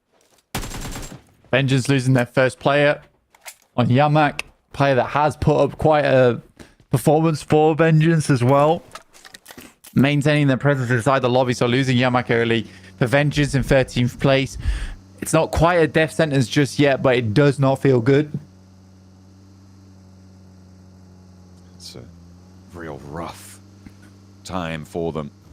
I mean, everybody has got to be so nervous. I think probably the team that is the calmest right now is potentially FaZe in their scenario, right? It's very unlikely that they can jump too much further up. Similar story for Tianba. So I'm interested to see what they do with this match because everybody else needs to defend or attack on these tables. And with Vengeance losing that player early, the 101 starting to look terminal at their scoreline. Virtus Pro, for them, it just feels sluggish. The performance feels sluggish. They feel out of sorts right now in 16th place. But even so, 16th place has a chance. It's so close. To ladder up. Even 16th place has a chance to get into survival stage. But I just don't think the energy's there for Virtus Pro right now. I think that's the difficulty. Everything they've tried to do has gone wrong over the last 5 matches. They've been able to put up points here and there, but again, when it comes down to those final moments where it really is a do or die situation, they've died. No doing. No doing. And it has been their undoing so far. So hopefully they can tie up this tournament with a little bit of a stronger performance, even if it's not enough to get towards those top 11, right? You have to feel like it's maybe, if nothing else, a good morale booster to be moving forwards into the next season as players, as a team. to be able to show that you can. No, you do have talent. It's just that this lobby was really bloody hard, and it absolutely has been, and that is indicated by the fact that literally any of those bottom 8 teams could be changed around, and it would be a reasonable result to see at the end of this match. Ooh. The circle shifts down to Picardo Blank. Southeast shift on this one as well is really uncomfortable for a lot of our teams. Sitters, you can see here, so many of them are on that northwest side right now. It's not an easy spot to be playing in. IHC on that western edge is a team that everyone is holding their breaths about. Can they make it through, as they've got Tongjiabao ahead of them? Further down towards that southeast side, there's Incilio. How do they progress through inside this lobby? TJB have Godless on a lock-in. All 4 of their players surround with a DBS at his side. That's all he's got that stands between him and elimination here. And the first blow to be struck against IHC. But in comes the backup. A drop down, and Flower goes down first. That Triple S can't quite handle it. The rest of the team are coming on in as well. And quick succession, but Godless does go down to a spray from Longs. IHC committing to this, their last chance to make the tables, and against the table toppers themselves who got dethroned in the last match. Can they take them all the way down here? Going down early for TJB would be disaster, but another of IHC fall. A massive fight for the impact on the overall standings here. Blank and TJB need to hold on, but he goes down to Rogue. IHC extracting value, point after point from TJB's side, and it is disaster as they lose 1. As both teams going down to 3. Demo needs the res. He's across the road, and Rogue is in with the nade. Looks for the cook over towards 676, and he finds it. Big. TJB now again on the ropes as the crash comes back in from Ziol. Rogue and Ziol looking to take on the 2 from TJB themselves. It is so down to the wire, and in the first fight, everything could be decided. IHC making their breakout versus the second place team. Team Queso. The team with the most chicken dinners. Team Queso on the side as well, taking shots. Oh my days. Rogue is down. 1 player left alive. It is IHC in a 1v1. Rogue gets flushed out, and IHC's dreams might just be shattered in these moments. They go for the res, but so does the enemy team. A long-range nade, though, heads across. Doesn't quite do the damage, and TJB is still alive here, but IHC right on the brink. Getso Roy down a player. Every point matters though, Blank. Both teams come away losing 2, but gaining 2 points. That is huge. TJB are back in first for now, and Na'Vi need to make a bid back for it. If TJB fall here, if they get cut out now, it is a big opportunity for multiple teams to get past them here. And that could be a massive upset given the lead that they had coming into today, the strength that they showed at the start of the day as well. It would be a big change. But on that southwest side, they're going to be left alone for a moment longer. Tongjiabao feeling like a king on an island towards the second half of this group. Now finally the boats are arriving. This island is now occupied and honestly looking to dethrone Tongjiabao and exile them from the top 3. They are not that far ahead, and it's likely that ISIA as well as IWNRX could ladder up over the top of them. But it will take some ginormous games, and it's down to ASIA and IWNRX to make that happen here. And Tongjiabao's just got to live. They're still on that southwest side, out of the way, out of the action. Team Queso has oversight. Nigma Galaxy's wrapping round on that western edge as well. The power grid, the center of the universe for right now for these teams. It's all that matters. The high ground in the middle of the circle. FaZe and Getso Roy both trying to take control of it. As Furia looks to move up the mountain towards it. Virtus Pro try and stop them in their tracks. 2 teams towards the bottom of the tables. And both of them, as we said before, with a potential opportunity to move on in, but there are shots coming through. It's the Falcons to chime in. And the third party peek over towards Virtus Pro takes Tixi out of the mix. This is Virtus Pro's last chance. Like I said, the energy wasn't quite there, and they have to lift themselves up somehow, some way. Someone's got to prop this team. And shots from the backside. It's East. Oh, finding the off angle. That's 2 down, and Virtus Pro might be our first team to be leaving a tournament here in Group Red. But a Fury are going to beat them to the punch. Well, you're going down, we can go down faster. Let's see who can do it first, as the Falcons may be the main beneficiary of this strategy coming on through. Look at where they are on the tables, Blank. Falcons on 154. They are 12 points behind the bubble. Picking up 4, 5, 6 points off this engagement would be huge for the Falcons and their chances into this one. A spot onto Icy. Both knocks not quite gone through yet. There has been a regroup and a reassess on the res attempt. Smokes go down to try and allow this one to get up. They get all 4 players back up on their feet, so a good recovery from Virtus Pro. They know how much it means to them. Furia in a difficult position, careening on the outside edge. Shots go through some more, and Top is just lighting up these vehicles, both down to around about half health. Furia slip away, slinking off into the distance. Top sending them off with a parting gift of a spray down from an M4, but doesn't quite connect enough to get a point here. TJB, they're making their move. Blank, that's to IHC. They're losing another player, potentially. If the bleed out comes in, the blue zone is here. It's not going to be looking super resable. And IHC maybe not confirming now, but the blue zone should just crash in and make it unresable. I think that might be it. TJB are in stage 4. I don't think you can get this one back up. Flower should just be a goner here, and Longs is committing. In the meantime, Na'Vi are in a fight with Furia. Lemon, he's on his own. He's taken 2 down, but that might be a little bit too much for him to chew, even if he is Lemon himself. Na'Vi towards the top of the tables. DJB losing players to Renox coming on in. You deny the point to IHC if you get the revive, I imagine. But in comes the crash. The rest of Na'Vi are here to play. 2 pivotal fights on this fight will unfold now. A Furia from the bottom of the tables could have a massive impact, but there's only 1 player left standing against Na'Vi. 6 and Puncher trying to break out wide. They've already lost Lemon, and they don't want to lose anymore. Nade goes through, denies that res attempt. Another nade from Arthur's Furia, 1 player left remaining. Na'Vi somewhat isolated on this engagement between the 2 of them, but they need to be quick as the res start to pile on in. Oh no, IHC down! IHC are out, Blank! That's it, they haven't been able to make it. That denied point doesn't put them in the tiebreaker with Getzo Roy, denies them any other opportunity, and TJB with the res deny the access for the reigning champions. It's anybody's game now, the throne is empty. IHC out is such a big deal. A lot of re-aggresses here coming through from Na'Vi onto Furia. Furia currently in 15th place, had a chance. Nice nade, doesn't quite do the damage.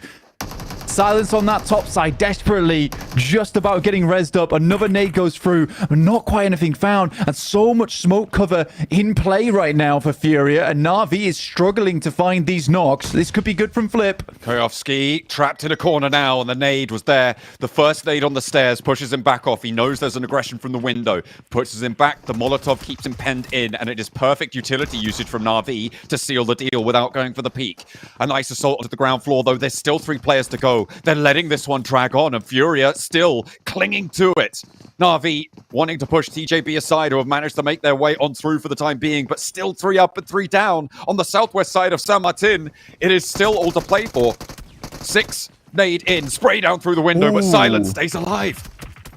Massive damage. This might be time to toss a quick nade up the stairs here. Great shot from the sidelines, though. There's the nade in towards the top. Still doesn't find too much of it, but it is now a 2v3. Flip is holding his own on the outside, but nice shots from the S12K will blast back Flip. Pushes him back to that roadside now, but Arthur's goes down next, and it's still pair fires maneuver here for Na'Vi, making sure that they can pick up these points, chasing down TJB, and they get the wipe against Furia, the second team to be confirmed out of Group Red and out of PMGC. TJB now in second place once more. Furia bites down the lemon at the start of that fight, but leaves a bitter taste in their mouth as they will exit from Group Red. Na'Vi just about holding onto their first place currently, like you say, with Tongji about down into second. Enigma Galaxy not out yet with 3 players, and it looks like Tongji about has been found on the outskirts. Virtus Pro in a fight against Tianba. Tianba in the middle of the tables, looking safer than Virtus Pro are, but right now Virtus Pro seem to be a little bit in the lead on this fight. The backup from Tianba is slow. It's sluggish. Shan now finally in with those nades under the crag. It's so dangerous for Virtus Pro to leave. That next nade could seal the deal, but a big one up on high. Launched straight back into his face there. And Virtus Pro trying to stay on in with it. The nade dropped at his feet, and there's the light up from the off angle. 2 players down from Virtus Pro, and it's only Icy and Koa cowering under Pride Rock. The shelter from the top row, but it's the Falcons above them, perched on high, who could change everything. One Mongolian team goes down and another steps up here for Falcons. They start to cross open ground versus Tiamba. 2 eliminations found, but a long journey ahead of them to try and get up into a top 3 scenario. The nade's going long here, not quite finding Virtus Pro. In the meantime, it's Vengeance up against Nigma Galaxy. Doing damage going both ways at the moment on that northwest side. Such an important time for Nigma Galaxy as well. Falcons are making their big strike towards the top, but Nigma Galaxy looking to try and hold on to those spots. They are in 3rd place right now, Blank. Going down here would be disastrous. IWNRX and ASI8 are clashing on the south. There is so much popping off here that means so much to so many.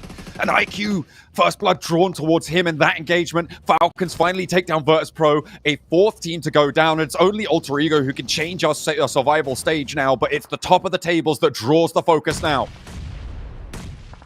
IQ falling short, IWNRX. This is such an important fight for them to ladder up above ASI8 into 4th place and challenge for a top 3.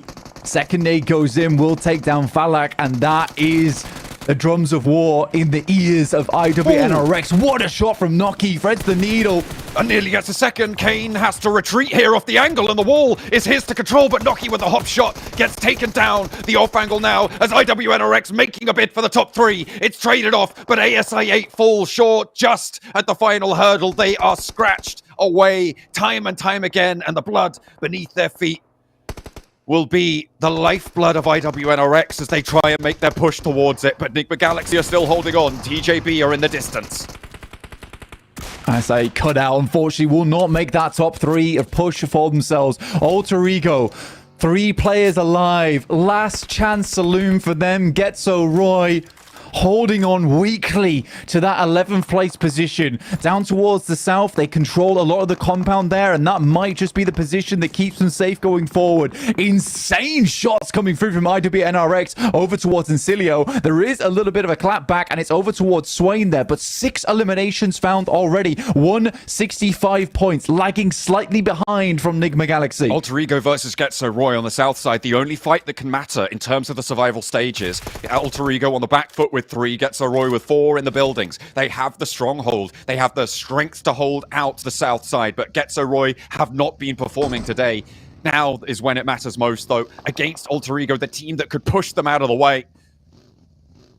Will they be able to do it? Nigma Galaxy on the west, they've got Longs to deal with, and again, he is the team that's in their way. If they can get over TJB, they've basically sealed their ticket in the top 3 as well. Longs somehow surviving into this match. Alter Ego takes themselves a knock on the south side. And Getso Roy lays down the riot shields at the rioters protesting at their position inside of this leaderboard in 14th place. Only 2 eliminations. They'd need 8 more points. Not to mention the placement points or any eliminations that Getso Roy might find in this game. And it's looking less likely by the minute. Nigma Galaxy out on this western edge. It's Tongji about in front of them. Just Longs remaining. If Nigma Galaxy can secure this one, it will be Na'Vi holding onto that 1st place position for now. Nigma Galaxy could take it from them, so could IWNRX, so could the Falcons. It is still all to play for. 6th place to 1st is a strikeable distance to make. And that, in the final match of our 24-game set, is crazy. The scorelines here are so close. And Team Queso look to move in ahead of Getso Roy. Team Queso in 10th place. If Getso Roy and Alter Ego jump up ahead of them, they could fall down as well. But they got that Orm in the hands as well. A high nade goes on in towards Longs.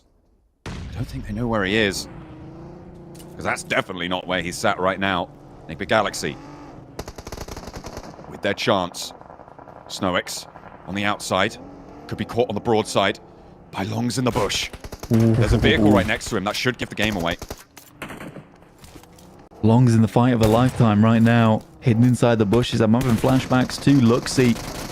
Well, we've seen he steps up, spray down, and it's going to be Enigma Galaxy taking down TJB. They draw their match to a close. Their tournament finishes here. They're in the top 3, but for how much longer? Alter Ego clashing with IWNRX, who are looking to sweep on through on the south side, and it's a good opener for IWNRX, but there is casualties both ways. Swain down by the vehicle. Boyce looks for the spray, as so does Alva on the off angle, but they're being handled time and time again. IWNRX looking to take Alter Ego out of the tournament here, as the reses need to come through. Swain and Zed Wolf down on the outside, and Frozen's the next to fall. IWNRX still hold on, and Kane is the last to go, but can Getso Roy fall into line? Can East take IWNRX out of this one? 9 eliminations, and IWNRX are down to 2.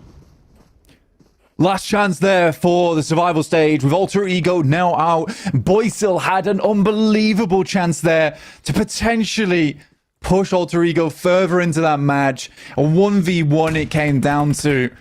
And luckily, IWNRX is able to win that one in the end. Team Queso, nothing really left to play for both them and Getso Roy. They'll be in their own fist fight here as Team Queso does fall, but will make their way into the survival stages. It took a while. They did not have the confidence today, but they limped in towards that position of survival stages, and that's really what it's all about. This point in time, just gritting your teeth and getting what needs to be done out of the way here. Now all eyes on Enigma Galaxy and IWNRX, potentially even Falcons, who hold a massive amount of space on this eastern edge. This is all up for grabs here. Every single team with something to play for. Getso Roy, they've already done the job they need to. They're the only team right now that won't really be able to do too much with this game, but they definitely have a chance to take it home here. IWNRX with 9 eliminations blank. They only have 2 of their players alive, and with the Falcons putting the phalanx together on the south side, they need to break that shield wall.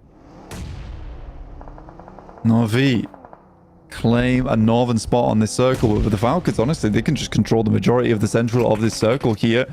Enigma Galaxy on the outside need to push on through versus FaZe, who have had themselves a nice day today, but with Mela going down first, a bit of a star player for the squad, and getting rid of him will definitely dim the prospects of FaZe going forward. Only 2 eliminations for them.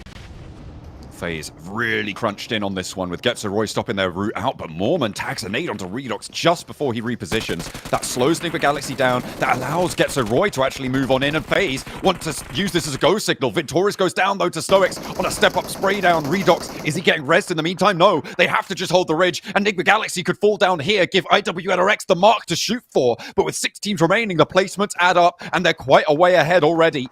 The question is, what can Enigma Galaxy do to stop this one? Because FaZe will bear down upon them. Mormon, with the fury of the DBS and the backup from Onsen's, take Enigma Galaxy out, and IWNRX have the door flung open, and so do the Falcons. I think with the top 5 as well, IWNRX might just be able to get in off the back of this one. For Tongjiabao, I think Falcons need roughly 17 more points, so a chicken dinner and 14 elims on the game. It's going to be rough for the Falcons here, but they can certainly excel over 3rd place quite easily. I'm so curious to see what happens going forward, but I think for the Falcons, they have a real good shot at that top 3 right in those final moments, John. Oh, it's all down to the wire. The numbers gonna get crunched fairly soon, but right now we need to crunch these teams out of this lobby because there are only 5 remaining for our final match here in Group Red.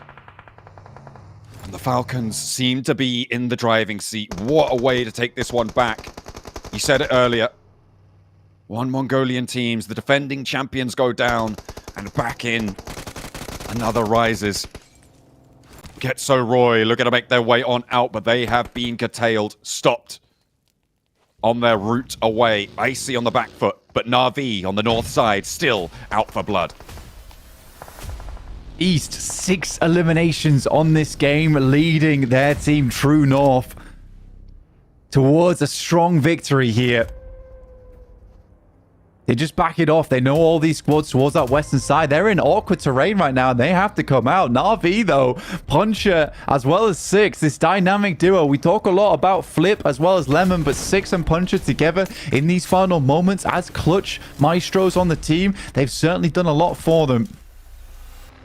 Falcons want to extract more value. They don't want to leave this up to chance. They want to secure a big win here and be happy in their performance. With IWNRX going down, I don't know if they've done enough to jump up over Enigma Galaxy with those placements, but we'll see if the Falcons can spread their wings and get towards the top, because top just goes down there to Porsche. Gets a Roy on their breakout from Power Grid, looking for more as well to move past the rest of the Falcons. Their backline now is the only thing stopping them, but FaZe look to chime into this fight. Look to try and seal themselves in the middle of the tables. They are in the survivals, but how high in that bracket can they go? Na'Vi looking their way, and now it's just Mormon remaining. They get a little bit too big for their boots, and they get humbled, Blank. Yeah, FaZe has been a wild ride today in day 4, and it has taken them quite far, but finally, I think it will start to push them off.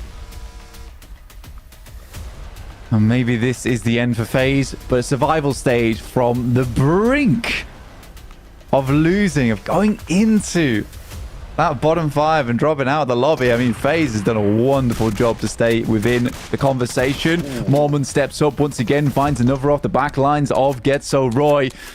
Na'Vi, Falcons, as well as FaZe, 2v2v2. What a way to end this one out. Will the Falcons be able to do enough to push their way back into the top 3? I think with this game, we may have a second EMEA top table, Blank. That first place for Team Spirit over in Group Yellow, and Na'Vi defending the title over here in Group Red.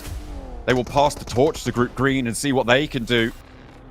But the Falcons still want to try and push them out of the way. I think it might just be too distant for them now, with the top 3 confirmed for Na'Vi.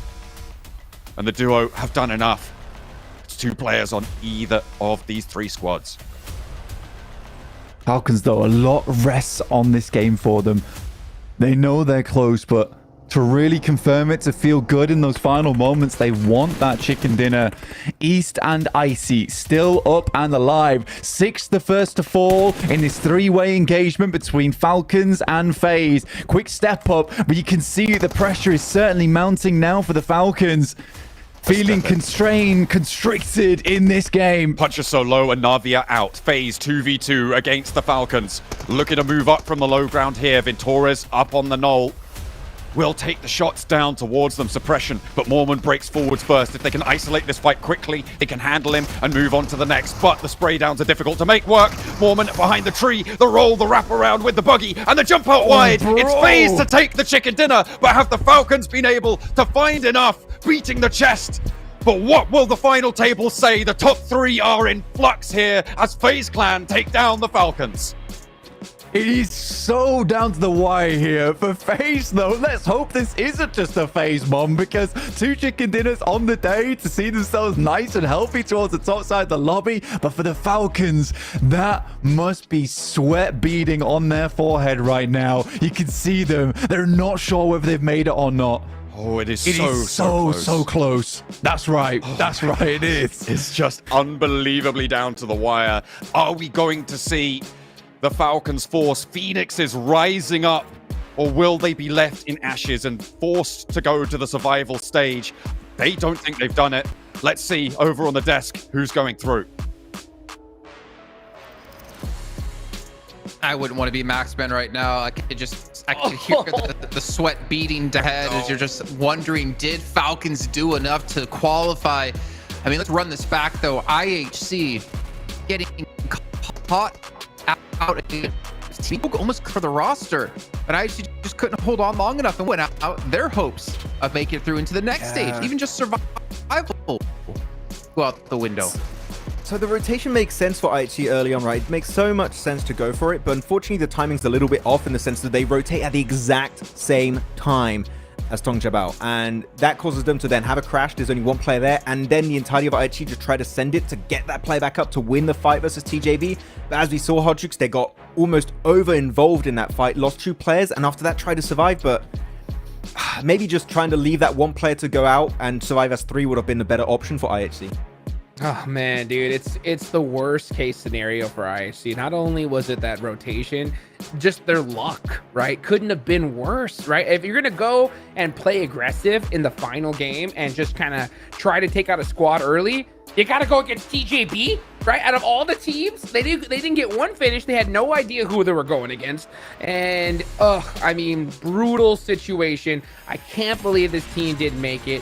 And I just think that they tried to turn that aggression switch on way too late. I said it. I said you don't want to wait until the last match because we saw Circle 5, Circle 6, half the lobby was gone already, right? And, you know, Falcons, they did an amazing game right here towards the end, but those eliminations were getting just taken away from them time after time again. I don't know what's going to happen on the leaderboards, but man, one thing we know for sure, IHC just couldn't do it. Well, there's one thing you can say to just wrap up the conversation on IHC before like it's the end for them, but that means with IHC being officially out of the race for the Grand Finals for the trophy, that means that 100% we will be having a new champion here for PMGC 2024, which for me, that is also very exciting to see who's going to be lifting this trophy for this new edition of PMGC.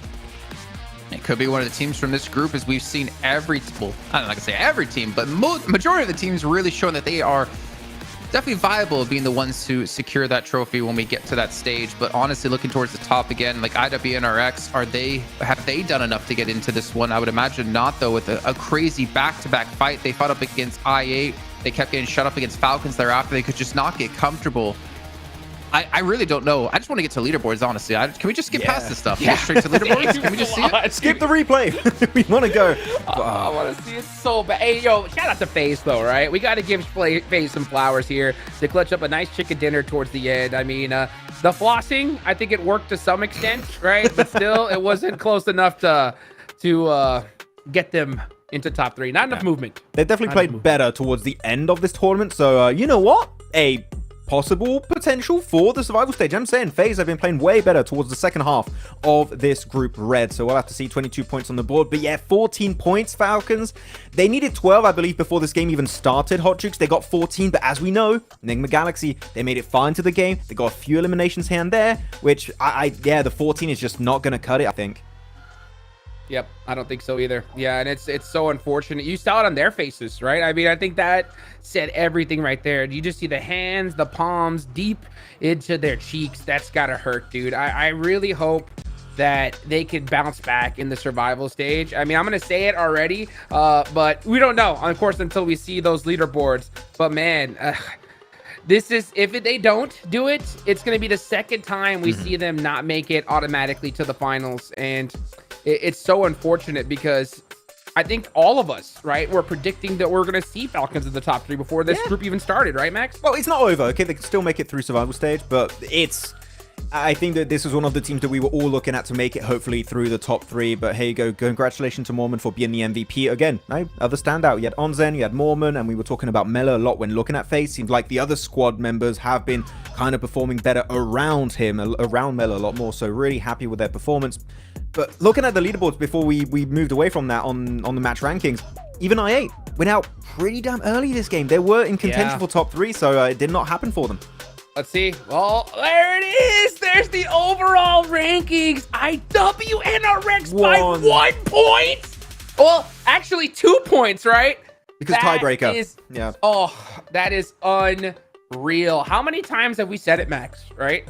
1 point could be the difference between making it and not, and IWNRX just come up short. But I gotta say it, really, congratulations already to Na'Vi, TJB, and Enigma Galaxy. We will be seeing them over in London for the PMGC 2024 Grand Finals. I gotta say, with the way they've been playing, Hot Jukes, I hope they can maintain that for the Grand Finals, because these guys literally have a shot at the trophy this time around. But IWNRX, Falcons, I8, really good attempt this league stage in Group Red. And I gotta say that these guys, sure, they might not qualify directly through this group into the Grand Finals, but going into survival stage, they're gonna be a threat. They are gonna be a menace, and they're gonna give it their all to make sure they can go the entire way.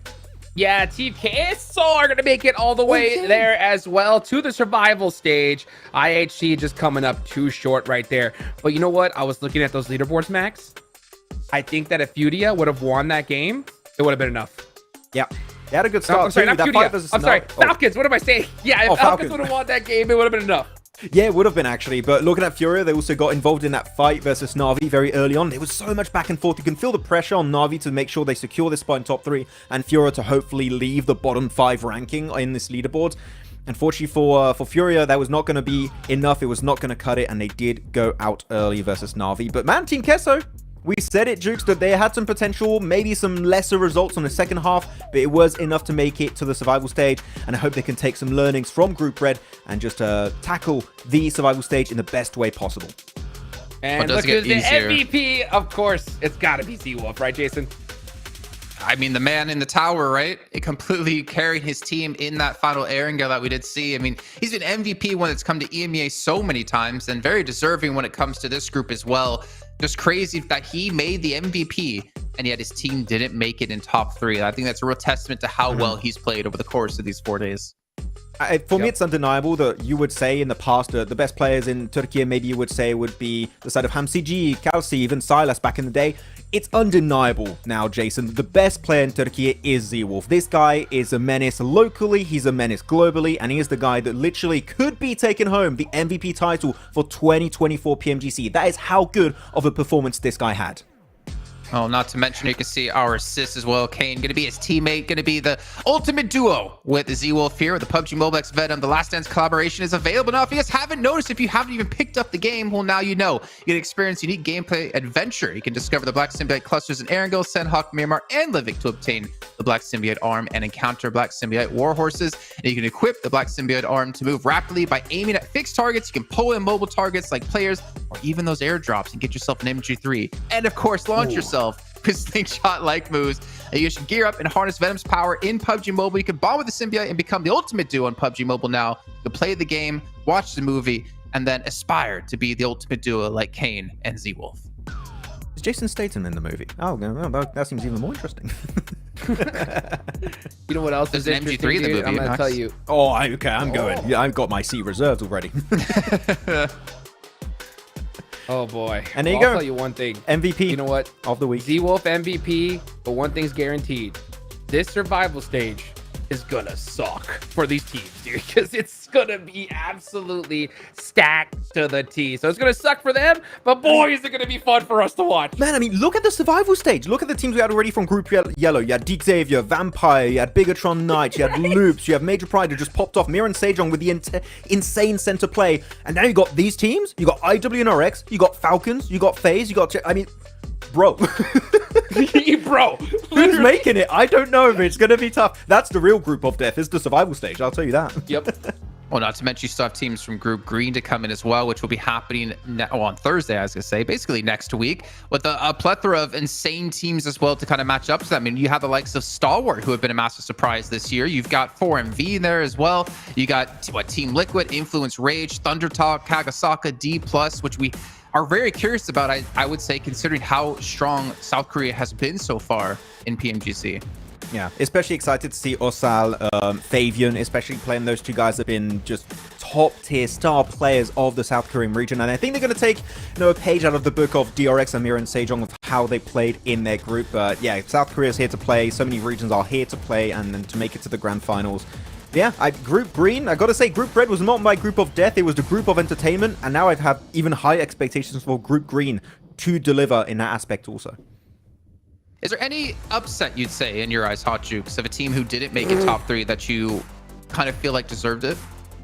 As far as top 3 goes, I mean, it's got to be IWNRX, without a doubt. I mean, these guys, Z-Wolf tried to put this team on his back. I mean, it was a clutch day for them too. They got that chicken dinner that they've been needing so desperately. They were playing so consistent, and I think it just came down to that. They weren't able to put another chicken dinner on the board, and I think that's what made them come up short. But man, like, this team is so impressive. I'm so proud of how they performed here. I think they definitely got to hold their heads up high. Of course, they're going to be so disappointed and upset. But you know what? The survival stage is coming around. And honestly, these guys got to get to work, because I said it before, I'll say it again, right? That survival stage is going to be absolutely brutal. What about you, Max? Any team in particular? I have to echo the sentiment of IWNRX, but if I had to go for another team, I think that Falcons, Jason, still has to be the highlight of teams we wanted to see make it directly to the Grand Finals. I think that some people might disagree with me, but for me, the Falcons we've seen this tournament so far, still not the Falcons of old. We still need to see a bit more. I'm happy though, Jason. I'm happy to see that East actually had some really good performances. That does give me more hope, but we're still losing some players relatively early in matches. They go down to 3, then down to 2, and they just can't quite compete for those podium finishes or those chicken dinners. So Falcons, there's still some room to grow back to that stage, but I believe that survival stage, they can go the entire way. Well, maybe if Falcons didn't go out to the blue in that last match, maybe Falcons could have qualified top 3. For me, it was going to be I-8 because this team from Pakistan proven to be definitely the best team out of Pakistan, but they still have another chance. In the meantime, though, we're going to head down to the stage for the interview with Nigma Galaxy as they get themselves into the finals.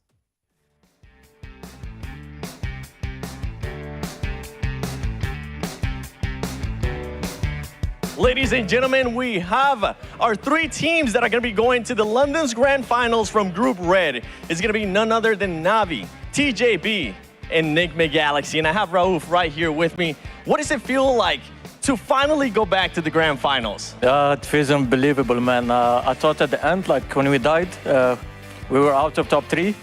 But thanks to God, we were in top 3 still. And I'm really happy. It was the hardest 4 days of my career, probably. This group was a really tough challenge for us. I didn't expect it to be this hard, but it was really hard playing the game. And yeah, thank God we're in the finals now. And inshallah, this time I'll win it.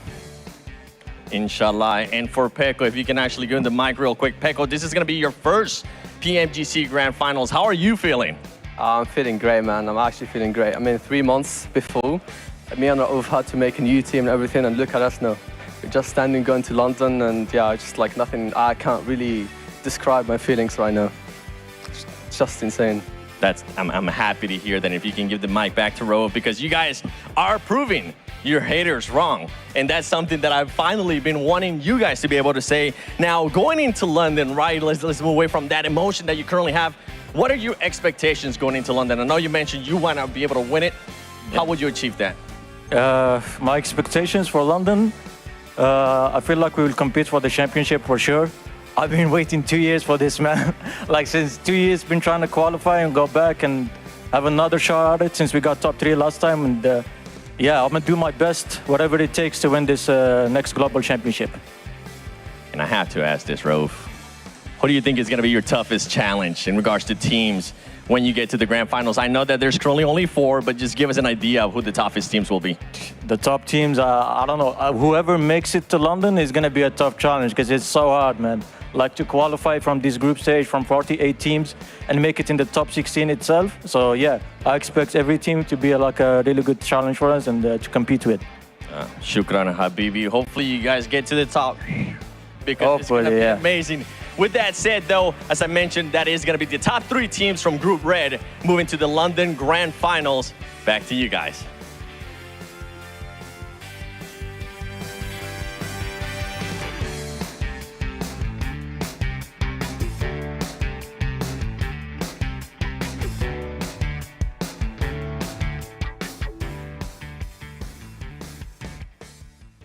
Well, you heard Rauf there. It took him 2 years to get back to this point. And who would have thought the key to that success was 2 Frenchmen and a Romanian on his roster? That's what I'm telling you. But no, it's such an incredible story for Rauf. I think that me and many, Jason, have been critical about Rauf's IGLing style. I've been hyper passive for the past 2 years now, it feels like.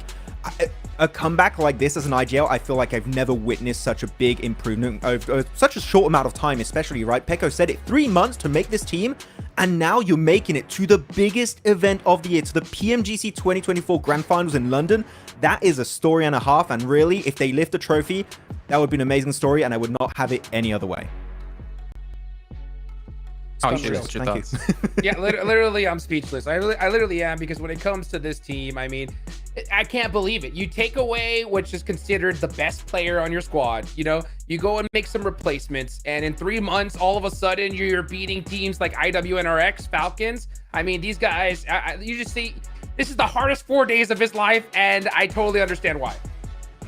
Well, I think maybe key to the success is, of course, the Infinix GT20 Pro that they've been using here during PMGC, which I believe I did hear is Maxman Statham approved.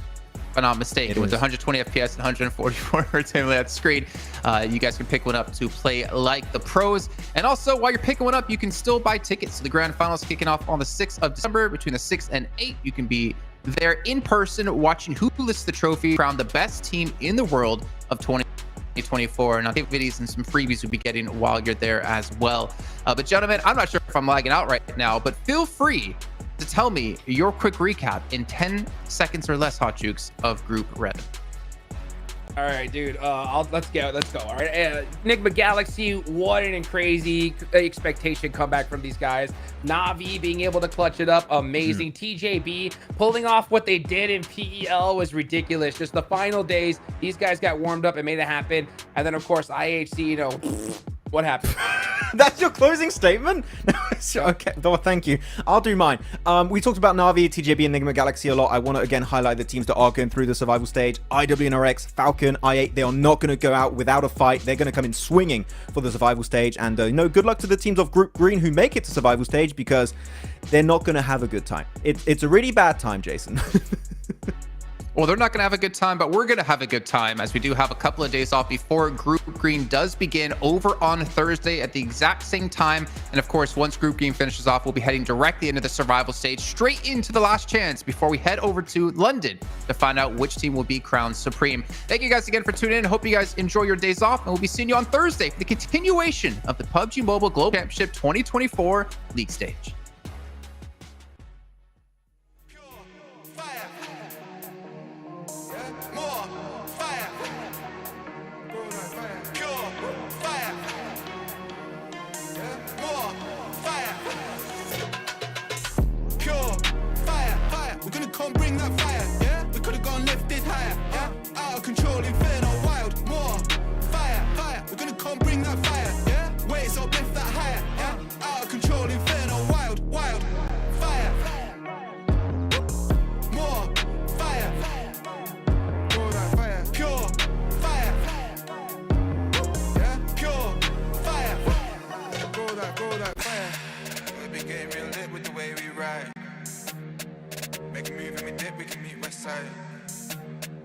In the darkest abyss with the flame ignite, yeah. It's a bag full of bricks getting switched tonight. Pure fire, ripping the drill, bringing the heat, and you know that the deal. Getting the goal, babe, you know that the real. I'm gonna confirm that I'm lit in the field, yeah. We're taking the block, breaking Inferno, we're breaking the lock. Selling our beats and we're selling them not. Burning the heat and we're ready to pop. Pure fire, fire, we're gonna come bring that fire, yeah. We could've gone lifted higher, yeah. Out of control, Inferno, wild, war. Fire, fire, we're gonna come bring that fire, yeah. Waves up, lift that higher, yeah. Out of control, Inferno, wild, wild, fire, yeah. More, fire,